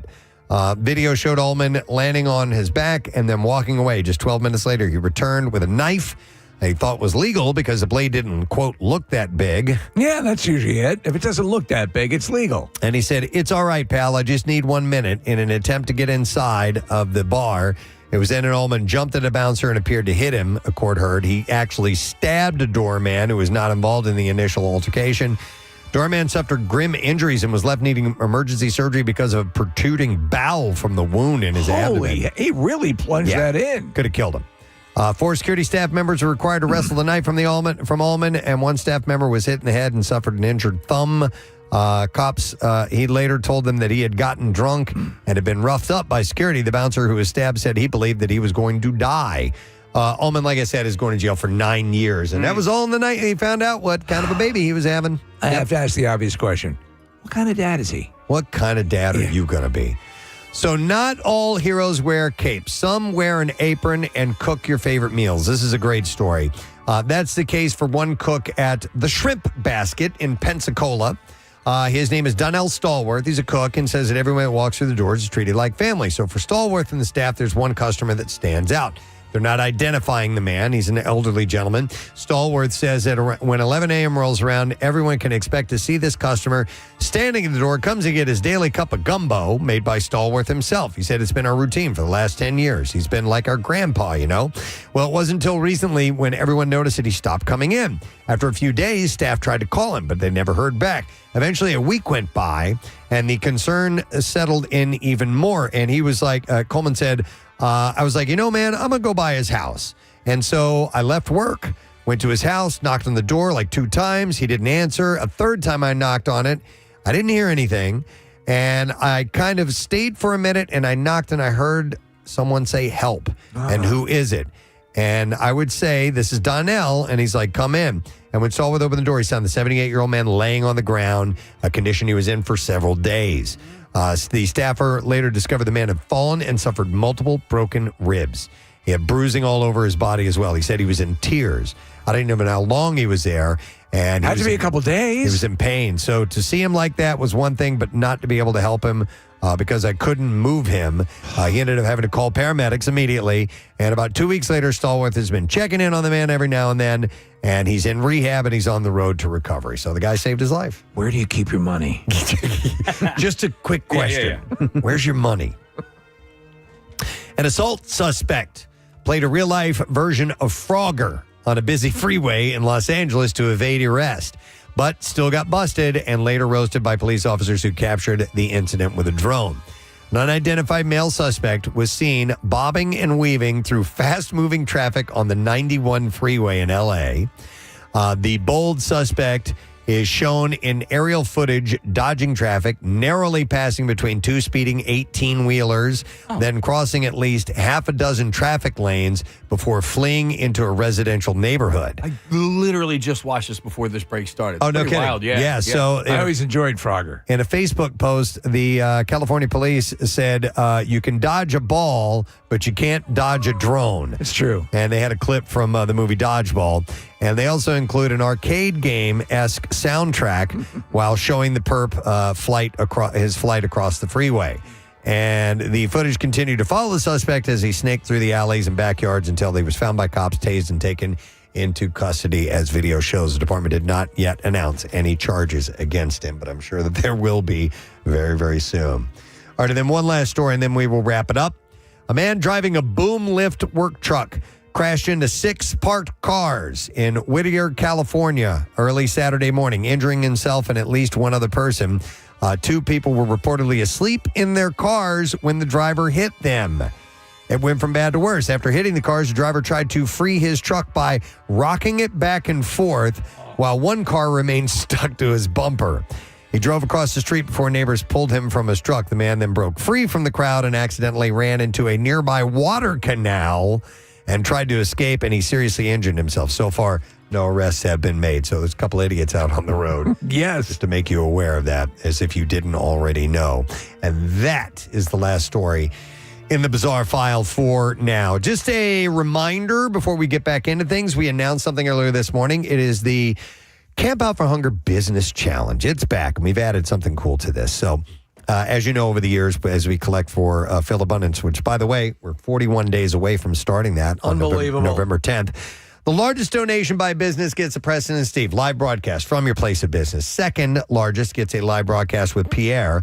And then the third largest gets a $20,000 ad campaign on MMR. And if those seem like too lofty of goals for you, if you can't come up with just tons and tons and tons of food, that's all right. We have another prize for businesses, and you'll be entered to win a free lunch at your place with us, the Preston and Steve Show. As you've said before, this is, and we've been told, obviously, Lori and all our friends over at Phil Abundance and Marissa, an especially tough year this year. So we want everyone to participate to whatever your level. Yeah, so we're calling out all the stops, and we'd like you to participate no matter what. And you can get the information at WMMR.com/campout, and there's a whole project there. It shows you how to set up your own food drive, and there's posters that you can print, and there's also frequently asked questions and all the details that you need to get this thing underway. But spearhead this at work. Get the crew motivated and be a part of it. We would very much appreciate it, and so would Phil Abundance and, of course, the hungry people in our area. We're going to take a quick break, come back in a second. Lesson, question, trash, music news, they are coming up next. hopefully it'll come back around. Preston, what about you, man? If I What lost about my you? sense of taste, Forget it. I would be so upset. It's so weird. I find so much joy in eating, but I mean, I guess you. Wouldn't you switch to a healthier eating habit? Well, if you don't I'm pretty care? healthy. You're pretty healthy too. Yeah. So it's not like you're going crazy. But, like, so why I eat eat ice very cream? healthy. Yeah, exactly. Yeah, The why little, because of the texture. little treats. Yeah, Yeah. but it's the texture. Like Steve said, But if you're you- constantly searching for something. So, like, yeah, you could sit there and eat healthy, but it's like you like. So for me, melted cheese, that texture. Does that give you pleasure? Yes. Okay. Okay, so Right like, now, It's that like- because I can't taste anything. Can't like you- zero sugar ice cream. And Yeah, stuff like can't you that, find know? something that like is will approximate it? that the approximates the texture and that is not Putty? loaded Yeah, you with. could. Case, you could. Yeah. All Those right. are great putty. Amy said she did the orange chicken at work. All right. Oh, well, if this is the case, then we Let's hear need to it. do this after the contest. Yeah, We'll try. right. Get an orange. I would love to go to these calls, but listen, I want to go through this and see if she can identify these things or not. So let's give this a try. We're going to be drinking things, by the way. We're not going to be eating. Oh my God, she's lost her She's sense of dead. balance. She can't She's stand dead. up. You okay? Tripped over her own headphones. I had to move, and I tripped over my headphones. Okay. Oh, the headphones. So we have all grabbed some things from our cabinets and refrigerators and brought them in. And oh yeah, I have the sheet here. Don't look over here. Yeah, don't look. She's not wearing her glasses. No, she's getting blindfolded. She's blind and no taste. And Marissa, are we putting the mask on her or no? We're putting Okay. the because It covers up her nose. exactly. So we have a But full. I do want to try to smell it afterwards if I mask. can't taste it. Okay. All right. Yeah, we'll figure this out. This is a legitimate. Should we be wearing goggles and lab coats? So here's what we'll do. Marissa has put all these in numbered cups, little shot glasses, and Kathy's going to sip it, and we'll just have her guess. And I've got the list here, and then I'll reveal what it is, and we'll see if she gets anywhere near it. Okay. Password is. Yeah. So do you want me to put these goggles on? Do you want to eliminate the smell as well fully? I mean, listen, I can sip it. If you hand it to me, Okay. I can sip it without smelling, and All right. because I want to see if my sense of smell is there or not afterwards. All right, let's leave him off as long as it doesn't tip you off. So, Marissa, give her number one. We'll start with us. We can go in order. This is a good Marissa, I don't know where you are. order that we have, and she'll Okay. she'll put it in your hand. Okay. And I can smell it. Do you know where your mouth is? Shut up. All right, are you guys ready? Yeah, take a sip. Don't smell. All right. And see I'm what not you going to think. smell. You can shoot the whole thing. Don't smell. Probably don't drink the whole thing. You need to save some room. Okay, so you getting any sensation? Something. It's like, yeah, it's not water. Okay, not water. It's I want to say like a I want to say sauce, but it's not that thick, so Okay. it's not a sauce. But that's what I'm getting. Like I would something like a pasta sauce or something. Pasta sauce. So she's guessing pasta sauce. Okay. And what is it, Preston? It's a sauce. Wait. Let me smell it. Hold on. Okay. Oh, she just spilled it on her She sweater. just- She just spilled it on the carpet. Mackerel farts. You picked the wrong one to spill, too. Yeah, you did. That's going to stain. All right. Get her sweater quickly. Kathy, take your top off quickly. I'm sorry. No. It's not your fault. You're legitimately handicapped. Marissa, let me clean her. By the way, go on YouTube now if you ever wanted to see Marissa feel up Kathy. Oh my God, dude. Now go a little slowly. I almost have it out. There we go. Oh my God. Preston, can you smell it on that side of the console? No, not from where I'm sitting now. Because I absolutely can, and the smell is very distinct. Can I guess now? Yeah, what is it? Smell Is it hot sauce? No, it is Oh. not. Kathy, that is soy sauce. Oh, yeah. Yeah, so that's way off. Not Yeah. even clear. And by the way, she took a sip. Like most people would go, "Whoa!" Yeah, it's soy sauce is very strong. It's very, very salty. All right, wait. And you could only handle a little bit of that straight, but she shot quite a bit of it. Yes. All right, I can't see, so I don't want to spill it again. Marissa, where's my water? A little bit. All right, here we go. Oh my God! I need a sip of water. Helen Keller had it Okay. together. Let's go with number 2. Don't spill this one either. You can do it. The microphone is right in front of you, so don't hit it. All right. Don't tip it or tilt it. Take a sip of this and see what you think. All right. So, by the way, Kathy's lost her sense of taste. Let's see. We're testing this out on her, and if you're just tuning in, that's what we're doing. All right. A little thicker, isn't it? Thicker and sweet. Okay. Oh, so sweet you could determine. Yeah. Maybe. I honestly don't know what it is. I know it's sweet, and by the texture, I'm gonna say maybe like You put it. What the hell is it called? The Chick Cheel? The chocolate that you put on ice cream, like a Hershey's, like a chocolate syrup. Yeah, like a chocolate syrup. She got it right. Whoa! Kathy, lucky you that one of the things you can taste is chocolate syrup. Honestly, if you're going to lose anything, and keep one thing, keep your ability to taste chocolate. Did the texture help with that? Yeah, I think. Well, that's why I think I was able to get it. But you definitely picked up on sweet, and you know why you probably could, because you just had really, really salty before that. Right before it. Okay, let's go with number 3 and try this one out. A shot of this one.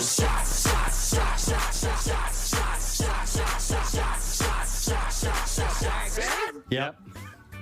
Jinx. All right. We'll sip of this one. Oh, wow. Oh. Like this one. Strong reaction from this. Oh, what the hell is that? Wow. So a big reaction. Like it definitely triggered something. Like prom night? No, like some sort of taste buds in my mouth, but I have no idea. Just describe. So What it is. sweet, savory. What is the reaction? No, like vinegar, maybe. She's right. But here's the thing.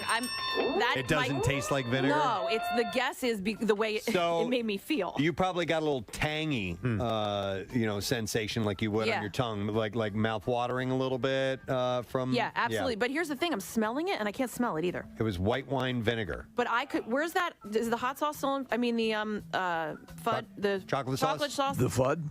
What about? I think she was gonna say fudge. Like the FUD. So that I can smell. I can smell the hot sauce, but I can't smell that vinegar. That's not hot sauce. It's chocolate sauce. Sorry, chocolate sauce. That's what you would put on a chocolate FUD sundae. Let's do the next one. We got to move through these. All right. So number 4, Marissa, if you would please. So she's gotten 2 out of 3 so far. That's not bad. But it was kind of guessing. And not going, yeah, that is this. You're right. It's a combination of cues that are helping her get to the answer. All right, Kathy. This is another one. All right. This one's kind of thick too. Pondering. I don't want any more of it, whatever it is. Okay. Yeah, that sounds about right. Does it? Yeah. I think so. You don't. Okay, I have no idea what it is. Do you ever watch Dr. Pimple Popper? No. Oh my God! Stop it, Steve! Don't do that to me. Can I smell it? Yeah. Try that. Yeah. one? Okay. So you don't have a guess. Oh, no. But smelling it? No smell. Nothing. Nothing. Okay. It's ranch dressing. Oh. Yeah, that's Hidden Valley ranch dressing, the goat of ranch dressing. Yeah. And by the way, you guys know my sense of smell and taste. Like incredibly acute. Normally, I would have been. I could do this in 2 seconds. All of it. You were able to discern between water. Yeah. Types of Different water. water. Seriously. All right, next sample. This is number 5. Go ahead whenever you're ready. And this one this is very identifiable. Okay, there's a little sweetness to this again. Okay. Maybe like I want to say a juice. A juice. Like apple juice? Like apple juice. She got it right. Oh! Well, you might. And here's the thing. I'm smelling it too. I can smell the apple juice. Is it safe to say that the sweet stuff I You're can picking up taste on a little sweet. bit. You're more rocking so sweet than anything else. Yes. And you know what? A text came in and says sweet is the last taste to be lost even with aging. Like that's the one that we hang on to the most. Okay. Don't know if there's any validity to that or not. Well, but this has nothing to do with aging. That's why old people love pudding. Yeah. All right, here's the next one. This is mystery drink number 6. Mystery drink number 6. She's grimacing. I know this one. What is it? I can taste it. Is it pickle juice? You got it. Wow. Kathy, so that is not sweet, unless it is sweet pickles. No, I don't know. And you don't like pickles, do you? No, I love pickles. All right, Well, good for you. So, See, we're finding things that you'll be able to eat and taste. That's Kathy, great. that's awesome. Yeah, chocolate and pickles. We're curing her. You're pregnant. No, we're Preston, you're legitimately curing her. We're getting somewhere. We should set up an institute. If you've had the taste issue, you should do this type of thing at home as well. You might find 1 or 2 things that stands out. By the way, Kathy, though you can't see it, I'm wearing protective goggles. Hey, I had to take mine off. You know what? And also, the caller that we had earlier, though, Kathy, had said that he could taste lemon for a moment. Yes. And then as he continued to eat, it would go away. So this is something you'll have to test with... Why don't you forget the moose? Oh, for a moment. For a moment. I got it. Yeah, that happened. Pickles. That happened to my mom. She lost her taste for a really long time, and the same thing she said. MMR Rocks, Preston and Steve shows some Nirvana to tickle your ivories. It's not the right term to use. I love that. Yeah. Did you hear what Preston said? Tickle your ivories. You know what? I was thinking about Jackie this morning because I pulled into work. His car is here. As always. And I was just thinking, what all is he doing in there? What is he doing getting ready for his next interviews, show? collecting. I love Casey's story from earlier this morning. You went in and Well, he didn't want me to tell the story, right. but I'm going to tell the story because I was like, you're being ridiculous. So, all right. Long story short, I asked him about his cat, and he's like, why'd you ask me that? Why'd you ask me that? Because yesterday... Why did you say the name Martha? Yesterday, he was on a ladder, and he accidentally, as he was stepping down from the ladder, he stepped on his cat. Yeah, and it happens. And it happens. And so his cat reacted and attacked him. And so he ended up going to the emergency room because, I mean, he was bitten on his arm and all that sort of stuff. Didn't want us to tell the story because he didn't want animal services to come to his house and kill his cat. A, they're not. B, no. Jackie and Brittany are two of the best pet people I've ever encountered. They're phenomenal. Yeah. Accidents happen. Yeah. And no. What was it called? What organization? Animal Pet Services? Yeah, I don't know. No, they're not. The ladder division. Yeah. I think he said cops. I think he said the cops were going to come to his house. The pet cops? The pet cops. Yeah, put me through to the ladder division. All incidents with pets involving a ladder. Jackie's as loving with animals as you can imagine. Oh, of course. Yeah. All right, lesson. Oh, you sent this over here. I didn't even see this, Nick. Sorry about that. Lesson question time. We're going to give away a pair of VIP tickets to the Lincoln Mill Haunted House in Manioc, open weekends through November 2nd. Let's go with the question. Let's see here. What kind of eyebrows would prove your love to the Preston and Steve show? Oh, yes. That was about 7:15 this morning. And we mentioned that maybe Ashley Marie Gallo, our former calendar gal and eyebrow maven, could do this for you. But what kind of eyebrows would prove your love for the Preston and Steve show? 610-660-9333 is our number. Let's see if you know. The trash business is a gold mine. 93.3 WMMR with Preston and Steve's Hollywood Trash. All right, brought to you by Bud Light. Join Casey Thursday night from 7 to 9 for the Bud Light Thursday night kickoff at JT Brewski's in Delco. And you could enter for your chance to win a pair of Eagles tickets courtesy of Bud Light.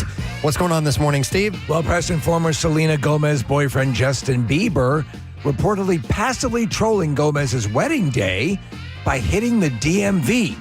To explain, Gomez and Bieber always considered the DMV their thing. Oh my God. Benjamin Glaze, an American Idol contestant who went viral after Katy Perry kissed him, has been sentenced to 15 years for possessing child pornography.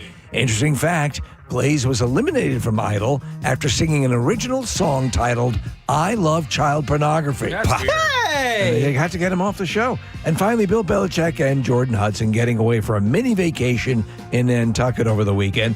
Hudson was reportedly initially sour on Nantucket, saying she really wanted to go to Massachusetts. That's your Hollywood Trash. All righty, let's see if we do indeed have somebody who knows the answer to this question. What kind of eyebrows would prove your love for the Preston and Steve show? Why not? Let's go to Nick the Meat, who's on our phone lines. Hey, Nick, what's up, man? Hey, Durka. All right, Durka to you, sir. And do you know what kind of eyebrows would prove your love for the Preston and Steve show? Would that be the no sad brows? Yes. No sad brows. One moment, Nick. We got you. A pair of VIP tickets for the Lincoln Mill Haunted House in Manioc. Open weekends through November 2nd. You can venture into the hidden chambers and face evil mill owner Victor Kane and his tormented workers. Lincoln Mill will be sure to offer that thrill that you've been craving this fall season.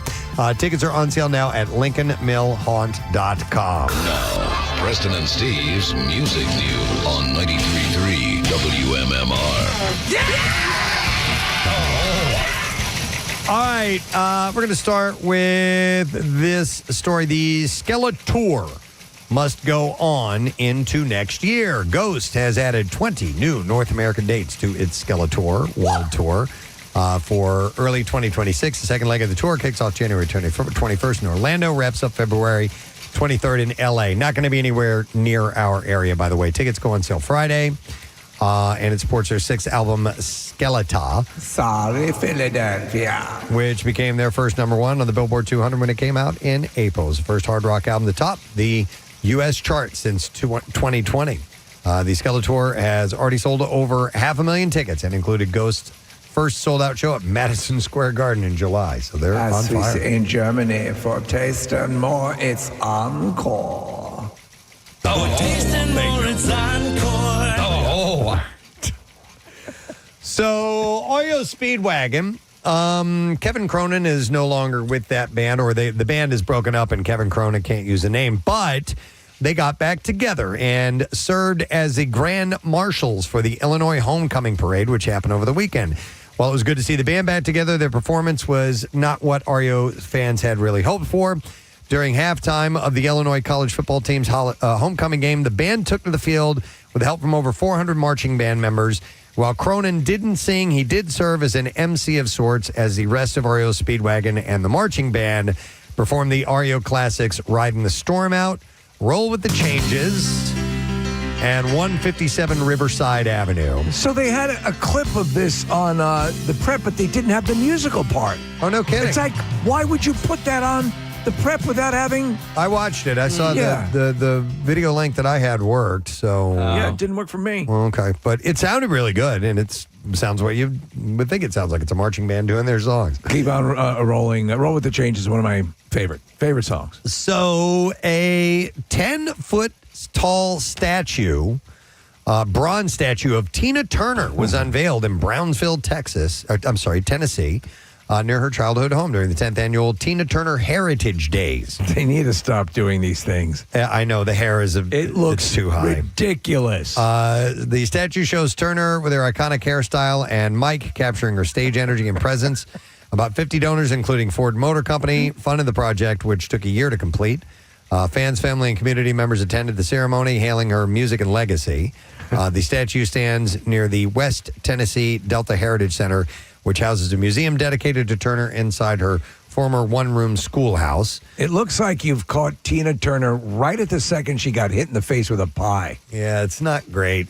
This is in the grand tradition of the horrible Lucille Ball, the horrible Martin Luther King, the horrible Henry Winkler Fonzie. Also, I mean, listen, at a certain point in her career, she did have really big hair. You can't do that in statue form. It looks like she's a grand poobah. I mean, she looks like straight out of the freaking Flintstones, dude. It's ridiculous. I mean, who sat back and said, yep, that's what we're doing? It was the Order of the Water Buffalo, right? Yeah. All right, so I mentioned this earlier this morning, and I'm going to reiterate it again. Actor John C. Reilly is going to resurrect his beloved Dewey Cox character for a 2027 concert tour in celebration of Walk Hard, the Dewey Cox Story's 20th anniversary. Though he's given no dates or details as of yet, Reilly said that Cox and his band, the Hardwalkers, will play as many dates and as big of places as we can do. Looking ahead to 2027, Reilly said that Jack White, who made a cameo in Walk Hard as the karate-loving Elvis Presley, look out, man. Look out. Plans to re-release the film's iconic soundtrack on vinyl. We don't have that anymore? No, listen. Well, we can get it. We can get it, but all of my Dewey Cox stuff is gone.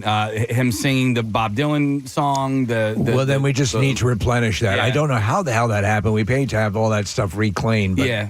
The more it happens, we can get it. The more it happens, when we get it back, I put it into the big system here. All right. I think it's kind of cool that those guys have become friends, John C. Reilly and Jack White. Yes. And they're both huge Detroit Tigers fans. And earlier this season, John C. Reilly came out and sang Happy Birthday to Jack White at a Tigers game, which was a surprise to Jack White. So this will go hand in hand with a live tour and will actually be his second time taking his songs on the road. Reilly staged an 8-city tour when the film came out in 2007. However, due to an ongoing writer strike, he was unable to hit the talk show circuit and explained why he had booked a tour under another name, or he wasn't able to do that. He recalled the 2007 conundrum, saying the studio was like, well, we have a satire that we need to explain to people what it's a satire of, but we don't have any talk show appearances for you to explain. What are you going to do? I remember when the movie was released, Preston. It was released to little fanfare because of the strike, A. B, those in the know knew it was a parody. But as much as I knew, I didn't realize that it was that comprehensive, and it was it was that faux documentary sort of feel. Not that they were doing a Spinal Tap thing, but it had all those elements, and it was just terrific. So it was the solution. The solution was to put Riley and the Hardwalkers on a private plane for an 8-city tour. Each performance preceded by a special screening of the film. Cox's backing band included guitarist Mike Viola, the singer and songwriter who co-wrote Beautiful Ride, I Hate You, Big Daddy, Darling, and several other songs from the film. And the tour also featured a guest appearance from Dewey's on-screen first wife, Kristen Wiig, before he went through and got double married. I love that. I love their interactions. Yep. You don't. Of course, I support you, but you're never going to make it. Yep. By the way, here's a clip. And number 2 is look out, man. Look at that. They're coming at you. You see that? It's called karate, man. And only 2 kinds of people know it. The Chinese and the king. And one of them is me. You're the king. Oh, see, on the Memphis. They want a nice little bit of honey and a little bit of June bug. Yeah? Yeah, oh, yeah. On the wall somewhere around. Uh-huh. Oh, come on, man. Come on. Sitting on there now. Turn around. Look out, man. Look at this. Some long game or something, man. Well, thanks, Elvis. Well, I'm on it, man. Come on. Let's go. Come on, brother. What the f*** was he talking about? Jack is so good in that. So Riley said that it worked out great. He said the people barely knew the songs, though they had just seen the movie, and so he's gonna do that again. Listen, if they do that, I love it. Eddie Vedder at the end of the movie is very funny. There's a couple of appearances. Like lampposts in the twisted birth canal of the Coliseum. Rim job fairy teapots mask the temper tantrum. Oh, say, can you see 'em? Oh, my God. Stuffed cabbage is the darling of the laundromat. The mouse with the overbite explained how the rabbit... What the hell is this song about? I have no idea. You guys are idiots. This song is very deep. Diplomat inside the 3-eyed monkey within inches of his toaster oven life. So good. He goes through all the phases of rock and roll. It's just the best, and he influenced them all. Yeah, he did. I love it. All right, that's it in music news. We're going to take a break. We'll come back. We'll wrap up the show. You stay right there. Biomatter. That's you have to do something. This would be the worst, according to this text. Says when I was in high school, I worked at a seafood market. Oh, gross. The trash naturally smelled in our dumpster. Every Thursday morning was clean out day, and it would soak me with fishy garbage juice. I would be inclined to whatever you get a high-powered pressure washer or something and clean those suckers out because the stink is unbelievable. There's a great blooper outtake from the. That episode of It's Always Sunny where Charlie and Danny DeVito, they're living in a dumpster to save on costs. And Danny DeVito, he's eating the like a bagel. And Charlie goes, where'd you get that? And he goes, it was down there. Rotting seafood. I can listen, even fresh seafood. I've been walked by fish markets and I'm like, ugh. Nasty. I can't imagine what it's like once you throw it away and it sits out there and festers. Oh, yeah. It gives me that in the throat sort of gag where I could go puke in, Yeah. Well, thank you for sharing the stories. I appreciate it. Yeah, my sister fell in a dumpster over the weekend and broke her rib. She's all right other than the broken rib, but it was a story worth relaying. Absolutely. All right, I want to take a break because we got bizarre. Man, was the weekend rife with bizarre file stories. Yes. I'm telling you, I have like a week's worth of bizarre file stories that I've held on to, and I cannot wait to share some of these with you. So a lot of people send them to me, too. Oh, yeah. We'll come back in a moment with those. Make sure you stay close because we'll be right back. All right, thanks, Kath. So the other day, we got on a discussion of colognes and scents and things like that. I forgot how that even kicked off, but we were reminiscing a little bit. The story directly pertained to it, and it was some development. But yeah, you can't help but nostalgically look back at the colognes you've gone through. Yeah, because your signature scents, especially in the adolescent years when you're trying to get laid. When you're first starting to I remember when even before quote unquote getting laid. Yeah. Like I mean, when I was early teenager, I'm like I started to do those things that might attract to be attractive, or what I thought would be attractive. And when you saw your the dad, opposite sex, your dad just go, you know what? Yeah, they that cologne and the outfield. But I would get to those little sample kits of various cheap colognes and try them on, and the whole thing. I remember, and Steve, I think this will appeal to you. Like in high school, all of a sudden, girls would start to smell my neck, and I was like, "Oh, I like this." Yeah. Their nose is close to where I breathe. Right. That's cool. Right. I should put some on my name.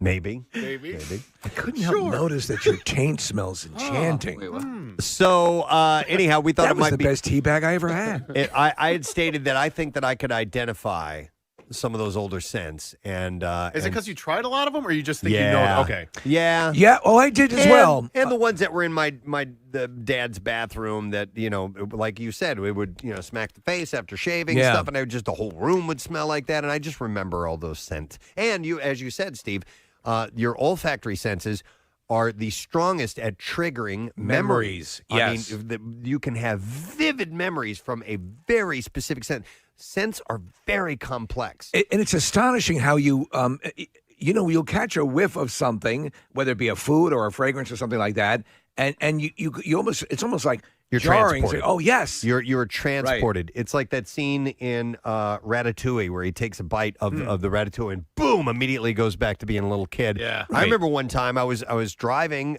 down the road, and it was in summertime, and this overwhelming wafting scent of honeysuckles. I had driven by some honeysuckles, came in the car, and I was transported immediately to a time in my life. It's so wild the way that it works. Yeah. So in the collection of colognes, like I remember I had, you would wear if you were seeing a girl, what she wanted you to wear, because you wanted to make her happy. Yeah. Uh-huh. I remember getting a starter cologne from my mom years ago. And then so I wear now the two scents that Claire likes me to wear. So, Steve, I texted. So my ex-boyfriend from college, he would wear Jupe, and I loved it. And so now that you're saying this, I'm guessing he continued to wear it because I liked it. But I sent him a picture yesterday, and he was like, "Oh my god!" Wow. Well, let me ask. So what's your nasal capability right now, because you lost your sense of smell with the COVID? And Where taste, do you stand right now? Yeah, so the scent is definitely coming back. It's pretty good, and my taste is starting to come back as well. I actually went out to dinner last night and could taste what I was eating. That's a wonderful thing. You know what, Jupe? I probably won't be able to identify that one. I'm not familiar. So with. There's no way you guys tried all of these. Right. So we actually have 10 colognes. Yeah. So we're gonna do a test here. Yes, Kathy. Yeah. Well, so I just wanted to thank the person that helped us out with this. So it's a guy named Ali, and he. Did you smell Marissa? I when smell you walked in Marissa. here? She smells like all of them. Marissa came in and brought us coffee grounds. I'm sorry to interrupt, but She smells like she cologne. smells like all of the cologne that just came in here. I'm sorry. Go ahead. No, and thank you, Marissa, for doing this, because if I were to have to spray those, I would have to go home. I'd have like a migraine headache. Okay. But anyway, I want to thank Ali from Perfume Island. It's a kiosk in the Plymouth Meeting Mall. He used to be in King of Prussia and Exton malls.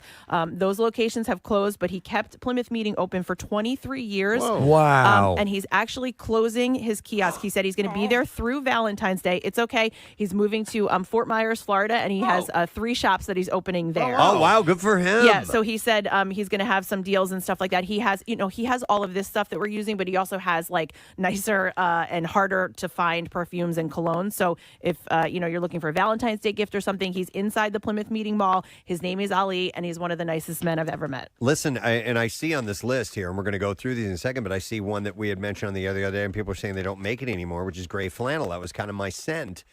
So if he's got it, that's really cool. So he said, I specialize in hard-to-find colognes and perfumes. Excellent. So Yeah. Plymouth Meeting Mall. Yep. And it's an island. It's called the Perfume Island? It's called Perfume Island, and he is kind of like diagonal from Legoland. Okay. Oh, all right. A lot of kids Excellent. like the cologne. All right, so we're going to do this thing.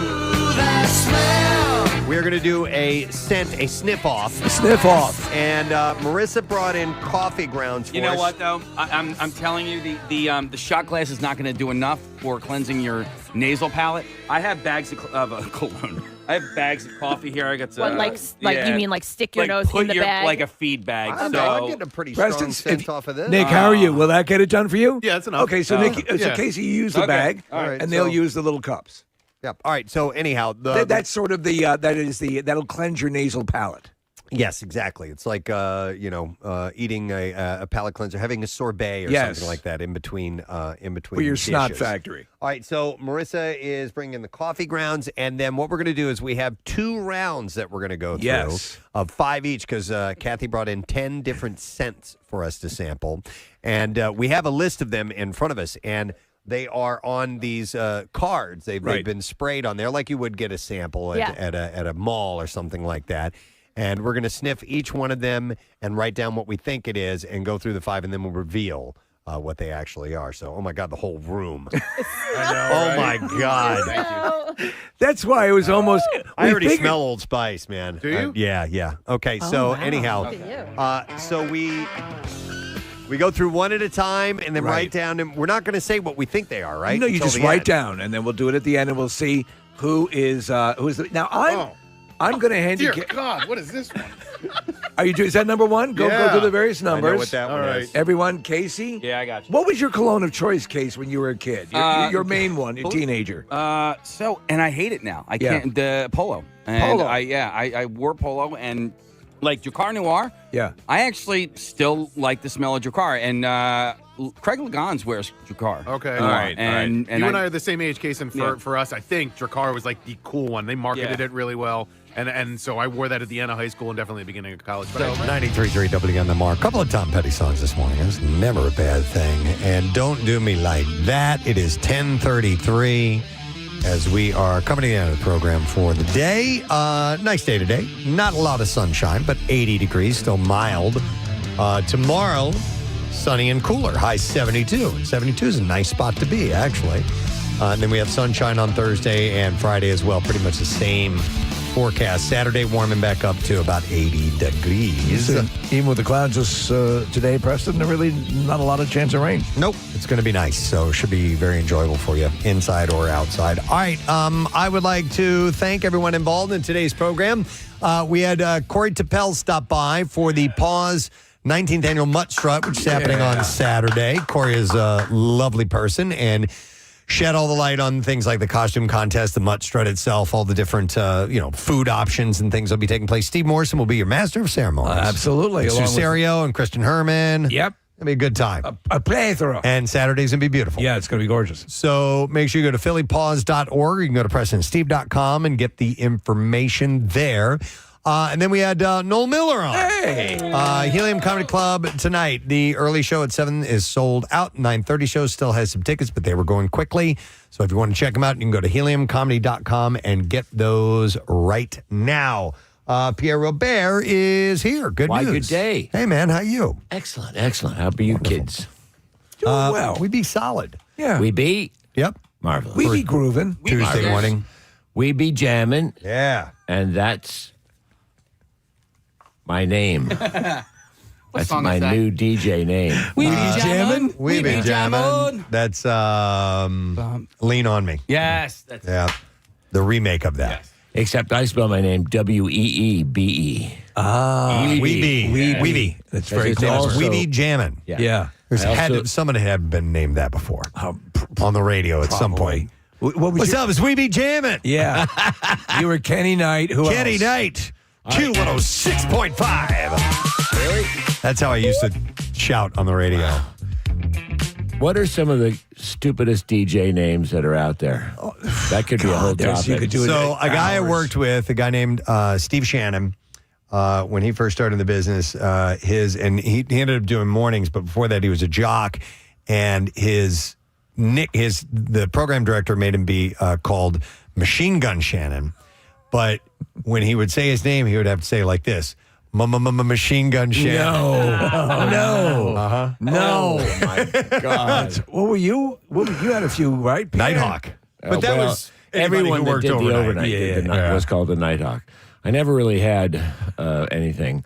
I tried out one way early on, the Funky Frenchman, and I didn't care for that at all. The Funky Frenchman. While I was Kenny Knight, so I also occasionally would do part-time work on our country station, which was KLIK, AM 950.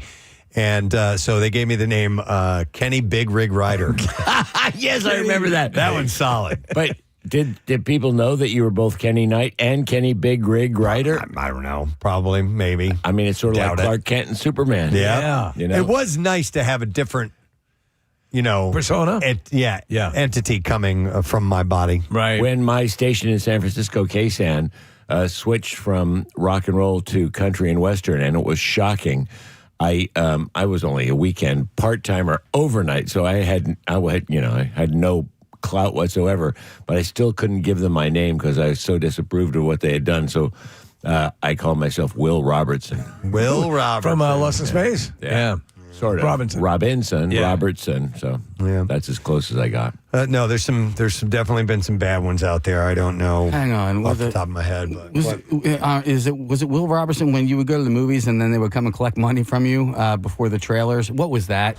Will Rogers. Was that the Will Rogers Was that fund? Will Rogers? Okay, Yeah, sorry yeah, about yeah. that. Back to you, Presbo. They would come collect money. Yeah, they would go Remember through that? the theater sometimes and collect money. They would show you a little featurette of all the great work the organization was doing, and then the ushers and usherettes would come into the theater and collect money. I have no memory of that. Yeah. Was that around There you here? go. That was definitely around here. It's up in New York as well, yeah. Yeah, I remember it before movies. You guys remember Rocco the Janitor? Yeah, we were just talking about You that. were? Yes. Oh, man. It literally, Rocco the Janitor. Somebody He worked- we actually knew. Yeah, he worked here for a stretch before the Preston and Steve show. It before actually Philly started- guys, and he was. Yeah, I think he worked at Wired, perhaps. But that something like character that. started with Preston, Maryland. Did it Preston, really? Maryland, yeah. Okay, yeah. Well, he got a full-time show. Something like that. He did? Yeah. It was a janitor. He got a radio show? No, he was a personality who used that name. Oh. But anyway, we move on. All right.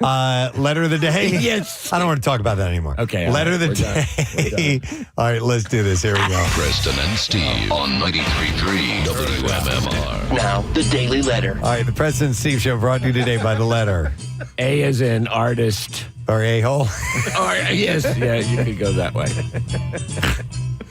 And we're going to give away a Screwball Whiskey outdoor prize pack.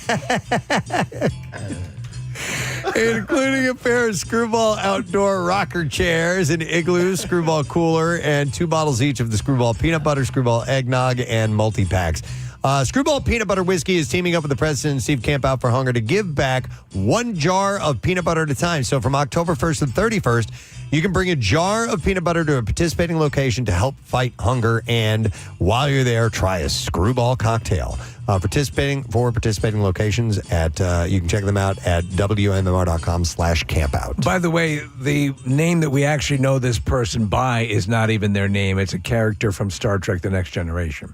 Rocco the janitor? Yes. No, we're done with that. I'm sorry. That's okay. What I meant was Mr. Spock. Yes, of course. Yes, of course. So what's happening? Wait, no, Tat Tuesday. Let's do that. yeah, First, if you don't mind. So today's Tat Tuesday. All right, and we would like to congratulate Mr. Barry Cortez. Barry. From Bethlehem. What in the God's name was that? That's Sam. Sam found a Barry clip that Play we'll it never again. use again. Barry. Holy Jesus. All right, well, we are going to set him up with a $350 gift certificate. Floating World Tattoo and Piercing. Tat Tuesday on the Preston and Steve Show is presented by Floating World Tattoo and Piercing, 1729 South Street in Philadelphia. For artwork samples, visit floatingworldtattoos.com or check them out on Instagram at Floating World Tattoos. What's up on your program today, Pierre? Well, it is Trey's birthday. Did you know that, Casey? I was, I found out this morning. It's crazy. We're going to do a workforce block of fish. Are you really? Yes, including the song that he played when he came on. Was it Chalk Dust Chalk Torture? Dust Torture. That's actually his favorite song of theirs to play. Yeah, it's a. You should play the studio version because they actually pitch his voice down. So he's like, it's really Sounds like a hit. Yeah, it actually is a pretty damn good song. Well, I love it when he played it on your show. Mm-hmm. So we got a block of fish coming up, block of Stained, and a block of Rancid. We're all over the musical map. And it's Double Shot Tuesday. Excellent. It's going to be a good day. Hang out with Pierre. I want to thank our sponsors, Preston and Steve Show. Brought to you by Acme Markets, fresh foods, local flavors. Also brought to you by Dunkin', and the Preston and Steve Show runs on Dunkin'. And by Virtua Health, here for good. We have a packed day tomorrow. It's a Wednesday, so We'll check in with Fox Good Day. We'll have comedian and freestyle rapper Chris Turner joining us. We will have Jack Shoulder, the director of Nightmare on Elm Street 2. There's an anniversary of that movie coming up. Anniversary release. And so that's going to be cool in time getting you prepped for Halloween.